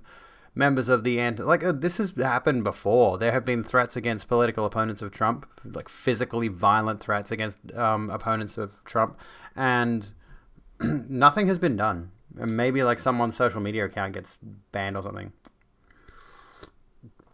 I'm not a fan of Biden, honestly. He's still a right-leaning centrist. He's not exactly left. But American politics, I don't want to become like an Ian Miles Chong kind of character, where he's like over in Malaysia. I don't think he's ever left Malaysia, and he's constantly commenting on American politics. And the thing is, I comment on American politics mostly to draw conclusions about stuff that could happen elsewhere in the world. Members of the anti-Trump Republican Political Action Committee, the Lincoln Project, also lashed out at the conspiracy theory and called for his arrest. David Weissman, a steering committee member of the group, said, "This anti-Semitic trope should also be considered a threat, and Alex Jones should be arrested for incitement." Anti-Semitic? A globalist, and Joe Biden is a okay. Is it maybe the globalist thing is anti-Semitic? I'm not quite sure what part of that's anti-Semitic. I'm not sure. When you get the lesser of two evils in an election, Poggies. Is Biden Jewish? Is Joe Biden Jewish? Is Joe Biden married? Views on Israel of U.S. presidential candidates. Meet Joe Biden's whole big Jewish mishpocha. Mishpocha. Is that how you pronounce that? All three of the president-elect's kids married into Jewish families, which means he's the grandfather of some pretty adorable Jewish kids. Okay. Maybe he's married into Judaism, I guess. I don't know. His middle name is Robinette? Joseph Robinette Biden. That's different. That is not what I was expecting his middle name to be. I was expecting, like, Robert. Religion. Let's look up religion. Doesn't show. Oh, because I spelled it religion. No, there's nothing in there. Okay. Religio. Here we go. Religious doubt. What's this? Second marriage. Biden commuted by train between his Delaware home and Washington, D.C., 90 minutes each way, and maintained this habit throughout his 36 years in Senate. But the accident had filled him with anger and religious doubt. What accident? Present were his son's Beau, whose leg was still in traction from the automobile accident. So his son had an automobile accident, and that filled him with anger and religious doubt. So he is religious in some. He wrote later that he felt God had played a horrible trick on him. He's Roman Catholic. There we go. There we go. Also, he did something with his hair. His hair was thinning for quite a while, and now it seems like he's got a full head of hair for some reason. First Roman Catholic vice president. There we go. Fred Wellman, who is senior advisor for Veterans Affairs at the PAC, tweeted, "Hi, Secret Service, just so you know, saying hello," alongside a link to Mr. Jones' remarks. During the speech, Mr. Jones pushed unfounded claims of election fraud and referenced the QAnon conspiracy theory, which I'm still not completely up to speed on what QAnon is. I know there's something about like the pedophile rings or whatever. And I believe Trump said something about that at one of the debates. My light is so fucking bright. I'm so desaturated, or whatever the phrase is. So I'm like washed out. Anyway. Which promoted the belief that the president is secretly working to save the world from a satanic cult of pedophiles and cannibals. Well, there we go. I should have just read the rest of the paragraph. Belief that the president is secretly working to save the world from a satanic cult of pedophiles and cannibals. Sounds like something out of a cheesy B movie script. Like, you know what I mean? Like, what the fuck? Donald Trump, pedophile hunter. Pedophiles and cannibals. Good lord. The system is publicly stealing this election from the biggest landslide and the biggest political realignments in 1776. Really? God, they make some baseless claims, don't they? They go so far with this shit. And you know the base eats it up. The audience eats this shit up like crazy. The biggest political realignments in 1776. Biden and the Democratic Party is center-right. They've moved from far-right to near-Nazism, near-fascism, over a little bit. That's what they've done. They haven't really gone that far. If nothing else, we'll be going back to some kind of normal. And I won't have to worry so much about what the fuck Donald Trump has tweeted this week. What has he tweeted? I'm not going to open up Twitter again, just in case. Oh, hang on, I can do this. What has he tweeted lately? Because Donald Trump. Does it say, where's the thing where it's like how many tweets in the last hour or something like that? Oh, did you see this? Where was it? Somebody poll, 92% of Republican voters think the election was rigged. Based on what, Donald? You can't say something like that and not provide any kind of link to a source. This is the kind of people they're dealing with. Oh my god. We will never back down to the satanic... We will never back down to the satanic pedophile globalist New World Order and their Walking Dead reanimated corpse Joe Biden, and we will never recognize him. Fucking hell, Alex. You have to give him credit where credit is due. He is very creative with his wordplay. He knows how to say stupid shit, but make it sound cool as hell. Jesus Christ. The Walking Dead reanimated corpse Joe Biden. The satanic pedophile globalist New World Order. Oh my god, dude.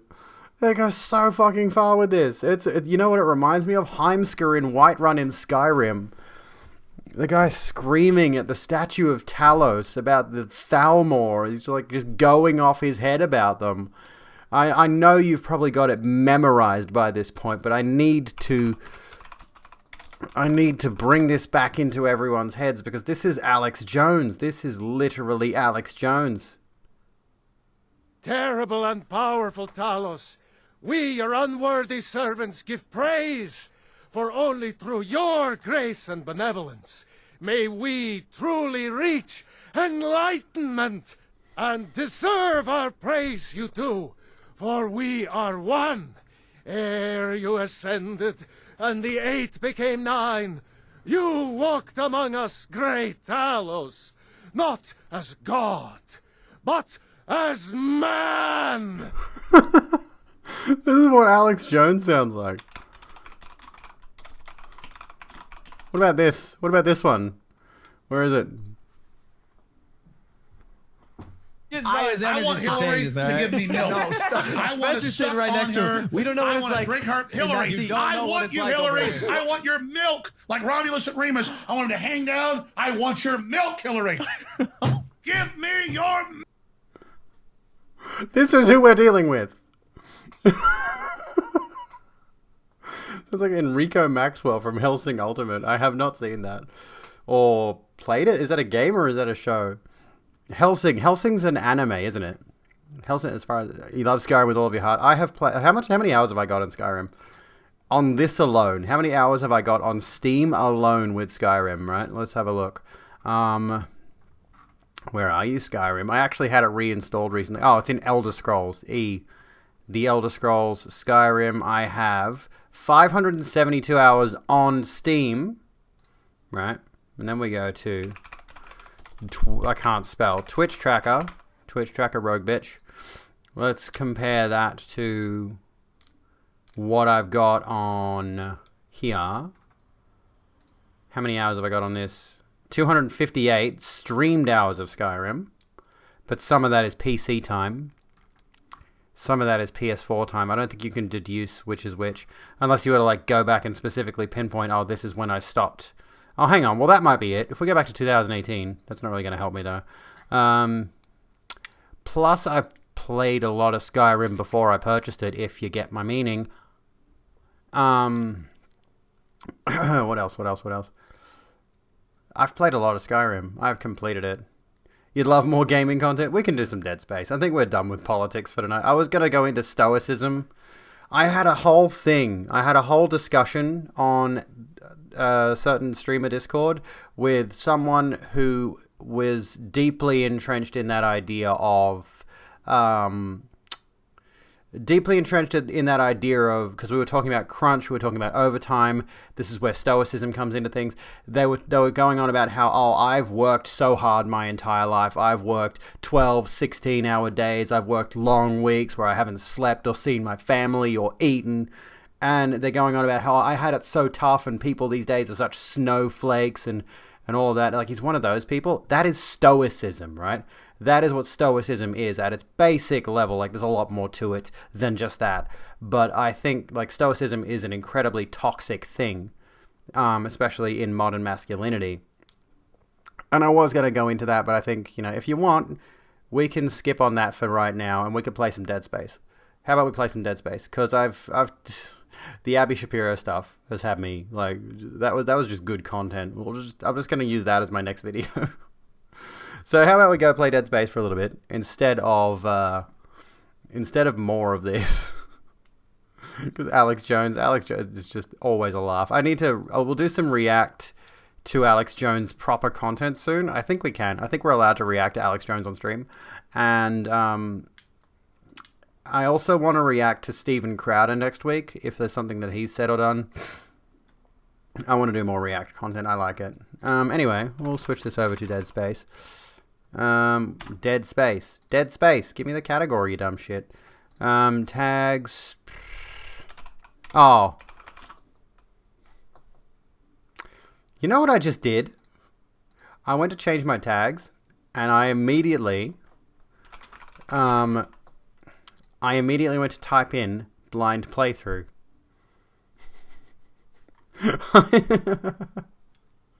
Do you remember that situation a little while back? They got rid of the blind playthrough tag. Oh my god. The change my mind guy, yeah. There are only two genders, changed my mind. You know that, like, we could get into that whole situation about what he does, where he goes to college campuses and debates people who don't know what they're talking about. Anyway. Chopping up some necromorphs in space. I need a title. What's an actual title for this? I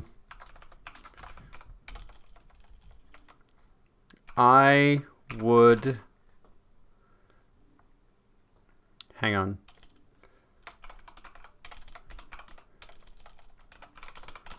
Chopping down necromorphs to get to my bae, Abby Shapiro.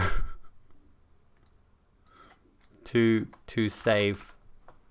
There we go. By the way, with all the kerfuffle around removing blind playthrough, blindfolded is still in here. And you know, one of the situations with the blind playthrough thing was a lot of people were saying the whole concept of blind as a word is far more. It's got multiple definitions than just can't see, visually impaired. There's more to it than that. And people were saying that the definition of blind playthrough is valid, it's not ableist. And I do kind of agree with that. But, you know, removing it, again, a whole stupid concept. But blindfolded, for some reason, does not fall under that ableist umbrella, Twitch. What are you going for there? Why not change the tag to eyes covered? You know, if you're gonna be picky, does that mean it should be first time playthrough? Yeah, like literally, like removing blind playthrough does nothing, because I can, as you can see right here, I've got first playthrough, no spoilers. You know, that's literally what blind playthrough was. But blindfolded is still there. You type in blind, blindfolded comes up. So it doesn't mean anything to remove it. Chopping down necromorphs to save my bae Abby Shapiro. Done. Bingo. There we go. All right, let's play some Dead Space. Some dude spoos. I was going to actually edit tonight, but I won't. I'll do it tomorrow. I've got plenty of time. The kids will be home. There's nothing going on. It's the end of the school holiday, end of the school term tomorrow. Today. I think today. Pretty sure my daughter's not going to school tomorrow. But anyhow, yeah. So this is not technically my first playthrough. I've attempted to play Dead Space 3 times. And on the first playthrough, we got to the chapter I was just on. The second time...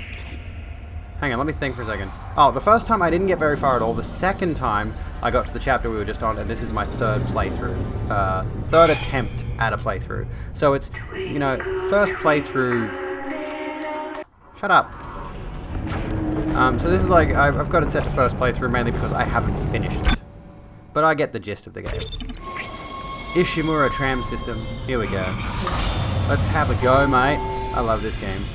I don't know why I haven't finished it, because there's so much about this game to love. It's so good. Quite frankly, like, one of the big things I've been ranting and raving about is the lip sync. Isaac, I can smell the contaminated air from here. It's spreading faster than I expected. Look at that lip sync. I'm trying to isolate it, but it's not going to buy us much time. We have to get that thing off this ship. The chemicals you need are in the chemistry lab. I'll hack the door for you when you get there. Yeah, the lip sync for this game is mind-blowingly good. Mind-blowing. Like, the facial animation in general for a game from 2008. This game, like, really holds up graphically. I don't know, like, did it get a patch or a boost or something to make it look better? I don't know. It just looks so good. Thanks for streaming tonight. You're welcome. A lot to think about, but it's 3:04 a.m. You'd say it's fun, but it's actually just sobering and concerning. Unfortunately, like, that's kind of what I like doing, though. I like looking at the reality of the world we live in and criticizing dumb ideas and things like that. That's just sort of become my shtick. And I hope that I can turn that into entertaining and engaging content over time, because the real world is not very nice, unfortunately. How do I go into this? But I hope to see you again real soon. How do I use this? E. There we go. E. E. E. E. E. E. E. I don't have any monies. I have spended all of my monies. I have none of the monies. That means I have to go to my local job, place of employment and work, and spend 16 hours working physically and emotionally draining labor. That was another thing about that guy. He was pointing out that people who were working on Cyberpunk 2077 were sitting on their ass for 16 hours a day, which, by the way, is still physically exhausting. If you are sitting down for that long of a time, it can have a severe effect on your anatomy. Anyway, we'll stop with that.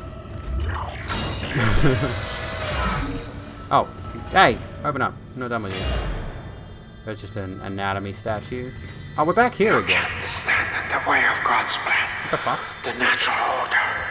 Are you blind like the rest? This has got some big Event Horizon vibes, by the way. And I love Event Horizon. Looks like someone has reprogrammed the door locks on this deck. And recently, too. I guess we're not alone here after all. Someone doesn't want you in this part of the ship. Fun. I get the unfortunate suspicion that we may not actually have a proper interaction with... How far am I through? I think about, like, a third of the way.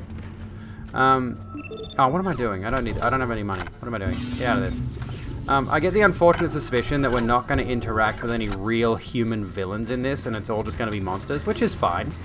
That's fine, but I don't like when games will do that thing where it's like, it's all monsters, but they will leave you vague hints towards a human villain, but you never actually interact with them, because the game just wants to give you scary monsters, or something.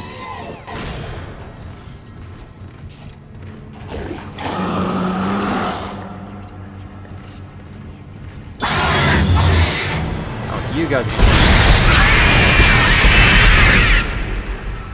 They're gone. Reloading. God, I need to work on my my voice. I'm just gonna have a little bit of voice dysphoria for a moment. Don't mind me.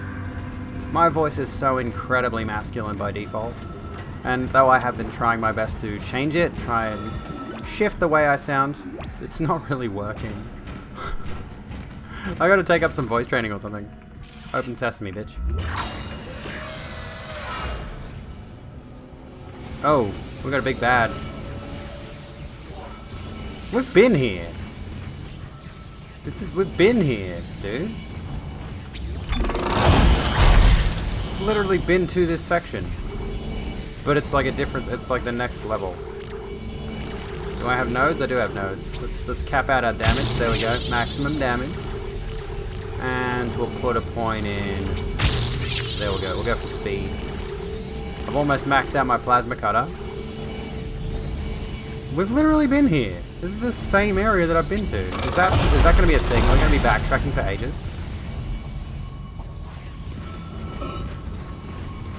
Nah, move.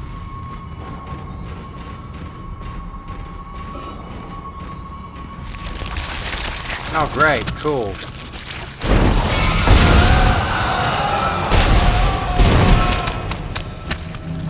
What the hell are we looking at?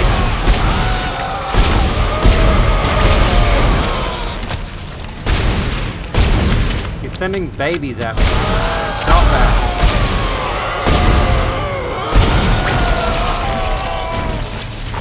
Stop shooting babies at me, you freak.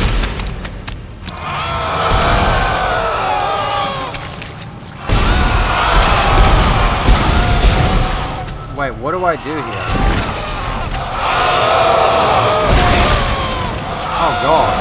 take my head off. He could just take my head off, okay? Do you reckon a human would actually respond like that if their head just got completely lopped off? Would they have that chicken moment? Do you think, I don't, you know, obviously I can't look that up on stream, but like just imagine like someone gets their head cut off, do they just drop? Or would they have a moment of like, reflexive response and go for the neck or whatever for like a brief second before collapsing? Would they have any response or would they just drop? I wonder. I genuinely wonder. How do I deal with you then?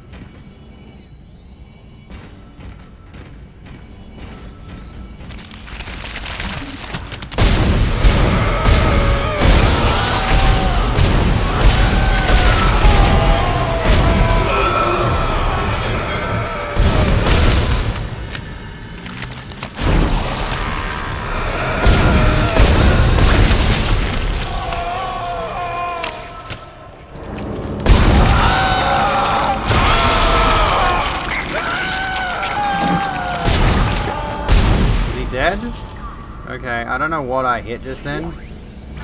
Ripper blades. Maybe I should have used those. I should get the Ripper out. But it's not feature complete. It is icky. How you doing, Autumn? What's going on? It's very icky. It's an icky, sticky bad guy. But I like gory horror. So I'm just like fascinated by all that. Like that just, again, I keep bringing this up. I'm mesmerized by stuff that's reminiscent of The Thing. Anything that is The Thing is good to me. Oh, hello. Got the babies again. How do I use this? I've forgotten. Oh, that didn't help, did it? I mean, it did, but now I can't get on it. Thanks. Cool. There we go. Okay, off we go. Take that. I can't reload! I got no ammo left. I got a stasis recharge. That's a start, but I need ammunition. I don't think I even have the money for anything. You're close to the chemistry station. Once you get the chemicals, you're also going to need a DNA sample of the alien tissue. I'll search the records for one. I mean, the aliens are literally everywhere. Like, we could just... They're, like, literally everywhere. I think we have a few DNA samples.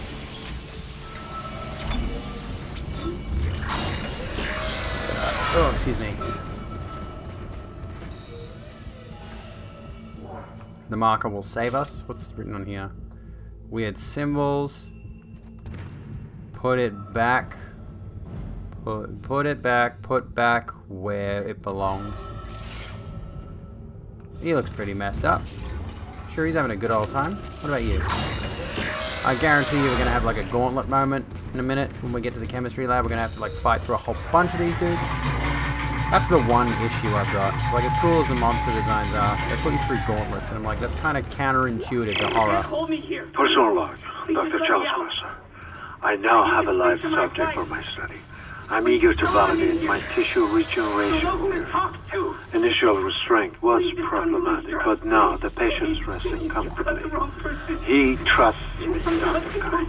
He puts his life in my hands. He knows his part in all of this. Understands what I'm doing.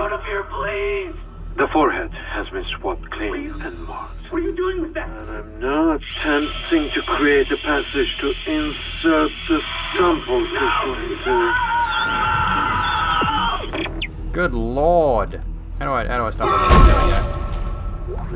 it? That's a bit messed up. That's a bit kind of fucked, isn't it? Not surprisingly, but a bit kind of fucked. Power node, nice. There's a bench here. It looks like a bench. Or a printer or something. Can't use it. Batch. Processing request. Please stand by. Antigen compound completed. What are you Please doing? remove the capsule. Your fight for survival is admirable but pointless. And yet you keep on going. Okay, so there is actually an NPC villain. It almost makes me think that we had hope as a species. Am I the only one who sees that we have died out a long time ago? We just haven't accepted it yet. Stop running. Stop your struggle. Our future, your future, the future of our race ends here. Allow me to introduce you to humanity's child, the children that will replace us, our greatest creation. Okay, if you're so convinced that humanity's over, why haven't you ended your own life?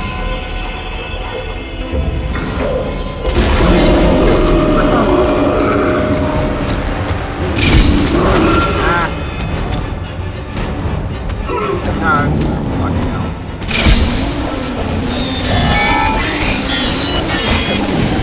Stop him up. Off with your head. Oh, you're still going. You're still going. Oh, he's not done yet. He's not happening. Oh, great. Cool. I gotta You can't kill it, Isaac. It's just gonna keep regenerating. Get out of there! Run! Ah! Where do I go? Ah, fuck me. The other way. Am I gonna make it out? No. One there. The thief. Come in, Isaac. Kendra, is anyone there? I'm gonna die. There's no way I get out of this. Where the hell have you been? Breach hydroponics. It's bad down here. Really bad. Can hardly breathe. The organic matter is growing everywhere. My eyes are stinging. Must be seeing things. I need to heal, but I don't want to stop running. Now you need to find a DNA sample of the growth. According to lab records, there's an inert sample stored in the ICU. Dr. Mercer was apparently doing intensive research on it. I've been trying to contact Hammond, but all I'm getting is static. Isaac, you've got to hurry. Can they not get through doors? Am I safe? Are they stuck at doors? Doors, they're one weakness. There we go. Let's get some plasma energy because I need some. I got no money left, but at least I can reload my plasma cutter, I guess.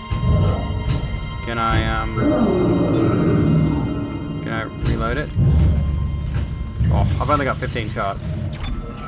That's not good. That's not great. We're getting a bit tense with the resource management now. I'm going to need to either save up for more ammunition or I'm going to have to do something. I don't know. Do I have a bench in here?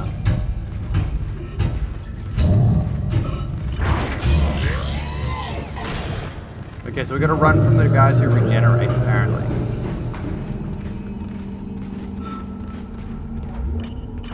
And I've got no healing items left either. Fuck you again. Hello. Your persistence surprises me. Holding on to your final breath, you claw your way along.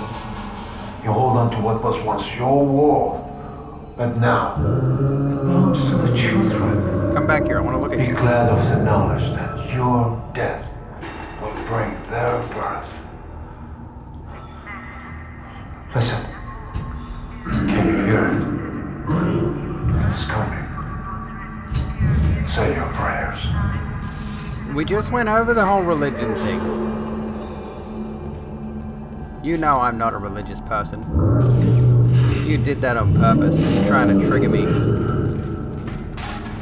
Trying to make me upset about religion, making me say my prayers. That's insensitive. Here we go, what do we got? Ripper blades. Okay, that's a good start. More ripper blades. Gotta head off because it's getting late. I might stop soon, actually. I won't play too much of that. Have a good one, though, guys. Thanks so much.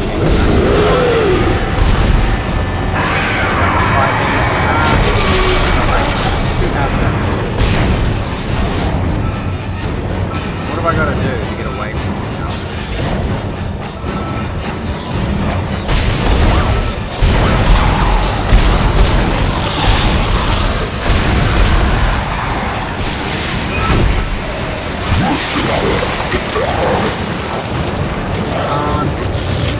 Get out of here before it gets up. Where do I go? Where do I go? Oh shit. Does it expect me to do a puzzle while I'm also fighting? It better fucking not. What am I supposed to do here? Oh, you gonna stop there?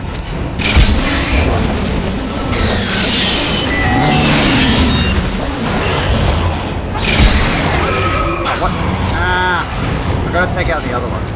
Hey Hecklin, how you doing? If I even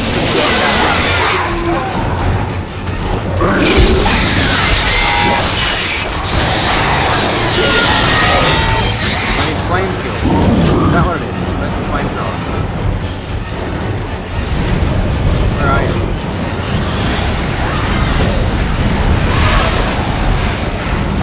That's kind of terrifying. That's definitely invoking imagery of the thing where it's like it doesn't die.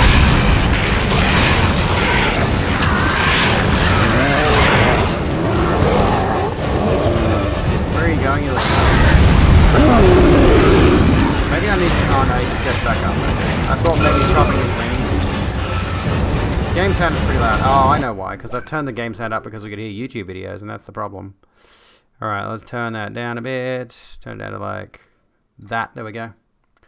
Yeah. Oh, there's that. We'll get rid of that. Save. Whatever. We already did Abby Shapiro reactions tonight. That was fun. Okay. How's that? How's that for sound? You're not affected at all by this, are you? Oh, he's lost his legs. Okay. That'll help.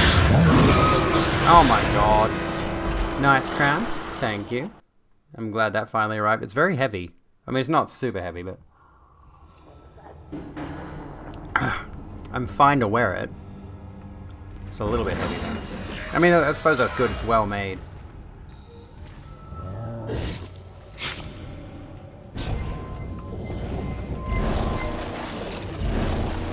I can't grab that now. Okay, okay, great. Good job, you dickhead. What do I do here?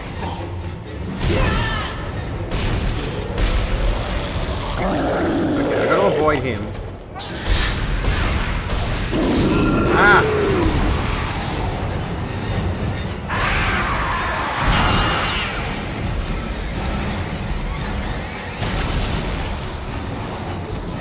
Oh my god, you're annoying.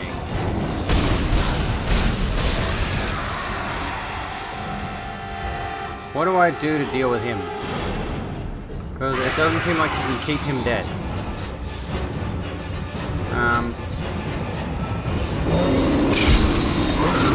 Oh my god.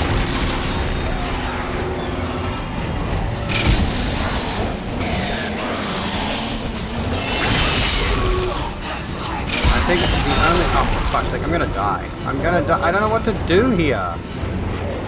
I don't have any healing packs either. I'm completely gonna die again. Like, I know there's a... And once you're in this room, you're locked in too. There's nothing you can do. Oxygen recharge. There's nothing I can do. I can't do anything. I can't move anything. There's one battery pack on the wall that I can get out, but I don't have time to grab it because he's all over me.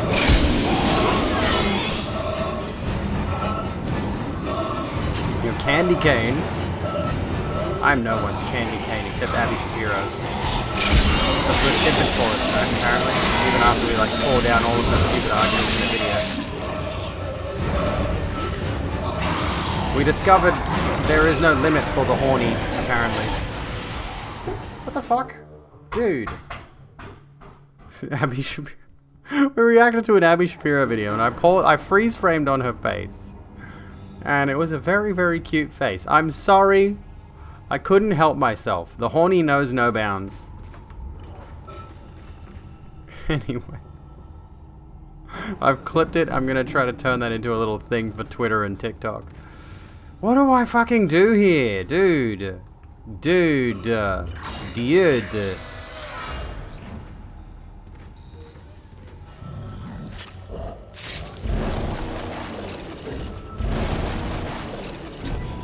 Nope, that doesn't work. I can't grab that now.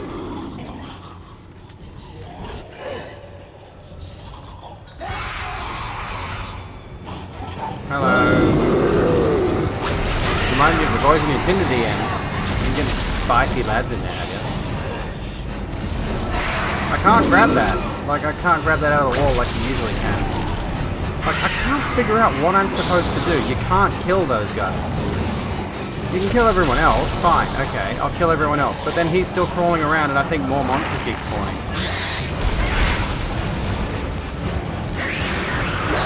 Okay, whatever.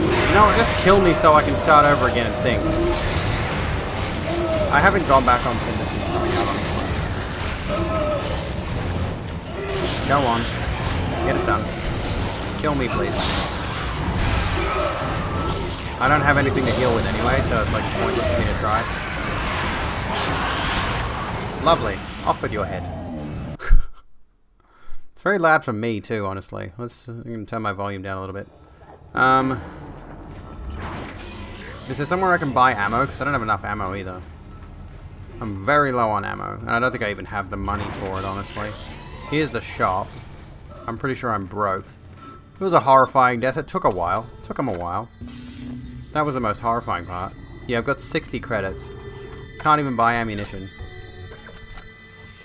Fahu Fors Dahu. Oh gosh. I'm not reading. I was going to say R.L. Stein. That's not. That's Dr. Seuss. But I have a slight bone to pick with Dr. Seuss. Is that if I am not mistaken, it's pronounced Dr. Seuss. But nobody says that. Okay. Ripper blades. I'll reload that really quickly. But like, we'll stick with this one for now. Take those. Take those.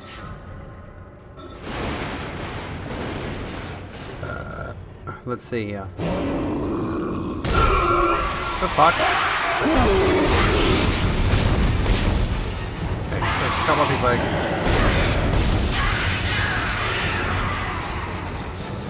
Let's try to be as efficient as we possibly can.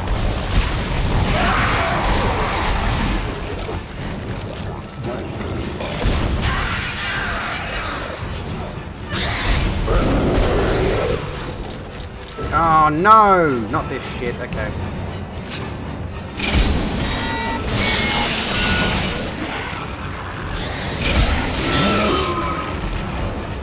Okay. Get out of the way, you little shit. I can't grab that. I feel like I'm supposed to be able to grab that, but I can't. I simply can't do it.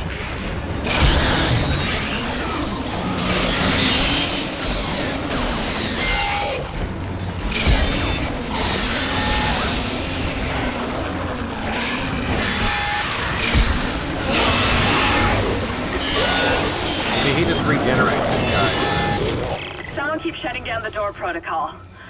I bypassed the lock. Go! That's what I had to do? I had to wait for her? How the fuck was I supposed to know that, dude? Grab the credits, grab the credits. Probably credits? Yeah, doors are their one weakness. Once you get through a door, you're safe. Well, I mean, safe is a relative term. There's probably more bad guys in here, but like... Power lock enabled. Do you think it's worth going in there? There's something back there. I can see something back there. What the fuck? There's something back. How do I get to that? There's no way back there, dude. Are you serious? There's an item beyond the geometry that I can't reach. Unless, for some reason, like, you have to do something. You know, I'm going to use it. Fuck it. It's a mistake to do that. You shouldn't do that, because you need those to upgrade, but... Fuck it. Small med pack. I have been needing those. Blades. I'll take those, I guess. And plasma energy. Good stuff. Okay. Oh, and we got this over here. Cool. But yeah, this game is good for like not skimping on the death, not skimping on the gore and stuff when you die. It's great. Can I heal? I need to heal. I can only heal a little bit, so that's not great. What's over here? I think he's still going in there. Yeah, he's still going. He's still angry. Can he get to me? I wonder if he can get to me. No, he can't. He literally cannot get to me.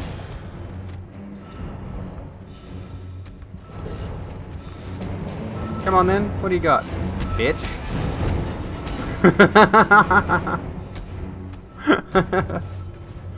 Look at him go. This is annoying me though. Look at this. There's an item there. I think it's just credits, but still there's an item there. And I can't reach it. There's an explosive canister there. That says to me maybe we're going to have to fight something in here. Oh, you again.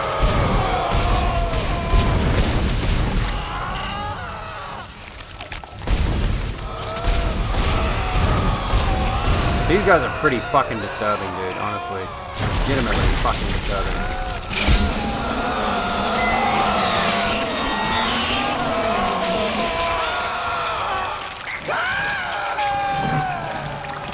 God, that's gross. And so fucking cool.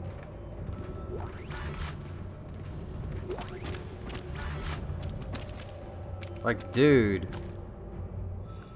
Look at this. Hope that gun is what they use to get when you get laser hair removal. Oh, look, it's... Who is that? There's a person down there. I've got like another 2 weeks before my next laser appointment. And I'm feeling it. I'm feeling the need for it. Getting a little bit dysphoric. Who's this dude?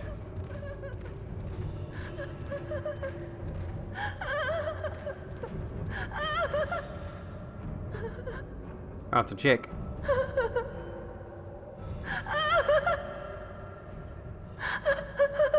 Hello?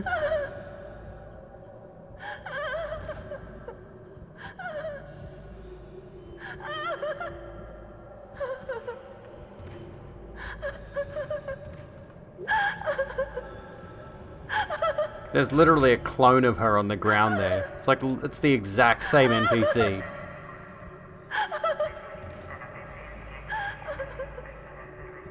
She's completely lost it, but she's not like previously when there's been an alive NPC. Yeah, she'll be fine. Slap a band-aid on it, it's fine. She'll be okay. Previously when there have been like alive NPCs other than that doctor dude or my friends, they've killed themselves or something has killed them. Like there was one NPC early on who gave me something, gave me an item, I forget what. And she had bandages over her eyes. And after she gave me the item and said some rambling bullshit, she just collapsed. Just passed out.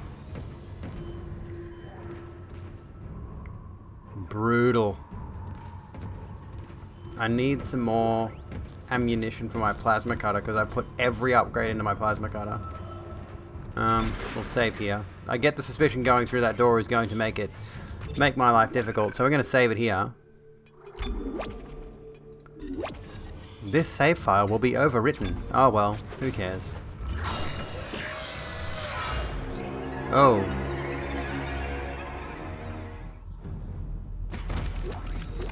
What have we got here then? Personnel log, Dr. Chalice Mercer. The specimen continues to respond well to my experiments. Its cellular fortitude, not to mention elasticity, is remarkable. Dr. Kine, I'm sure, would disapprove. But I do not anticipate that issue as the good doctor is busying himself with the marker. As if that matters now. He has also succumbed to the same dementia that afflicted the colony. Only yesterday he told me he had spoken to his wife. But Amelia Kine has been dead for some years. My subject grows restless. Patience. Your time is soon. Very soon.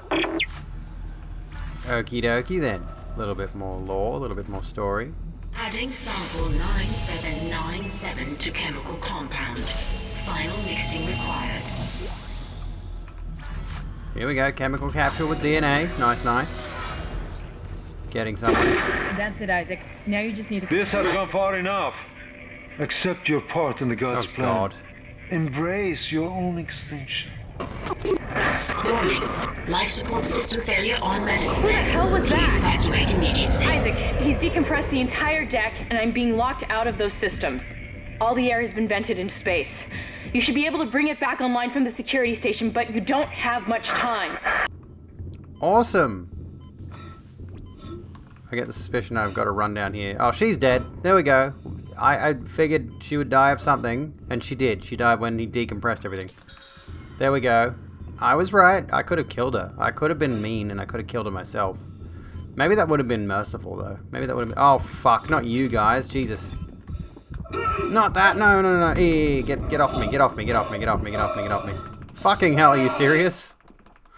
Dude, I was trying to switch to my flamethrower. You can't do that to me. That's not fair. That's not fair at all.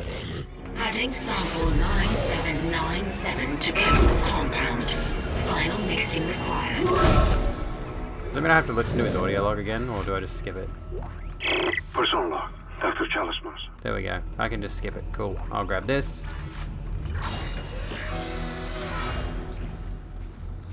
That's it, Isaac. Now you just need to... This has gone far enough. Accept your part in the God's plan. Embrace your own extinction. Warning. Life support system failure on medical. Who the hell was Please that? evacuate immediately. Isaac, he's decompressed the entire deck, fucking and hell. I'm being locked out of those systems. All Oh, the air you're has been vented kidding. in Fucking... space. Oh my You should be able god, to bring because it there's back no online from the security oxygen, I station, can't but you use don't the have much flamethrower. Oh my god, I didn't even think. Oh my god, there's no oxygen in spaces. There's no oxygen in a vacuum, so a flamethrower's not gonna work, you dumb bitch. That's actually fucking genius. Fuck you, Visceral Games, or whoever made this. Dr. Chalismas. Adding sample 9797 Son of to a chemical motherfucker. compound. Final mixing required. Okay, so I've got to outrun those things somehow. What do I do? That's it, Isaac. Now you just need to... This has gone far enough. Accept your part in the God's plan. Embrace your own extinction. Warning. Life support system failure on medical. Who the hell was Please that? evacuate immediately. Isaac, he's decompressed the entire deck, and I'm being locked out of those systems. All the air has been vented into space. You should be able to bring it back online from the security station, but you don't have much time. That's gonna have to do it. I think that got them all. Okay, we need to run. That's not fun, is it? Gosh. I'm completely screwed if I come across more of those because I got no more lasers. Are these guys back? They're back. Oh, there's two of them now. Cool. Oh, look, it's one of you. It's Fatty. Let me in. Let me in. Let's go. I ain't fighting those dickheads. Oh, shit. Hello. What are we gonna do? Where's a, Oh, hang on. I got my oxygen canister. Where is it? Okay, we're back on. We're back online. Where do we go? Do we go this way? What was the button? Get rid of that. This way. We gotta go this way. Okay. Open sesame, please. Where do I go? Is that an oxygen thing? Nope. That's not. Oh, yes, it is. Cool.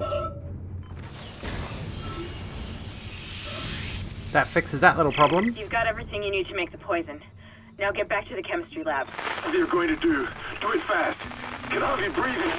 You're cutting out, Hammond. I'm gonna try to switch over. Shit. I lost his signal. I'll continue scanning for his location. You have to get that compound mixed.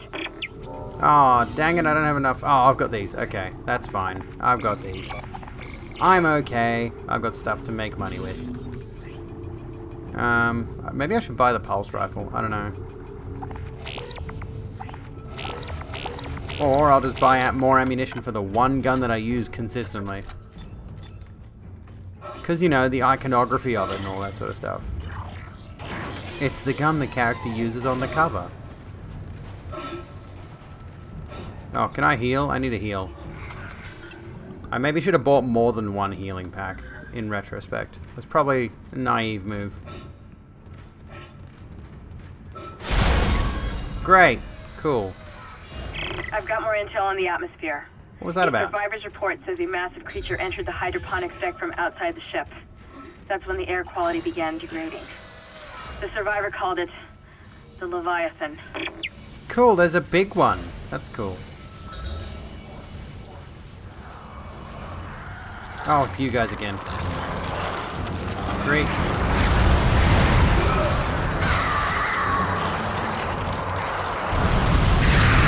Burn, you little shit. There's still more of you? Come on. Get off me. Are there any more left? I can't tell. Get off me. There we go. I think we're good. Let's try this out. Do I have? I think I used. Oh no, I've got plasma. I've got power nodes, so we'll add speed to this. Oh what? Oh, it didn't save my upgrades. Dude, because I died before when I upgraded this. It didn't save my upgrades. What a rip. Does that mean this guy's going to be active again, or is he going to be... No, he's still dead? Cool. Nope, I can't yank that out of there. Welcome back, Broken. How you doing? What's going on?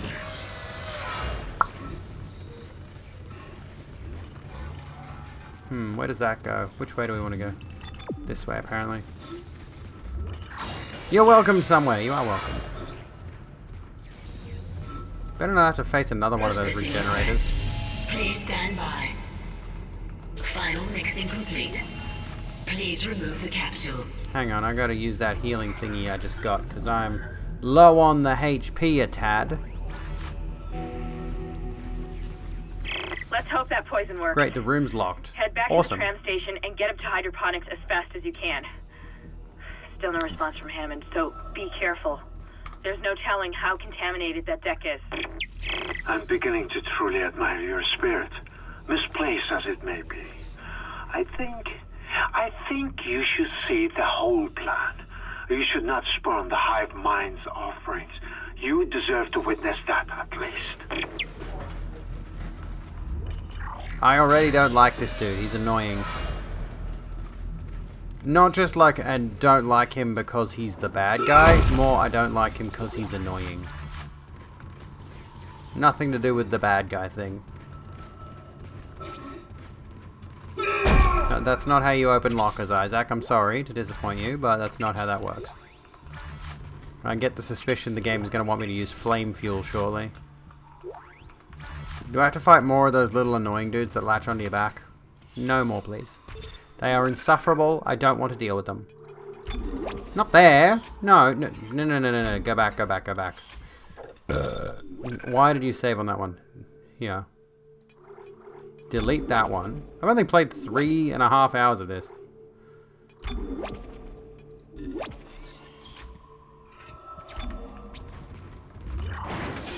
How long does this game go for?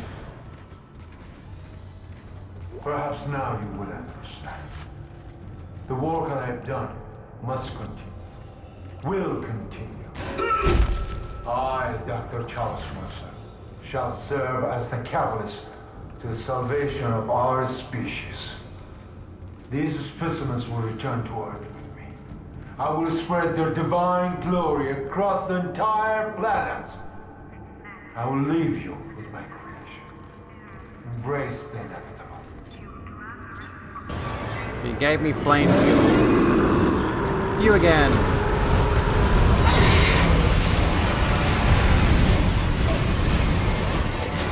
Okay, let's get rid of him.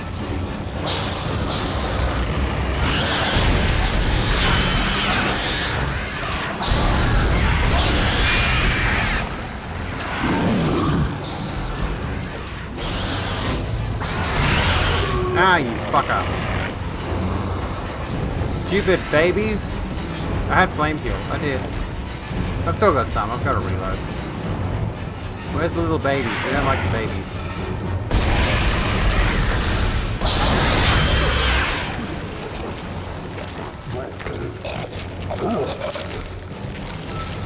He's coming back now.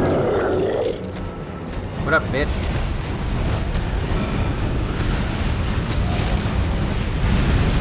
Why did it take you so long to burn to death? There we go. There doesn't seem to be a way to beat it from there. It doesn't seem... Oh, okay, I can go out here. I can literally leave. I don't have to fight him. Why am I doing this?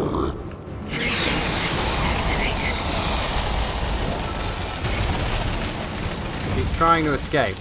Son of a bitch. So we're not going to get rid of the regenerator that easily. I don't know if that's where it's going. Oh, he's in here.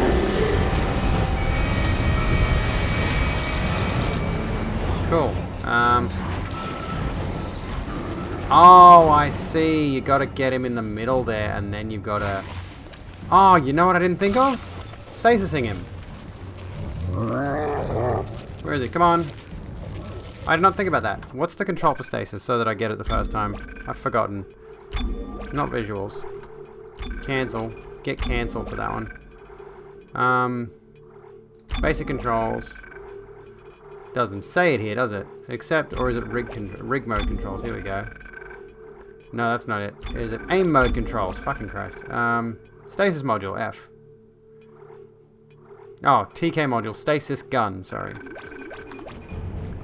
Alright, come here so I can freeze you in the middle of this and then freeze you. I'm gonna freeze him twice. A freeze is coming. Oh, there you are. Ah, fuck. Come on. Come over here. Come over here. Come over here. Come over here. There you go. Stay. Stay put. Come on, come on, come on, come on. Quick, quick, quick, quick, quick. Hit him, hit him, hit him. There we go. Sounds like you need to chill out. Freezing cycle successful. Transporting patient. Boss defeated. Let's just hope that's the last we see of that thing. I've managed to override Mercer's lockdown. There's a secondary tram station nearby, and you can take it to hydroponics. Let's just hope there's enough time. I feel like these two people are not going to survive this mission. I don't know why. I just get the suspicion they're not going to be making out of here alive with me. Could be nothing.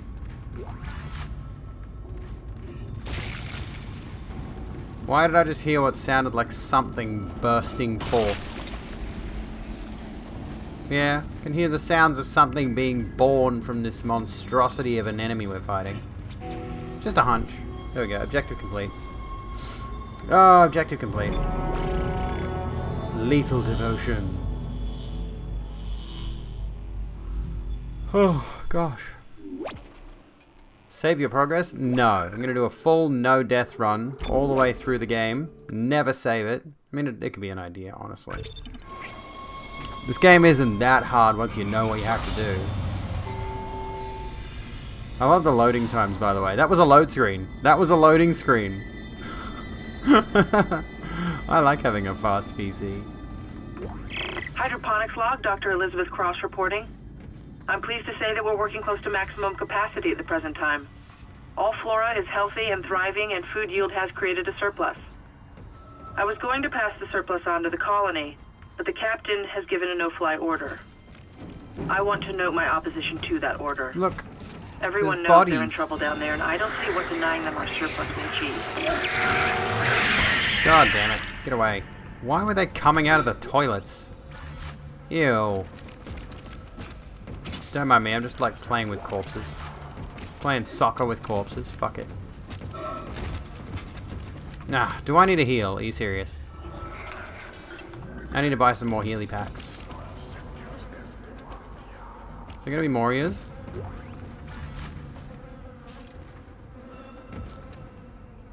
No? Okay. They were jumping out of the toilets!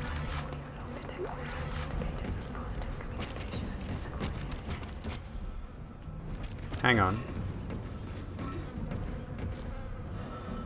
I can hear the sound. I can hear the sound of someone whispering, like some hushed tones, kind of paranoid prayer nonsense. I swear I heard it. I don't know where.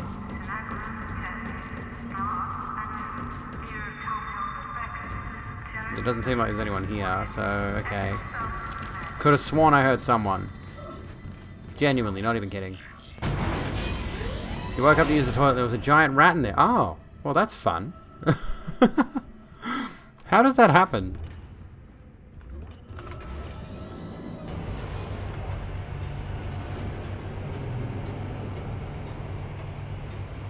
Ah.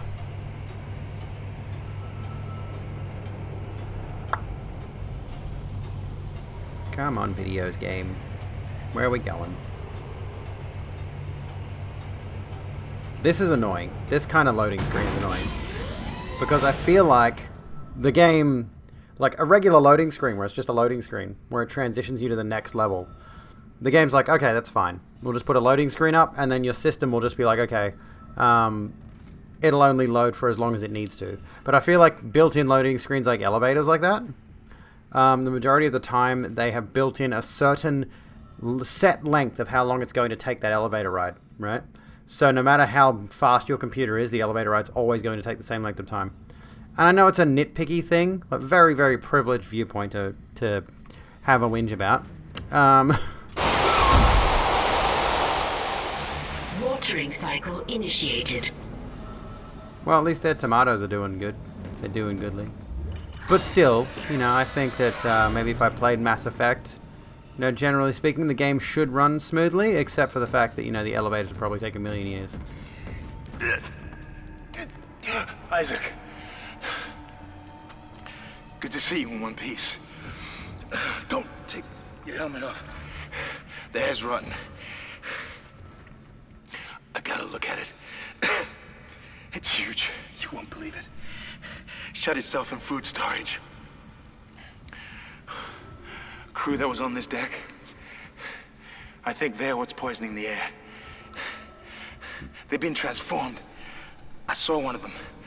Bloated, swollen. They're like poison factories. We need to take them out where we can still breathe. Hammond! I thought you were dead. You need to get to cleaner air. You're not going to be able to help Isaac in your condition. Isaac, I'm scanning the area now. He's right. There's something really big in food storage. But I can't get a good scan. Monitor readings are off the scale. Be careful. Go on, move to somewhere cleaner. Can I chop his head off? No, oh my god. Isaac puts the gun down if I try to take a shot. Move or I'll chop your head off. That's the door to food storage. But I can't override the integrity lockdown. You have to destroy the pods to bring the air quality up. Then you can go through and use the poison on the Leviathan. Cool, cool. Sounds fun. Sounds good. Let's have a bit of a save here real quick.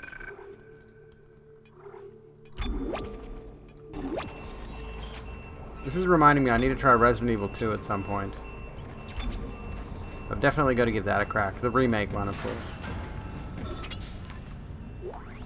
Stasis pack. Okay. Let's get some Healy items. I need some Healies. Can I even buy them? Contact beam, high damage energy projector. Oh, I've got 10,000. Alright, let's get a couple of medium. Oh, we'll buy... There we go, that'll do us.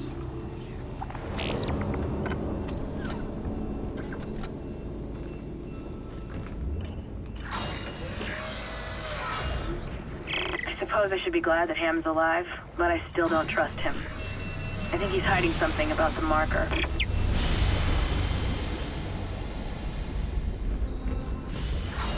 I get the suspicion those sprays may not be entirely helpful.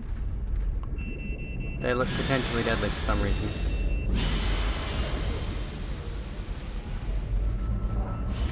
This is what annoys me, is like when they put in an item like this, where it's like a, it looks like a chest, it looks like what you know is a loot chest, but it's just a locked version of it and you can't access it. And it's like, why do that? You've got other props that you could use for boxes that are not the thing that I become accustomed to as a loot item. There we go, we got speed maxed out and we just got to get capacity maxed out. There we go. And I'll have a maximum power plasma cutter. Perfect. Like, yeah, why do that shit? Just use a different prop.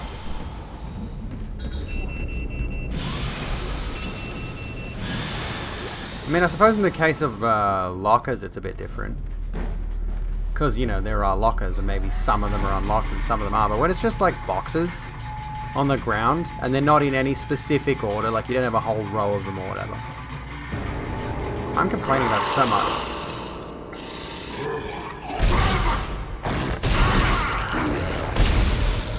Off with your head. You're not that tough. You're not intimidating. Get over yourself.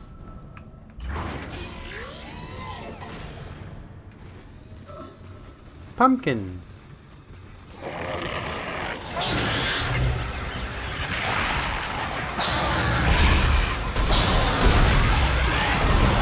Why is it not rotating the dick? Ah, fuck.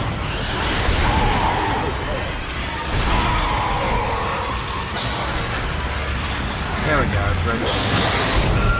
Fuck off! Ah, get over it.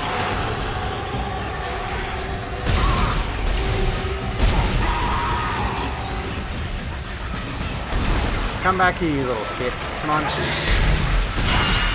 There we go. I'm a master of the... Oh, fucking moron.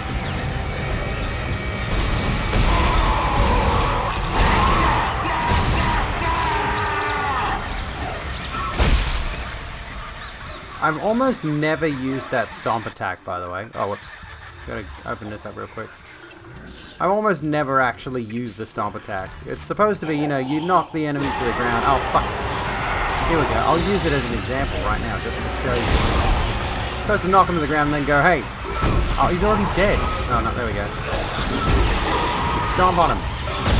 Say, assert your dominance. But it's almost redundant to even try. Because you don't want to be near them. I suppose it could be used to save ammo. Wait a minute. Are you telling me that they've got kookaburras in here? I'm hearing kookaburras on the speaker system.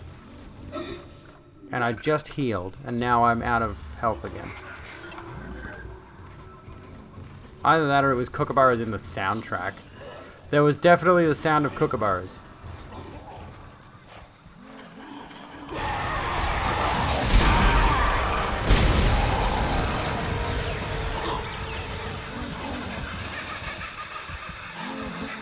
They've definitely, like, I think in the terms of the spaceship, what they've done to make it, you know, more natural and all that sort of stuff. They've got a recording playing, which has got kookaburras in it. It's supposed to be nature sounds, and it's got kookaburras in it.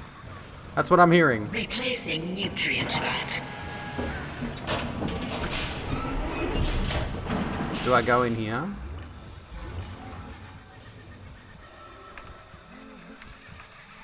We got a level 2? We got a level 2. Okay.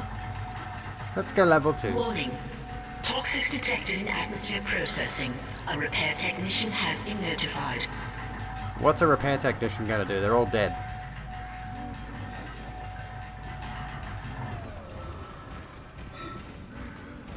Oh, loot. Let's go this way. Hey, look, a bunch of corpses. Oh, we got low air, okay.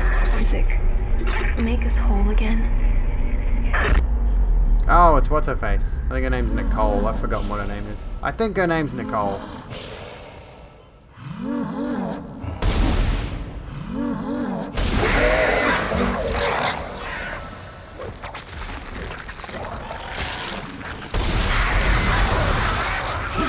Ah, get off me, you little shit.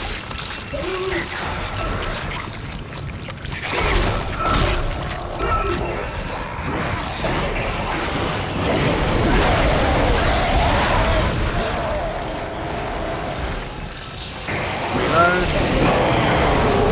Stop bringing back the corpses.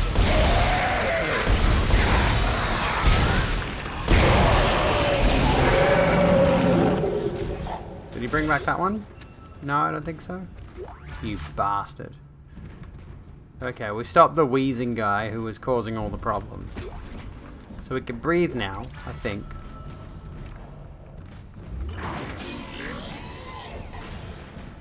What else is there? Do I have to go up a further level?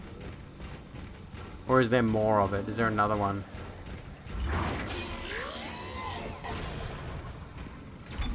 You found an article. Gonna have to redeem the topic thing at some point. You found an article not too long ago that is just why. Oh. What are we thinking? What are we talking? What are you? I've never seen this one before.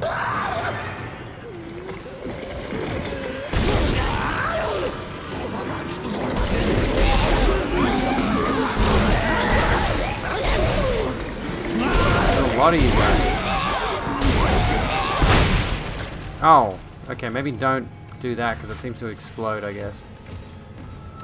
Okie dokie.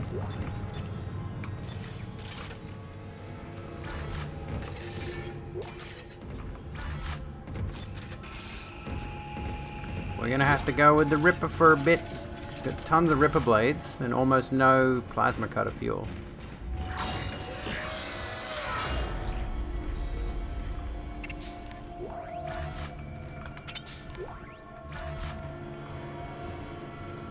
Entering zero gravity. Oh, that would explain the limb. There's like a phase barrier there. What the hell? Exiting zero gravity. That's weird. Okay. Alright, cool. Cool. Entering zero gravity. I can dig it.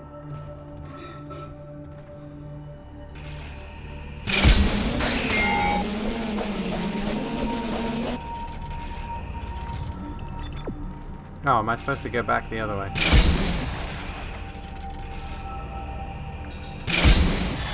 I keep pressing spacebar and it keeps firing my Ripper blades. I wanted to get whatever that was.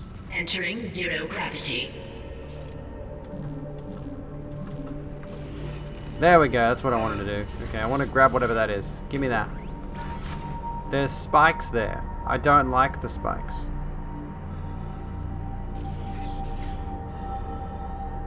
Is there anywhere I'm supposed to be able to go? Where does this lead? Oh, it's not. Okay, I thought zero gravity inherently meant no oxygen, but it doesn't.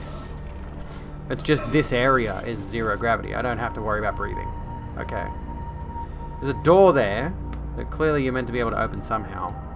That goes to something, but I'm not done going back this way. Zero gravity. I'll take a stasis recharge while I'm at it. So we're gonna go back this way. We're gonna find something. What is that? Yeah, those blow up and cause big bad. I'm assuming maybe like I can knock those off them and then shoot them to blow them up and then hurt their guys. Fingers crossed. Fingers crossed. Accept. There we go.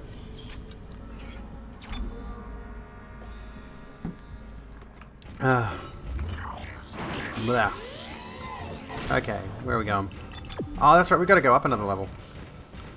Forgot about that. So I'm getting ahead of myself here. I've gone somewhere I can't go yet. I think I have to open that door, whatever it is. It's like the big yellow door. I'm guessing I have to open that somehow.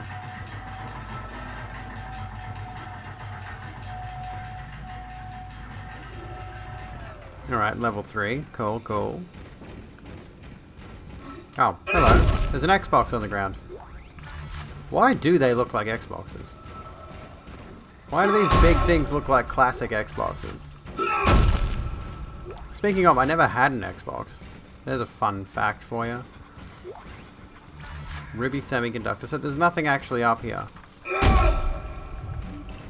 I'm guessing it wants me to go back down to level 1 then. I never had an original Xbox. I've played one. I played one. At a friend's place. They had one when I was a kid. And I was kind of blown away, you know, like, there were certain games where I was like, this is playing on a system that's on par with the PS2, sorry, not PS1. There are a few games that I played, or that I watched a friend play. And I was like, wow, this is actually groundbreaking, like, the graphics, the frame rate. And here's me as a young kid. Doesn't really understand that shit at this point, but, you know. Cool, the graphics were cool. They were better on the original Xbox. At least from what I was introduced to. Yep, you want me to go in there? Proud to do your first neon wave-ish animation. So we got another toxic guy in here, okay. Got another Tinder date in here. Gotta look out for him.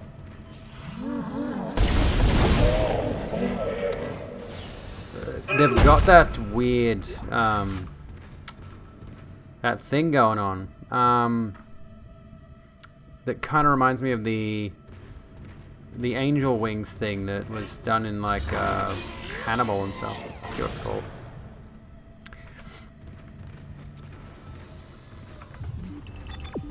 Okay, so where do we go now? We go back this way?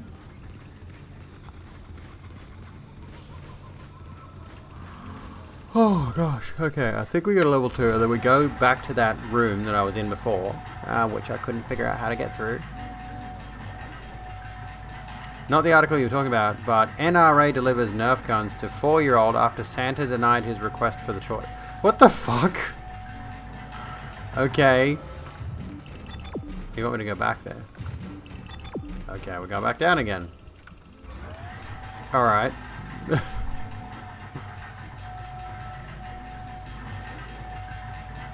It's fucking Santa, like it's a made-up character. If there are any children watching at home, I'm sorry to disappoint you and your parents, but Santa's made up. It's just your parents. That's just insane. Where are you telling me to go? This way. That feels like an incident of like, hey NRA, stay out of other people's business. Oh, okay. Sub-objective complete, okay. Can't spell Santa without Satan. I prefer Satan, honestly. Santa's a gift. Oh, hello.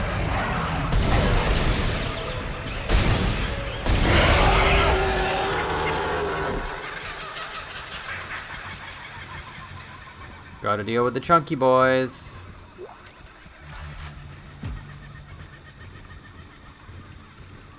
I like how convenient it is that Isaac's plasma cutter is able to cut through the flesh of these guys. He's like, it's just that powerful. Satan doesn't trick you into making him cookies. No, Satan will invite you over to bake cookies. And they'll be very nice cookies. They'll be nice homemade cookies. They'll be like a decent size too. Like, you ever had one of those like big choc chip cookies? That's the kind of cookies that Satan will bake with you. And then like he'll give you like a spare t-shirt that he hasn't worn in a few years. And it's like this really cool band that he used to listen to, but he's like, oh, I don't wear the shirt anymore, you can have it. Satan's really nice like that.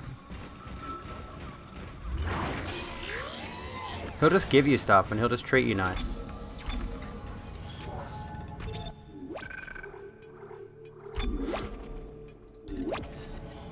Unlike Abby Shapiro, who will not respond to my DMs. Bitch.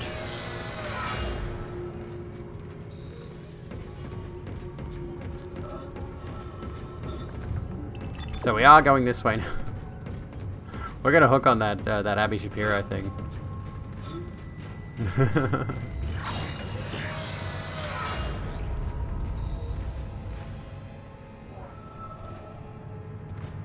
Entering zero gravity. Okay, but zero gravity for what reason? Why am I in here? I like how there's just like bits of blood floating through the air. That's a cool effect.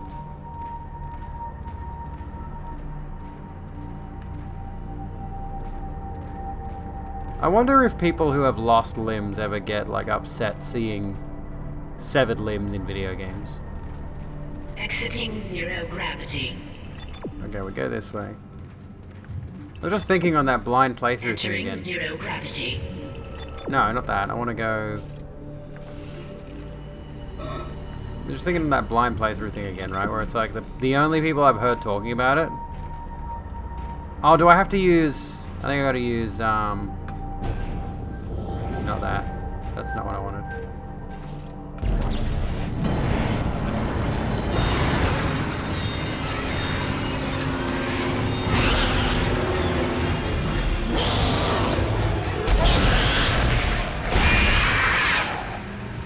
Is that it?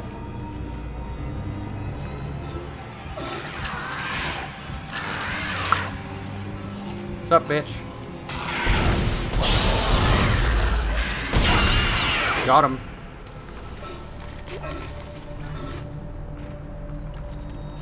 Okay, where are we going?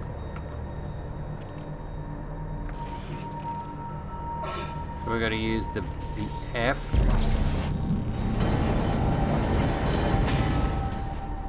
To pay respects, and then we jump through, and then we got more bad guys to deal with, of course we do.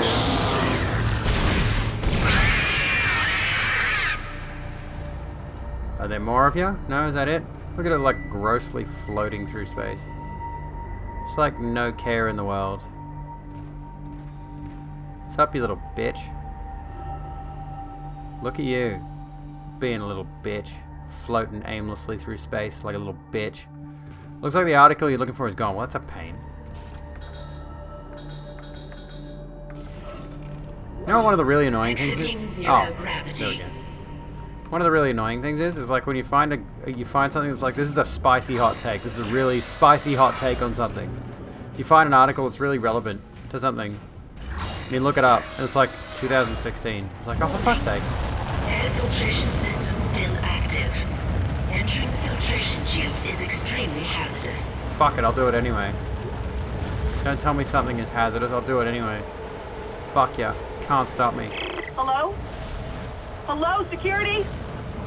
Thank God. This is Dr. Cross in hydroponics. I'm trying to locate second engineer Jacob Temple. I can't get through to engineering. Of course I know there's a shipwide medical alert.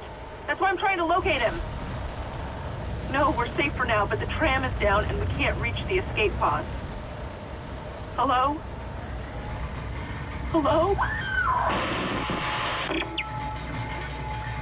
Unrelated to the Kirabel case of, or whatever the fucking name is. I think it was Kirabel was the one who transitioned FTM and detransitioned, and then of course that was used as a talking point to make trans people look bad, as you do. Why can't you pick that up? Have I got no space? No, I've got space. What the fuck? Pick up the fucking... What the fuck? Pick up the thing, you dickhead. Oh. Get out of it, Isaac, you idiot. Abigail Shrier. Why do I have to be affiliated? Why do I have to share a name with a bunch of shitty people? Can I say, like, I picked the worst fucking name on the planet. I seriously did. I picked the worst fucking name. Abigail Shapiro, Abigail Shrier. Why do I do this to myself?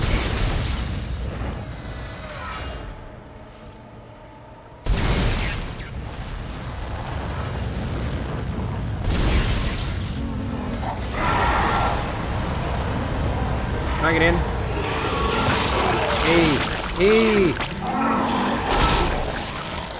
Oh, we got no oxygen, eh?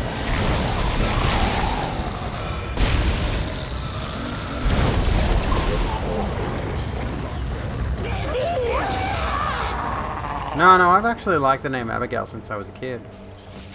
There was a show that my mother put on, and not my mother, my grandmother. It was at my grandmother's place, and there was just like this animated movie. Yeah, we'll use that one, I suppose. Yeah, it was this animated movie. I think it was like anthropomorphic animals, maybe mice. I think I can't remember exactly what the movie was. I have no idea what the movie was, but one of the characters was named Abigail, and it stuck with me. I don't know why. I have no specific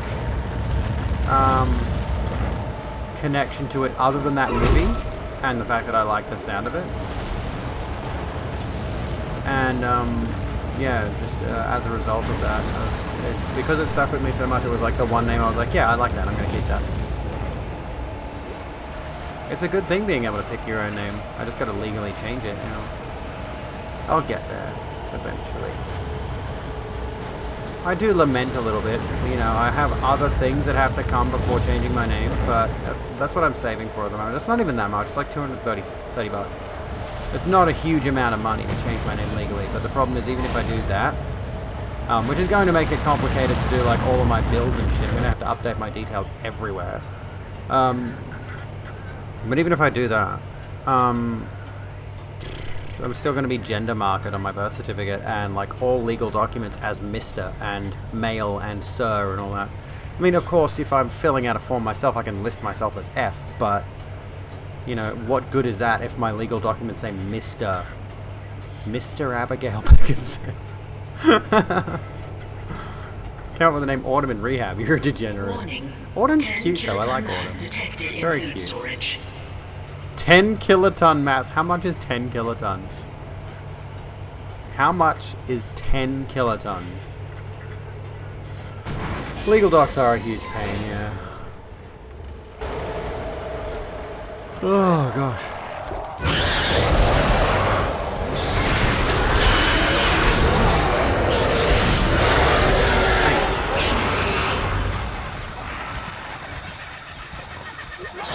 I think it's the background music. Who the fuck's attacking me? Oh, it's you.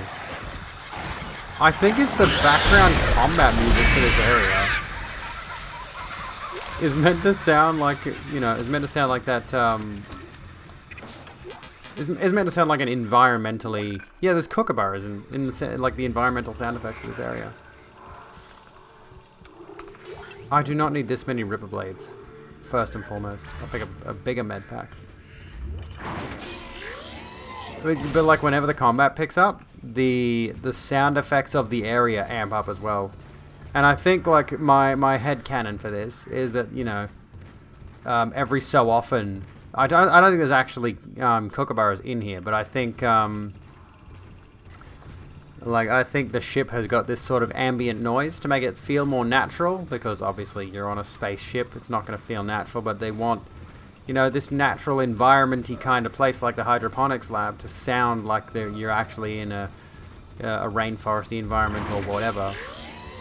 First ever game in history? Oh, I don't know.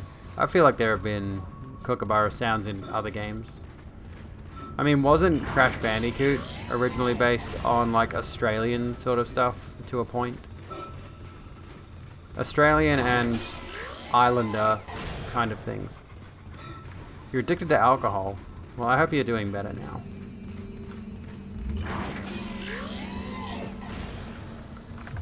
Let me have a look. Where are you telling me to go? That way. Oh, okay. God, I'm tired. Bleh.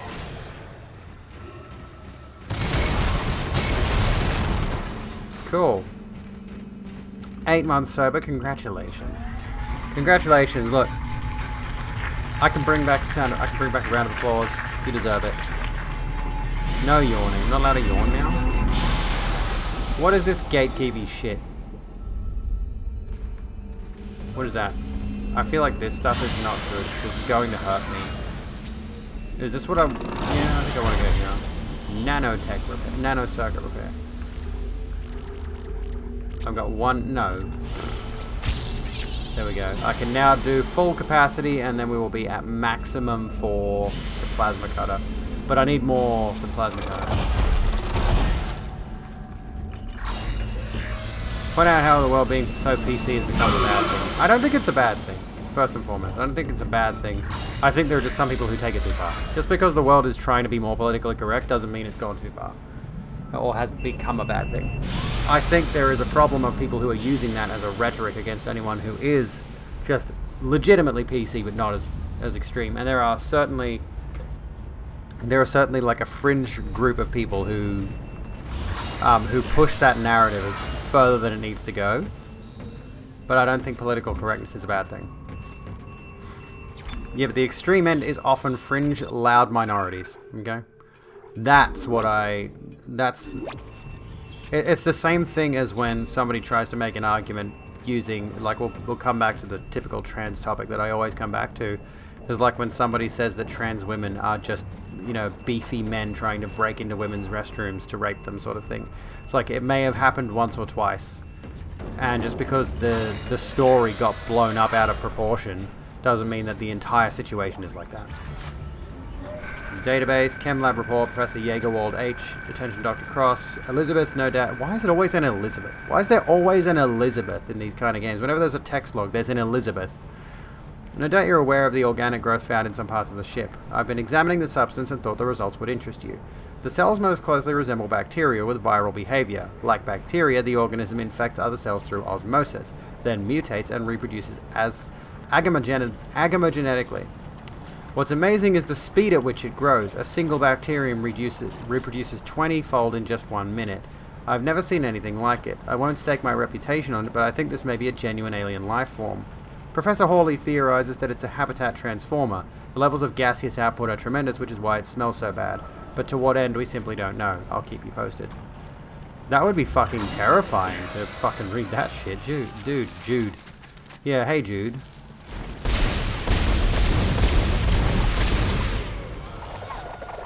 Cool, I've got no more of that left. I guess we're going with a laser, what's it called?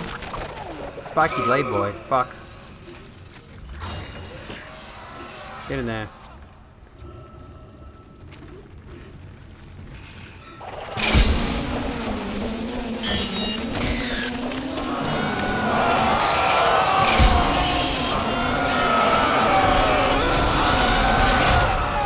Fucking hell, dude. I didn't have enough ammo to take him out from a distance. Bisexual, mixed race, Indian, Native American with famous black fans, black connections. It's getting cancelled over clickbait song titles. If he's popular enough, it's not gonna fucking matter, honestly. That's the thing, it's like, cancelling is virtually completely useless. It doesn't mean anything to anyone who actually cares about it.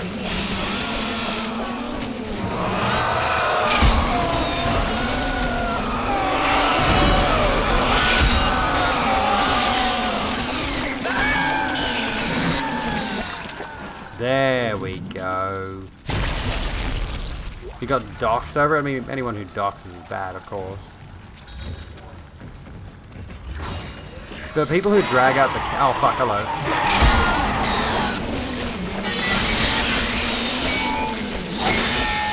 But the cancel culture narrative pisses me off quite a lot, because more often than not, people who claim that they've been cancelled by something are generally speaking fine.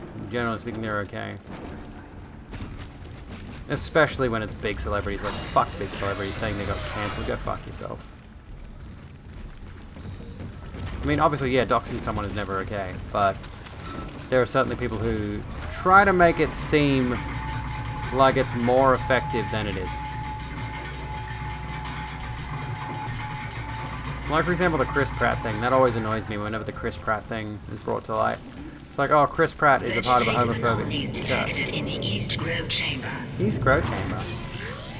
And people are like, oh, they shouldn't have cancelled. Like, all the celebrities coming out in support of him.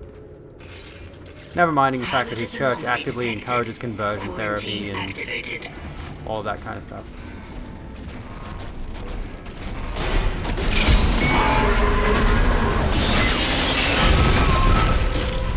That's not good, is it? Get up, Isaac.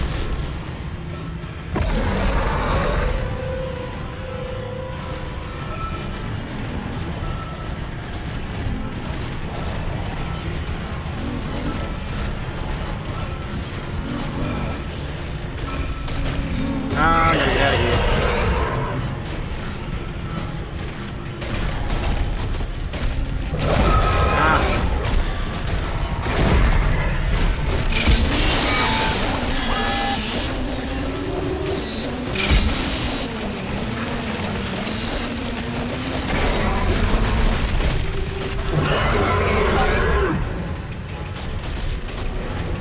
Blah, blah, blah, blah, blah.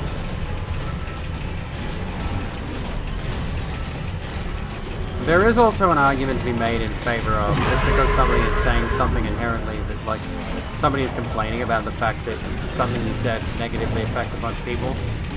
Controversy creates chaos. If he's getting cancelled, quote unquote, over this, more often than not, people who are getting cancelled over something controversial tend to come back from a pretty okay. I mean, I've mentioned Pete Evans before, recently. He shared that Nazi tweet, and then he made a few comments in the follow-up to that. Not a Nazi tweet, a Nazi meme, sorry. I've spent so much time on Twitter. I'm terminally on Twitter. I really need to find another hobby. Fucking hell, dude. And if people get blown up and or cancelled, there's that whole thing of no publicity is bad publicity, right? You know, you draw more attention to your name if people are writing articles about you, if people are complaining about you to their own following. All that means is people are going to check you out. Do not make a Parler account. Parler is fucking stupid. Parler is not free speech, first and foremost, if that's what you're thinking. Parler is like the exact opposite of free speech. It's kind of hilariously ironic, the people that use Parler. I've been tempted to make one for the memes, to go on there and just see just how far I can push them. content for next week's stream? Parlor account? Look over there. Oh, it's you again. I guarantee you I get dogpiled over there like crazy. Especially being a trans person. There are people who are obsessed with the idea that platforms like Twitter and Facebook are censoring them. They're absolutely obsessed with it, but like the reason that these platforms might be censoring them is because they're sharing bad faith arguments to huge audiences and conspiracy theories more often than not. So they created their own platform. I believe there was also an issue with with Parler getting caught leaking social security numbers or something of the like. I forget exactly what it was, but it was something like that. Oh, we got another one of these fucking gassy boys. Oh, do I have to... oh no, I've smudged my makeup. Bruh. I think my nail polish is slowly coming off too. My pride nails are coming off, so I might need to get rid of those soon. There's no such thing as swearing too much. You're in an Australian stream, for goodness sake. Also, I just noticed before when we were on Twitter, a bunch of people actually liked my going live tweet. And I didn't... No, was it my going live tweet or my video tweet? My video tweet. And I didn't link the video in the tweet. And it got a bunch of likes and retweets. Not many, but a few. Whereas when I usually post my video tweets, they get nothing because I put the link in there. Because the Twitter algorithm suppresses self-promotion. It doesn't want you to be posting things with links in it. Yeah, I know you're Australian as well. There's no such thing as swearing too much. I mean, for goodness sake, when I started streaming, I kept letting the chat say cunt so much because like the chat bot, the automatic, like Twitch's own chat bot, will automatically censor the word cunt. But, oh, hello. Hello. Over here. I gotta shoot him.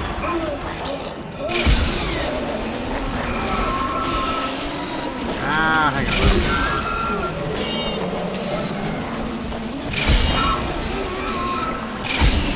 I can't get him. For God's sake! I couldn't get the fucking asshole. Oh my god. Fuck off. Yeah, I let the word cunt through so often that the bot was just like, oh, we've uncensored this word for you. You don't need to worry about it anymore. Can I get rid of like this one? Drop that and pick up the gold semiconductor. Okay, we've got the Leviathan here. Okay, yeah, get on with it.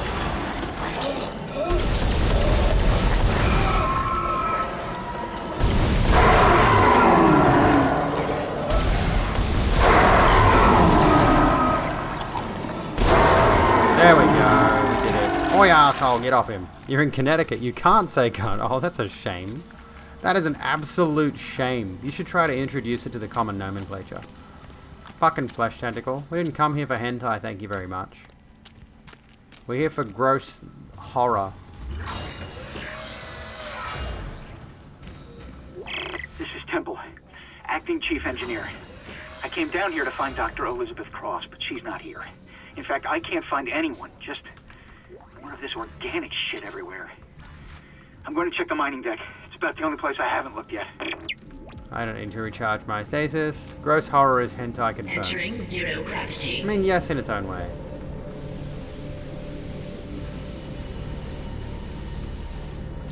We'll go over there. Get out of the way. Look at this stuff. It's great. I love this kind of shit. Guro is a thing. It is. Oh, hello.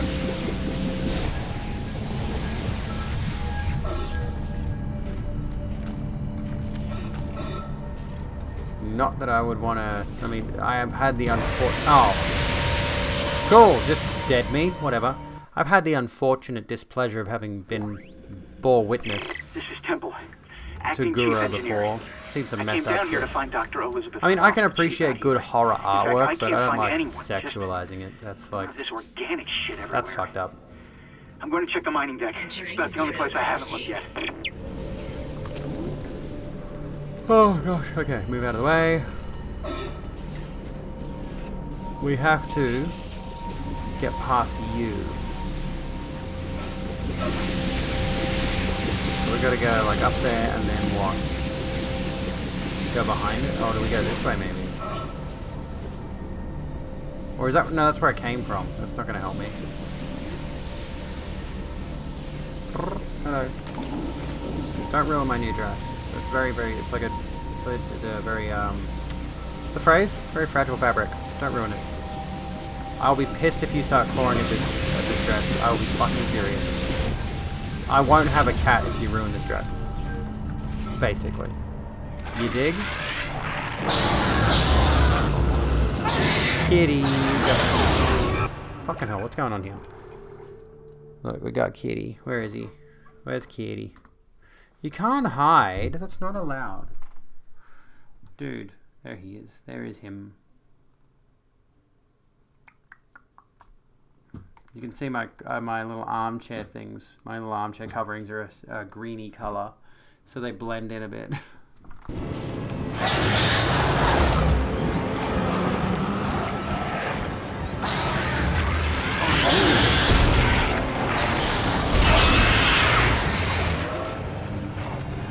He is a cutie sometimes. He's sitting in curling now. He's having a good old time. Oh, we're in low.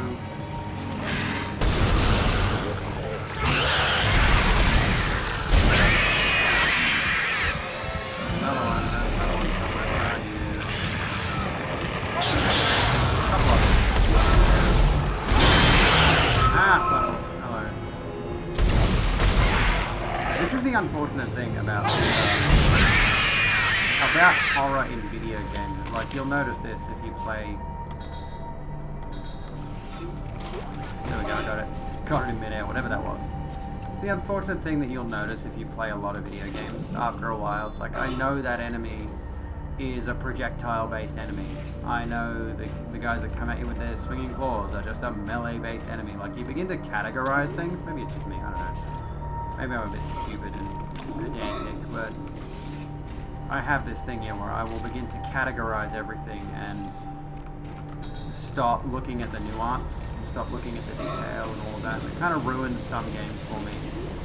Where I'll be playing this or I'll be playing that. It's like, oh, cool setting.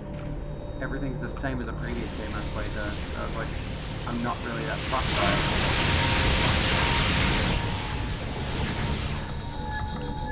it. Dude, are you serious? I gotta get out of here now. It's such a fucking thing, dude. It means like, and I do this with movies. I'll be like, oh, okay, I know this guy is hero, protagonist. He's going to shoot the bad guys with the gun. Exiting zero gravity. I don't know why I do it to myself. Oh. I moved the microphone away. Sorry. Because I was showing the cat off. I need to get a better microphone, I think. And a better mic stand on that note. The mic stand is good. But I would like to have a more flexible one, a more expensive one. I want more stuff, you know, I want more stuff and shiny things. I want more money. I don't think I'm gonna make a ton of money playing video games late at night and playing Dead Space. But I think the discussion-based topics are good for stream. Honestly, what I've been playing on, what I've been talking about, I think is a good step in the right direction because it promotes a diversity of content. I suppose is good. Being able to reach out to different audiences. The problem with the discussion content, though, right, is because I'm so relatively new to it, to focusing on that style of content, I find myself at this junction point where I'm like, how do I find people whose viewpoints align with my own, who I can relate to, who I can reach out to and make connections with people? Because that's what the major thing about streaming is, right? Is making friends, reaching out to people, combining audiences, sharing audiences. That's the big thing. It's like if I want to grow a bigger audience, I'm going to need to find more people like me and interact with them and try to build those friendships, build that network, you know. Replacing nutrient vat. Down there.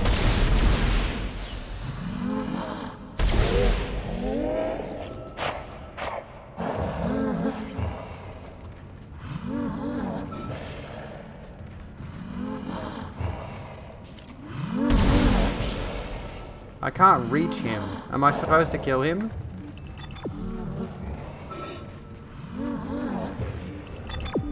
I think so. Replacing nutrient vat.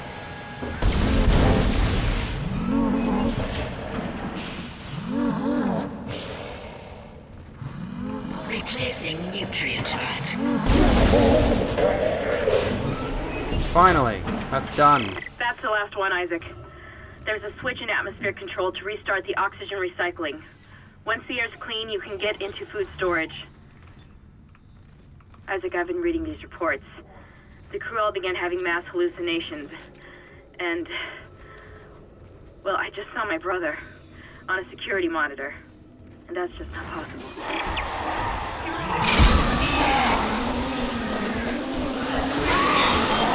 Come on.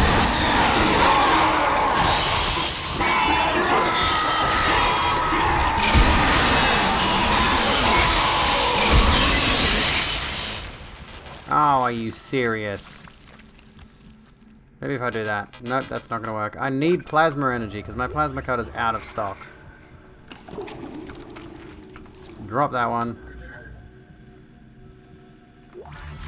There we go. Perfect.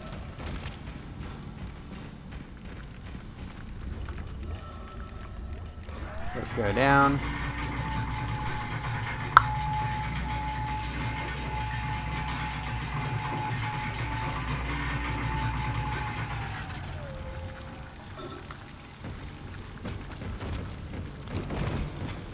I'm pretty sure I'm going the right way. I'm just sort of following, I'm just like retracing my steps. Isaac, where are you? Help me. Let's give it another save. So I've been playing for nearly 4.5 hours now. I may call it shortly. I just realized I've been recording the whole thing again. Fucking hell. I'm supposed to stop recording after the topical discussion stuff. Restoring nitrogen and oxygen levels. Food storage lockdown lifted. Okie dokie. Can I buy stuff? Because I want to buy some more. How much credity monies have I got?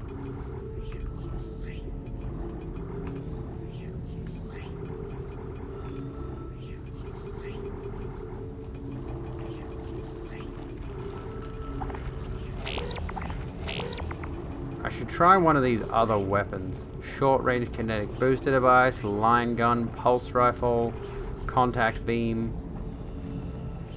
I might try the contact beam. See how that goes. Oh, I could have bought the level 3 suit.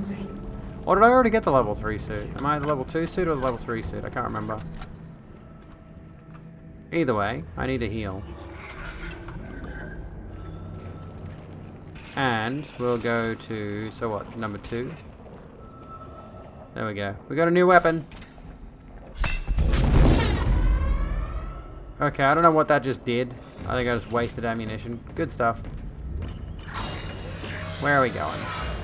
Is this where I have to go? No, we have to go back this way. Okay. Hey, open up. We're going around here. Where are you taking me? Oh, there's a staircase. Okay. Is it boss fight time? Why do I get the suspicion it's boss fight time? Look at all of this. Hydroponics log, this is Dr. Cross. It's hard for me to believe what I'm seeing here. This is crazy. Absolutely crazy. I'm going to the mining deck. I hear that's where survivors are gathering. Jacob, I'll wait for you there. It's telling me to go back. Oh no, now it's telling me to go forward again. Okay, that's gross. Unknown antigen injected into the filtration system.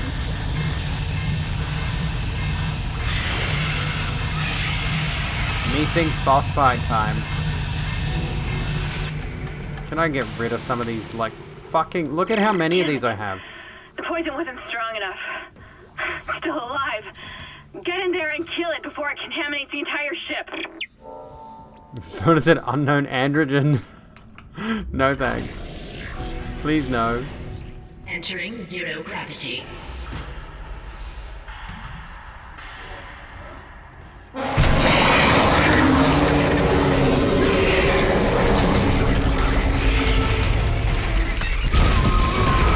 Did I just blow myself up? I think I did.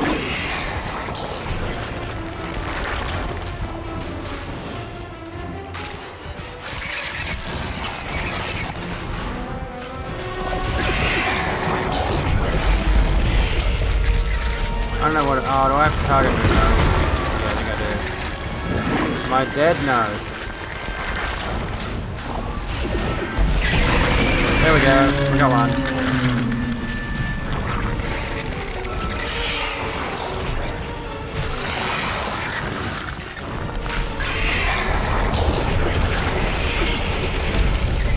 Oh no, didn't work. What do you do? You can't really avoid that. You have to just run backwards, or what do you do?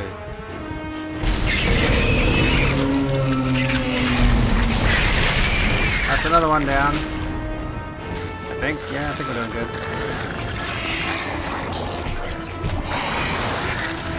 Look at this colossal anus right here.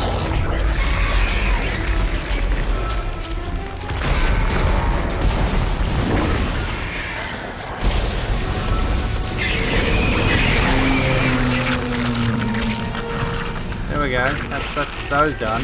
That's like what, phase 1? I'd say that's phase 1. Look at this fucking race.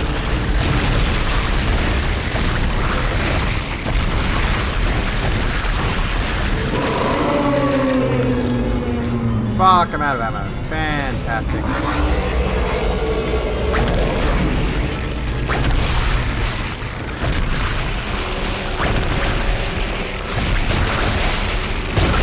Ah, dude.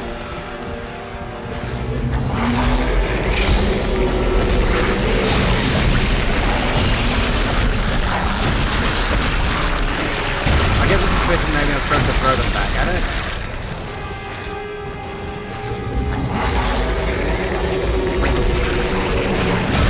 Nope, that didn't do anything. That just knocked me out. I don't know, I don't have any more ammo. What do I do? I think I just picked up something. No, that didn't help. Ow. Gross. Stop throwing shit at me.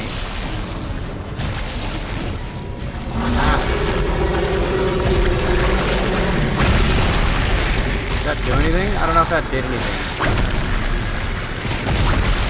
Is it possible to, like, fail the boss fight?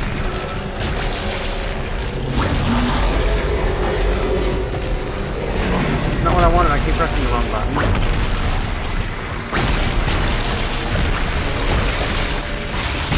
Why are you giving me Ripper Blade, dude? End boss? No way. It's not even there.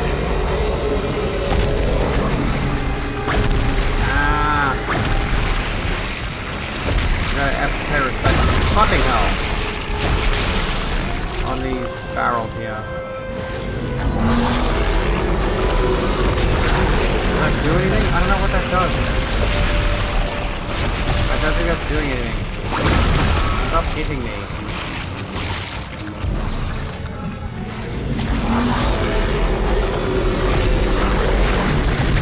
It's not helping. I don't know what to do.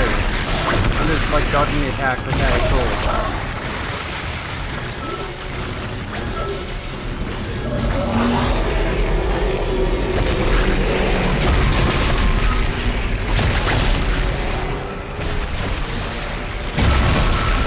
I don't know what to do here.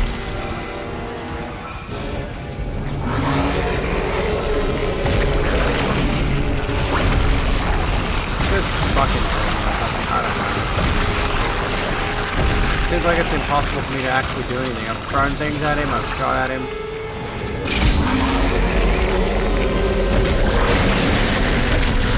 Like these long moves I've got moving. I'm pretty sure I'm gonna die. I can't hit him at all.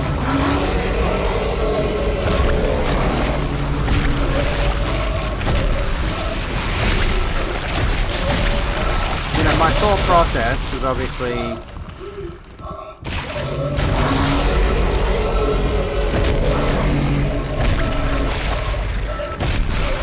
throw the explosives at him, right? That makes the most sense. Throw the explosives at him. Doesn't do anything.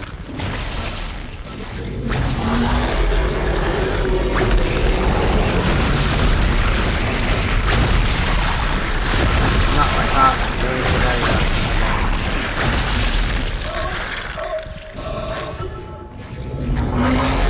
No, I can't even use my,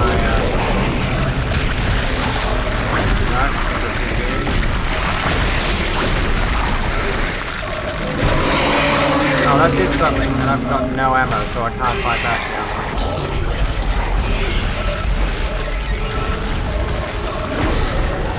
I'm gonna die here, because I can't get away from that. Like, I don't know if he's supposed to be able to go under that, or what? The tentacles? God, that's... I don't know. I feel like this kind of a game is not designed for boss fights. Anyway. Maybe I'm just too tired for this shit. I think we're gonna call it there. I think I just saved. Is there a save point? I think there was one just back here. Yeah, just before this hallway. Yeah, I did save it. I might go resave it just in case. Just in case I missed it. I'm pretty sure I did. I tend to save no matter what, even if I just did and I haven't done anything. If there's a save point. But yeah, I'm tired. Cat's getting up. I think Cat's tired. Smudge is tired. There we go. Hello. Hello, baby cat. And I need to... I'm exhausted. Cat, you're pulling on my headphones. You can't do that shit. Alright, that's... enough of that for now, I think. We'll head over here. Exit to Windows. Yes, we're going to exit to Windows. Of course we are. Of course we're going to exit to Windows. Right, well. That's been fun. Tonight has been a pretty decent stream. Gonna raid somebody. I don't know who. I hadn't thought about who we're gonna raid, but we're gonna raid somebody. And then I won't be back until Sunday. I'll be back on Sunday. So I've got a lot to prepare for that. Got to get ahead of myself, you know. I've got to figure out what exactly I want to do. Of course, like, we're gonna continue playing Dead Space until I finish it, but topics. We got more topics. We want more things to talk about. I wish I could stream every night, honestly. It'd be good if I could stream every night. I hate to lament.